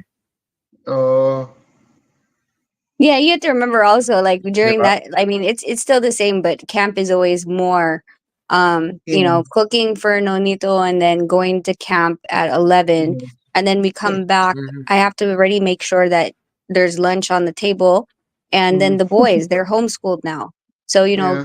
following up with them and seeing Mm. like what assignments have been missed or that they didn't do, or things like that. Like even right now, it's like they wake up, Mm, they eat their breakfast, me and Nonito train. yeah. They finish their schoolwork. Nonito goes to the gym. He comes home. We go to the beach, right? Mm-hmm. And then after the beach, we do Mhm. a 30-minute walk every night, just walking. Mm-hmm. But like I Yeah, said, our that's life is nice. very structured. Like we're like this and this and this and that has to happen today. Mhm. And no vices, right? No Di ba? To vices, no see, beer, no alcohol, syempre, whatsoever. the occasional drinking daw, occasional drinking. Mhm. Yeah, I mean, yesterday was Sunday. Usually we have our Sunday like cheat day, right? Accountability Mm, day. Like we've been Mm. so good throughout the week. So last night we missed brunch. So last night we went to dinner, and I had a glass of red wine. mhm. And the boys were playing outside on the playground. Like, and I ate like pulutan, more like fried Yeah. food that I normally don't eat. Mhm. Actually didn't make me feel good. I was like, this is too fried, it's too oily. I don't like this. Um, but yeah, so like I said, it's your choice. If you've been, Mhm. if it's my choice to be disciplined throughout the week and one day just to relax and Mhm. in talagang enjoy. We Yeah. deserve that. Like I said, Yeah. rest is just as Oh important yeah, as training. Mhm. that is very, very true. Tama lang yun. Okay lang yun. At Yeah. saka, a lot of people, di ba, don't really earn what they enjoy. Pero kayo, especially Oh yeah. the things that you're doing and the schedule that you're keeping, the discipline that is required of that, definitely, okay lang yan, di Mhm. ba? Ito si Tatay Jerry talaga, ang lakas mga scoop. Oh. Nakita ko na rin to eh. Pero hindi ko alam kung gaano katotoo to eh. Ito is moving forward, especially after assaulting a judge. Ito yung kay Casimero eh. Oh, Meron daw siyang inassault na judge eh. Hindi ko makakuha anong Filipino judge. judge. Judge ba ng Edward boxing? Ano? Ligas. Edward Edward Ligas. Ligas, Okay. Okay, so allegedly. what happened there? From what I understand, and I'm gonna see him here at the WBO. We already said we're gonna do lunch. Yeah. So I'll get to talk to him Okay, and sit so down with him. pupunta, so is it Pinoy? Is that a Pinoy? Or Yeah. Yes, ano? Yeah. yes, yes. From Cebu, I think. Okay, so he's a boxing judge. Gano? He's a Yeah. boxing judge, but here's the so besides all the stuff that could happen in the sanctioning, the thing is that see, Edward Ligas is a judge for the WBO at IBF. He was there in Japan Mhm. on official business for the JBC, representing the WBO and the Mhm. IBF. So considering he Uh. was harassed on a work assignment, Yeah. can be Okay. detrimental when it comes to the sanctioning bodies he works for. Uh, Bakit nagalit si Jenriel sa kanya?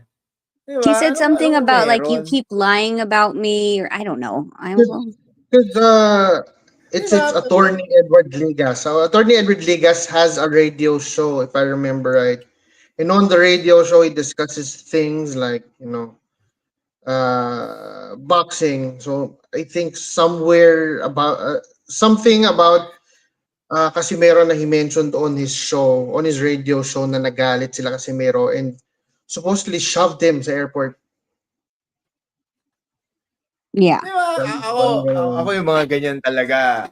Ako kasi medyo ano ko eh. Coming from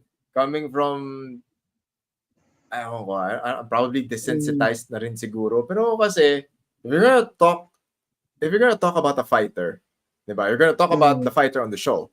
Tapos if you're gonna hit, di ba? If you're bashing the guy or you're not saying not so good things, di ba? Or medyo kasi ano na tayo, nasa attention economy tayo eh. Nasa clickbaity stuff tayo eh. Di natin alam. Siguro makikita ni JC can probably look for the interview where or the video wherein he's talking about Janriel. Pero syempre, that's where this is something that we say a lot in the show as well. Janriel's team needs a PR guy. You know, it goes like someone's like, wait a second. Let's not post this. Let's not react.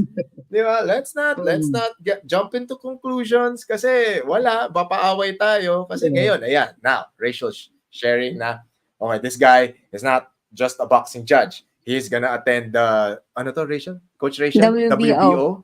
Convention? Yeah. Oh, di ba? Now, mangyayari na yan. Kasi ngayon, mangyayari dyan. If this continues and wala, magiging mafafile. He was talking about yung suspension daw ni Casimero sa JBC. Kaya daw nagalit sila. They were claiming na he was spreading fake news about kung gaano katagal talaga yung suspension. But apparently, it was really 1 year. Suspension. So, ano yun, mali talaga sila allegedly for doing that to him. Diba kasi yung mga ganyan, for example, mga fighters magagalit. Buti lang walang gumaganyan sa akin. See, the thing is, like, listen, I understand when fighters get upset, no? Like, there's times where there are guys that have said stuff. And the thing is that we put them on notice in a nice way. So, kunyari, someone was saying something bad about Nonito. Okay, well, the next time you see him and you're trying to interview him, Nonito will be like, well, didn't you just say that I was a clown or something? And he'd be like, well, I didn't mean it, bro. And he's like, no, I'm just kidding. It's all good. Like, I'm not, but we're going to let you know we know about it. But that's where it stops. Like, there's no, harassing or anything like that. Cause you guys are people have their own opinions. We like to just call out that we know your opinion. So, we know, but all right. Like, that's true. Don't be disrespectful because at the same time, Nonito could just say he's not going to give you an interview, right? Like, so then next time they'll tread a little more lightly. Like, let me pick my words carefully, right? Like in saying these things, because if you want access to a fighter, you do need to, make it PC, politically correct. And this is an all working environment. I don't associate with judges and referees. I don't want that to be looked at in any way. I get along with all of the promoters, and most of the management except Sean right now. But me and Sean will figure that out eventually. Like, we've been in this game way too long. But yeah, like, it's just there's certain ways of expressing your discontent with his Edward Legas's statements. We can handle this like adults. We're all in the business together. So you're going to have to run into him. And God forbid that he's going to be your judge for your next WBO outing. Or he could also be the one that complains to the WBO because he was on assignment for WBO. Yeah. Yeah, especially if that was official business, then that's another problem for the Casimeros to worry about. Diba? Sayang. Wala. Ako, sayang talaga. These are unnecessary things na hindi kailangan nila Casimero ngayon. Kaya sayang. Sayang lang. Diba? It's unfortunate. Last question, Coach Rachel, before we let you go. I saw some outtakes and some B-roll from your visit sa Omega Boxing Gym, and I saw how uh, Nonito is very keen on explaining stuff and very methodical in terms of Yes. sharing what he knows sa mga fighters ng Omega. So any plans later on, or if you guys are doing it right now, like you're taking some fighters under your wing and then showing them the ropes, and then Nonito sharing his techniques, then he's sharing how he does certain things, and hopefully these fighters are applying those concepts and those principles into their games. Or is this something that you guys are looking forward to later on? Nonito loves sharing his knowledge. He's a great teacher. And he does do that a lot in Las Vegas, and he certainly does it in the Philippines.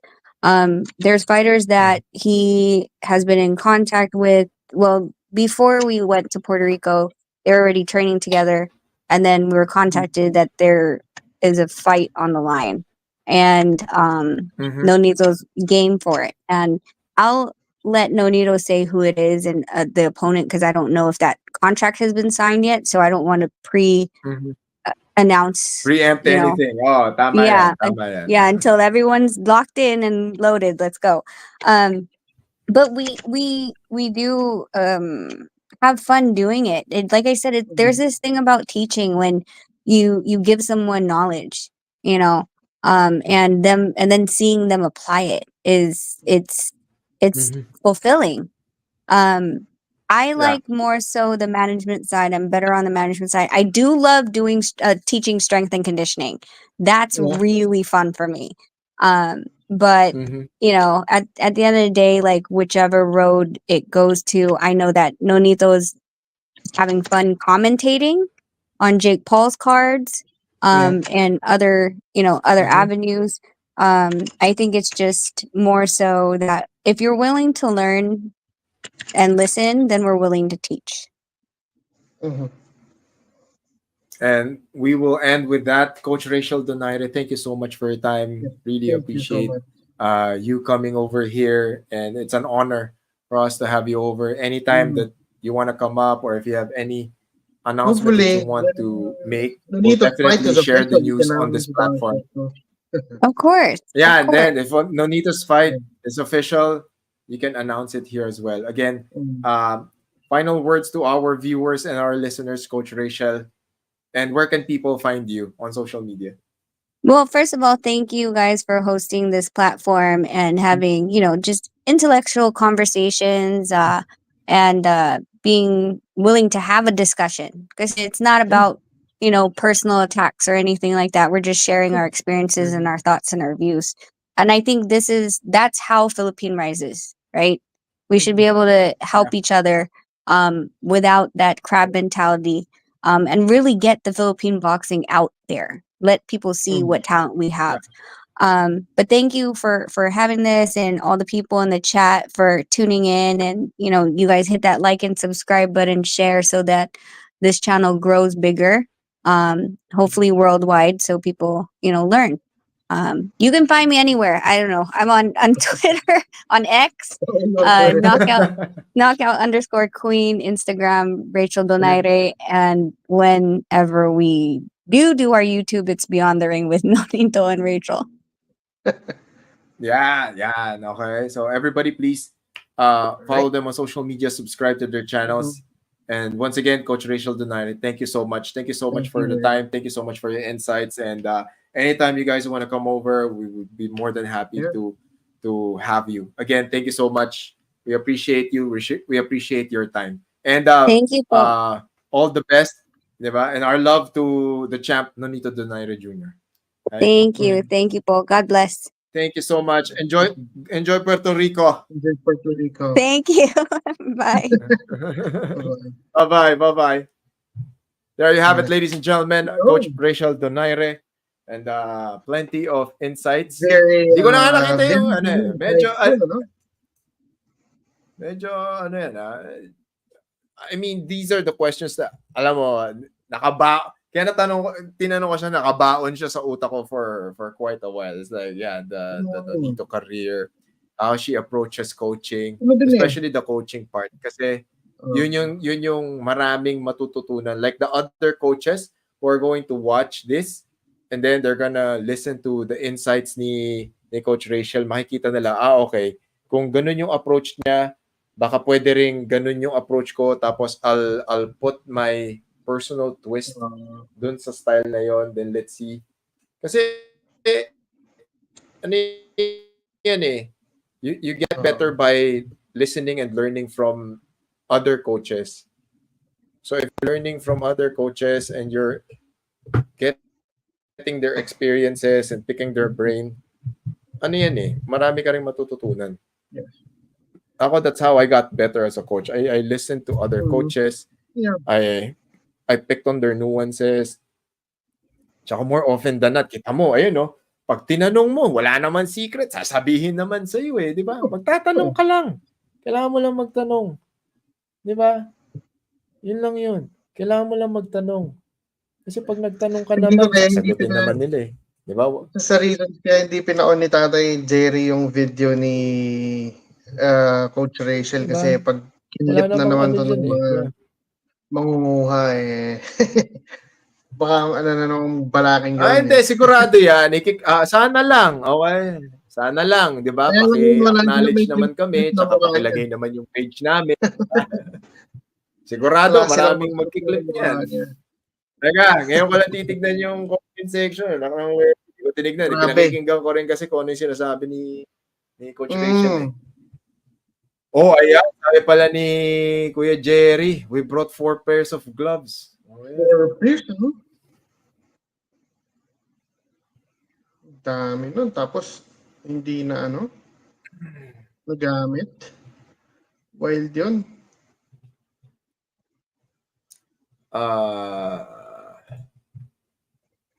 Omega's one of the best, if not the best, boxing programs and support in the Philippines. Tama. I'm praying and hoping they can finally produce a world champion. Christian Araneta. Diba? Ako sabi sa'yo, Christian Araneta.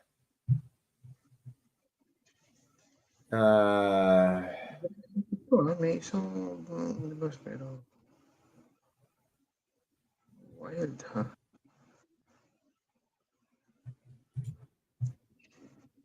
Coach Franco, aware about the dramas and stress team Casimero has put on to Omega Promotions to the point they involve brother Jacob and his wife.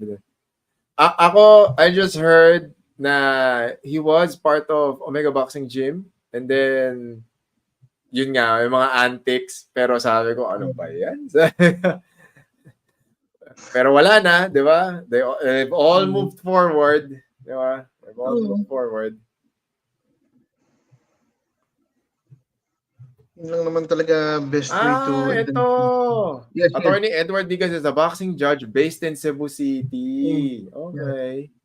Ako kasi yung mga ganyan, di ba? Lalo yung nagka-confrontation sa kung saan ba. Either way, ako kasi pag ganyan, sabi ko, bro, relax lang, kalika, usap tayo. Ano yung hinanakit mo? Di ba? Ganyan na lang. Ang problema, ewan ko yan yung problema eh. Kasi, ako kasi fighter din ako eh. Fighter, coach. So, from the ends, yun yung, I'm coming from there. So, pag may ganyan, I go like, okay, wait lang. Bro, taga lang. Pwede ba tayong kumalma? Kasi sasabihin ko yun eh. Pwede ba tayong kumalma? Sige, usap tayo. Ano ba yung mali ko? Di ba? Tapos usap tayo. Kung may mali ako, sabi ko, sorry. Di ba? Ang problema kasi yung, lalo na pag abogado ka, tas judge ka, person of authority ka eh.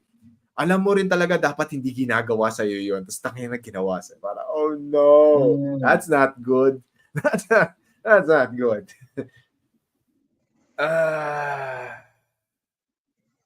Ayan, ito. Thank you, Pulverizer. Ito pala yung for reporting about the Japan boxing kung may suspension on Casimero. Okay. Pero kahit naman si GMA, nag-report din. May mga news outlets. Marami nag-report eh. Binanggit niya lang on his Facebook wall. Nagawa lang siya ng post about it. Na suspended niya si Casimero for initially 6 months. Pero yun nga, confirmed from JBC na 1 year na nga. So, yun yung isang kinagalit nila. Oo. Pero chinek ko rin, ang policy talaga ni JBC, when you miss weight, sa kanila, you get suspended by a year. Diba? That's according to their Ano website. yan? Ayun, kung nasa website na rin ng JBC, wala na. Na-announce na nila.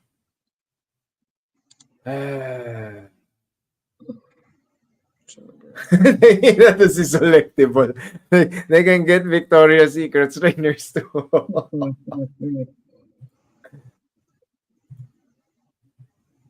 Hello, tawa rin. Great job, Coach Franco and Doc. Oh, thank you. I got soul. Yes, Christian Araneta is a beast. He's gonna be a world champion. Okay? Daming ano. Okay, it took a companion to restrain Cuadro Alas or else an assault would have happened. Oh, man. Wow. You know. Ayan, from Charles. Napagtutulungan si Casimero, hirap kasi sila magsalita ng maayos kaya need nila magaling na advisor. Oh, like a professional PR guy. Kasi mataas na si Alas di ba? May fame, may notoriety na, di ba? Kailangan professional di ba? So, meron ka ng coach, di ba? Have like a PR guy that goes like, hold on, yung sasabihan din sila na, hoy, teka lang, may ganitong balita, kalma, wag muna kayong mag-post, pag-usapan muna natin. Di ba?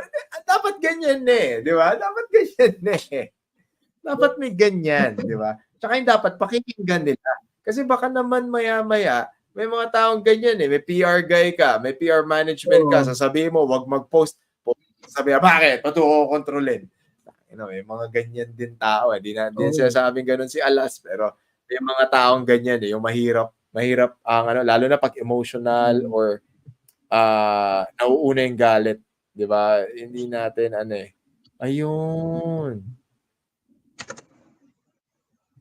Ayan, tayo pala. Matignan natin. Nakalagay dun sa website ni JBC is John L. Casimero, Philippines, banned for 1 year, contract breach due to overweight. Oh, yun mismo nakalagay. Oh, 'di ba? Mahirap yun Diba? Tsaka hindi lang naman din siya, let me see. May nakikita pa akong iba ditong names From previous fights sa Japan. Oh, si Jesrey Waminal, who fought back in May, was also banned for 1 year sa Japan due to contract breach. Dahil overweight siya. O, diba? Hindi lang si Casimero yung nagaganon. Dahil sa overweight. Ang dami dito, mga Thai na fighters. Ganon din. See, pinagmumukha nila nga sa single out si John Riel. Pero, in fact, part talaga ng penalties of the JBC na if you miss weight, you can get suspended for about, isang taon.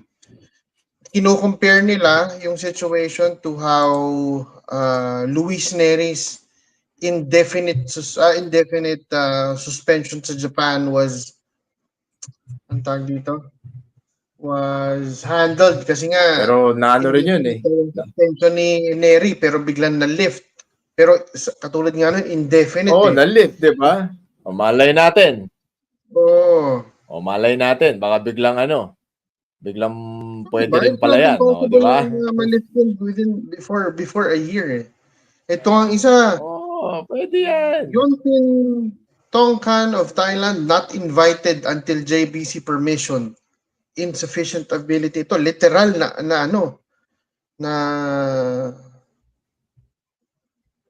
naka indefinite na ban sa Japan. Sino? Diba? Yun yung mga Thai na fighter Bakong marami sila Okay. So, hindi si John Riel to. Pero at least, alam mo yung diba? malinaw, may mabigat na penalties. At least, nakikita natin. For fighters breaking their rules. Nobody's, ang dami na ito. Ito nga isa, nung August, he got, si Anurok Madua, not invited from now on, lazy game, insufficient skill. So, total ban sa Japan, lumaban. May mga ganyan Totally sila. ba? Ano, baka passivity yan. Passivity issue siguro yan.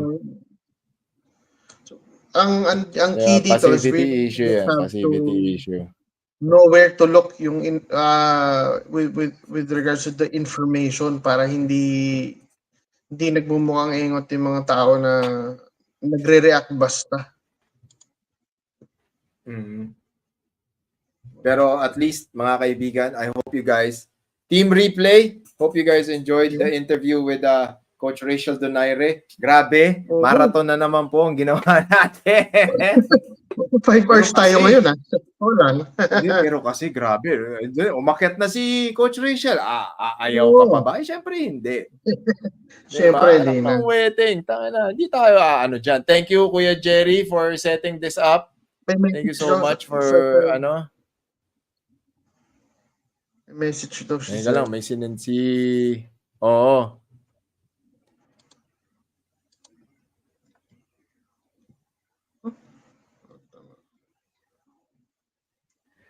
There's like a Japanese vlogger. May nagsend di ba? A Japanese vlogger, or this person is probably there during the weigh-ins, tas kinuna niya ng video yung weigh-in ni Casimero. Tapos sinabi niya nakadlampas yung paa ni Casimero dun sa weighing scale. Ay, iba pa yan. Di ba? May iba pa pala to. So, ibig sabihin, mas mabigat pa talaga siya. Ganun ba yun? Pinapalabas niyan? Nando, tignan natin. Pero tawag dito, tignan natin yung hanapin ko yung original video kasi nakasulat courtesy of Boy Bakal galing sa page ni Boy Bakal. Pero try natin hanapin yung original na video para makita natin. Baka maya may edit. Tingnan natin yung unedited version. Thank you for that one, Kuya Jerry. Wala kasi kong tiwala. Okay, mga kaibigan. Hanapin ko yung video. Ayan, Pulverizer. Salamat, Coach Franco and JC for the quality boxing opinion. Maraming salamat din po sa panonood at pakikinig. Everybody, it's been another Monday. Yes, this is your first time watching. Welcome to the channel. Thank you so much. Please hit that subscribe button and the notification bell. For Facebook, please follow us, Coach Franco Rulyoda, Pinoy Fight Exchange, the JC Reyes. We're all over social media. We're making sure na we're all learning here. I learned a lot from what Coach Rachel Donaire has said, her insights, her approach to coaching, her approach to training, narrating stories about how Nonito is training and approaching fights. Of course, these are stories, the Naoya Inoue stories are always a huge bonus kasi it gives us a glimpse of what happens behind the scenes. And these are stories na that you can look back to, and then when it's your time to be in that situation, dahil nakwento na ni Coach Rachel, isipin mo ngayon, okay, baka pwedeng mangyari to. 'Di ba? Pag nangyari to, hindi na ako maninibago ngayon. Kasi nangyari na pala dati. Nangyari pa nga kay Donaire, di ba? So, maraming salamat. I'm gonna listen to that interview again and then get more information and get... Normally kasi when I listen to these types of interviews, doon ako nakakakuha ng mga knowledge nuggets uli na parang, okay, I think I can use this. Okay, this one I'm already doing. And hopefully you guys can learn from this and enjoy as much as we did. Everybody, thank you so much then for everyone who attended the Asian MMA, Asian Mixed Martial Arts Association MMA Open Championships. Daming nanood, ang daming nanood, ang daming naging fans, ang dami ring namulat ang mata sa level ng MMA sa Asia, and seeing these high-level athletes come here to the Philippines and compete. And we also saw how officiating is done at a very high level, and palag na palag yung mga Filipino officials. As in, I could definitely say ang daming magagaling na officials dito sa Pilipinas. And from trainees automatic. Normally, yung ganyan, sasabihin nila, o sige, practice ka pa muna. Yung mga Pilipino, nakita nila, uy, magaling to. Sige, patrabaho natin kagad sa event na to. Okay?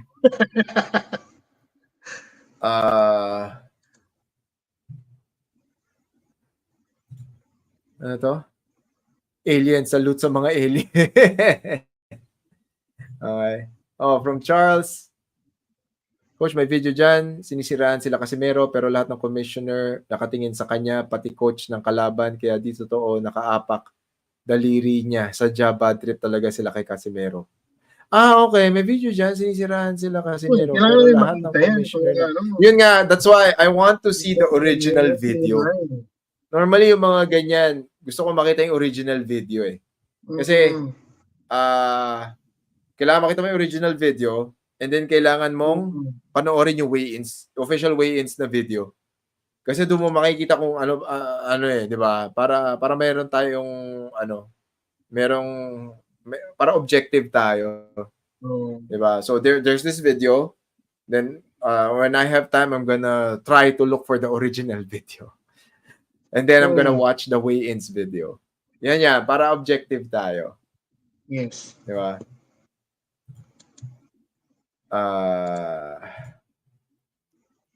Pinanood ko live nila talaga, pinag-iinitan si Casimero, kaya gigil na gigil siya. First round pa lang, haha. Pero goods na. Oh, syempre, that's expected. You're a foreigner fighting in pero hindi, Mexicano si Saul Sanchez eh. So anong meron?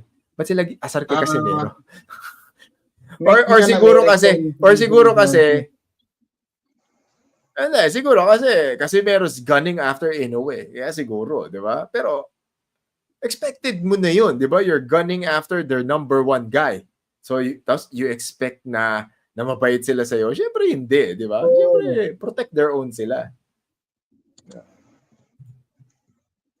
Coach, kailan ibabalik Bernacle? I'm not sure. Tatanong natin si Kimson Amusement Sport kasi wala pang official, wala pang wala pang ruling yan. They have yet to gather data and there are no professional bare knuckle leagues here in the Philippines. Kasi kung meron, we would have known about it. Okay, so I guarantee you, wala pa.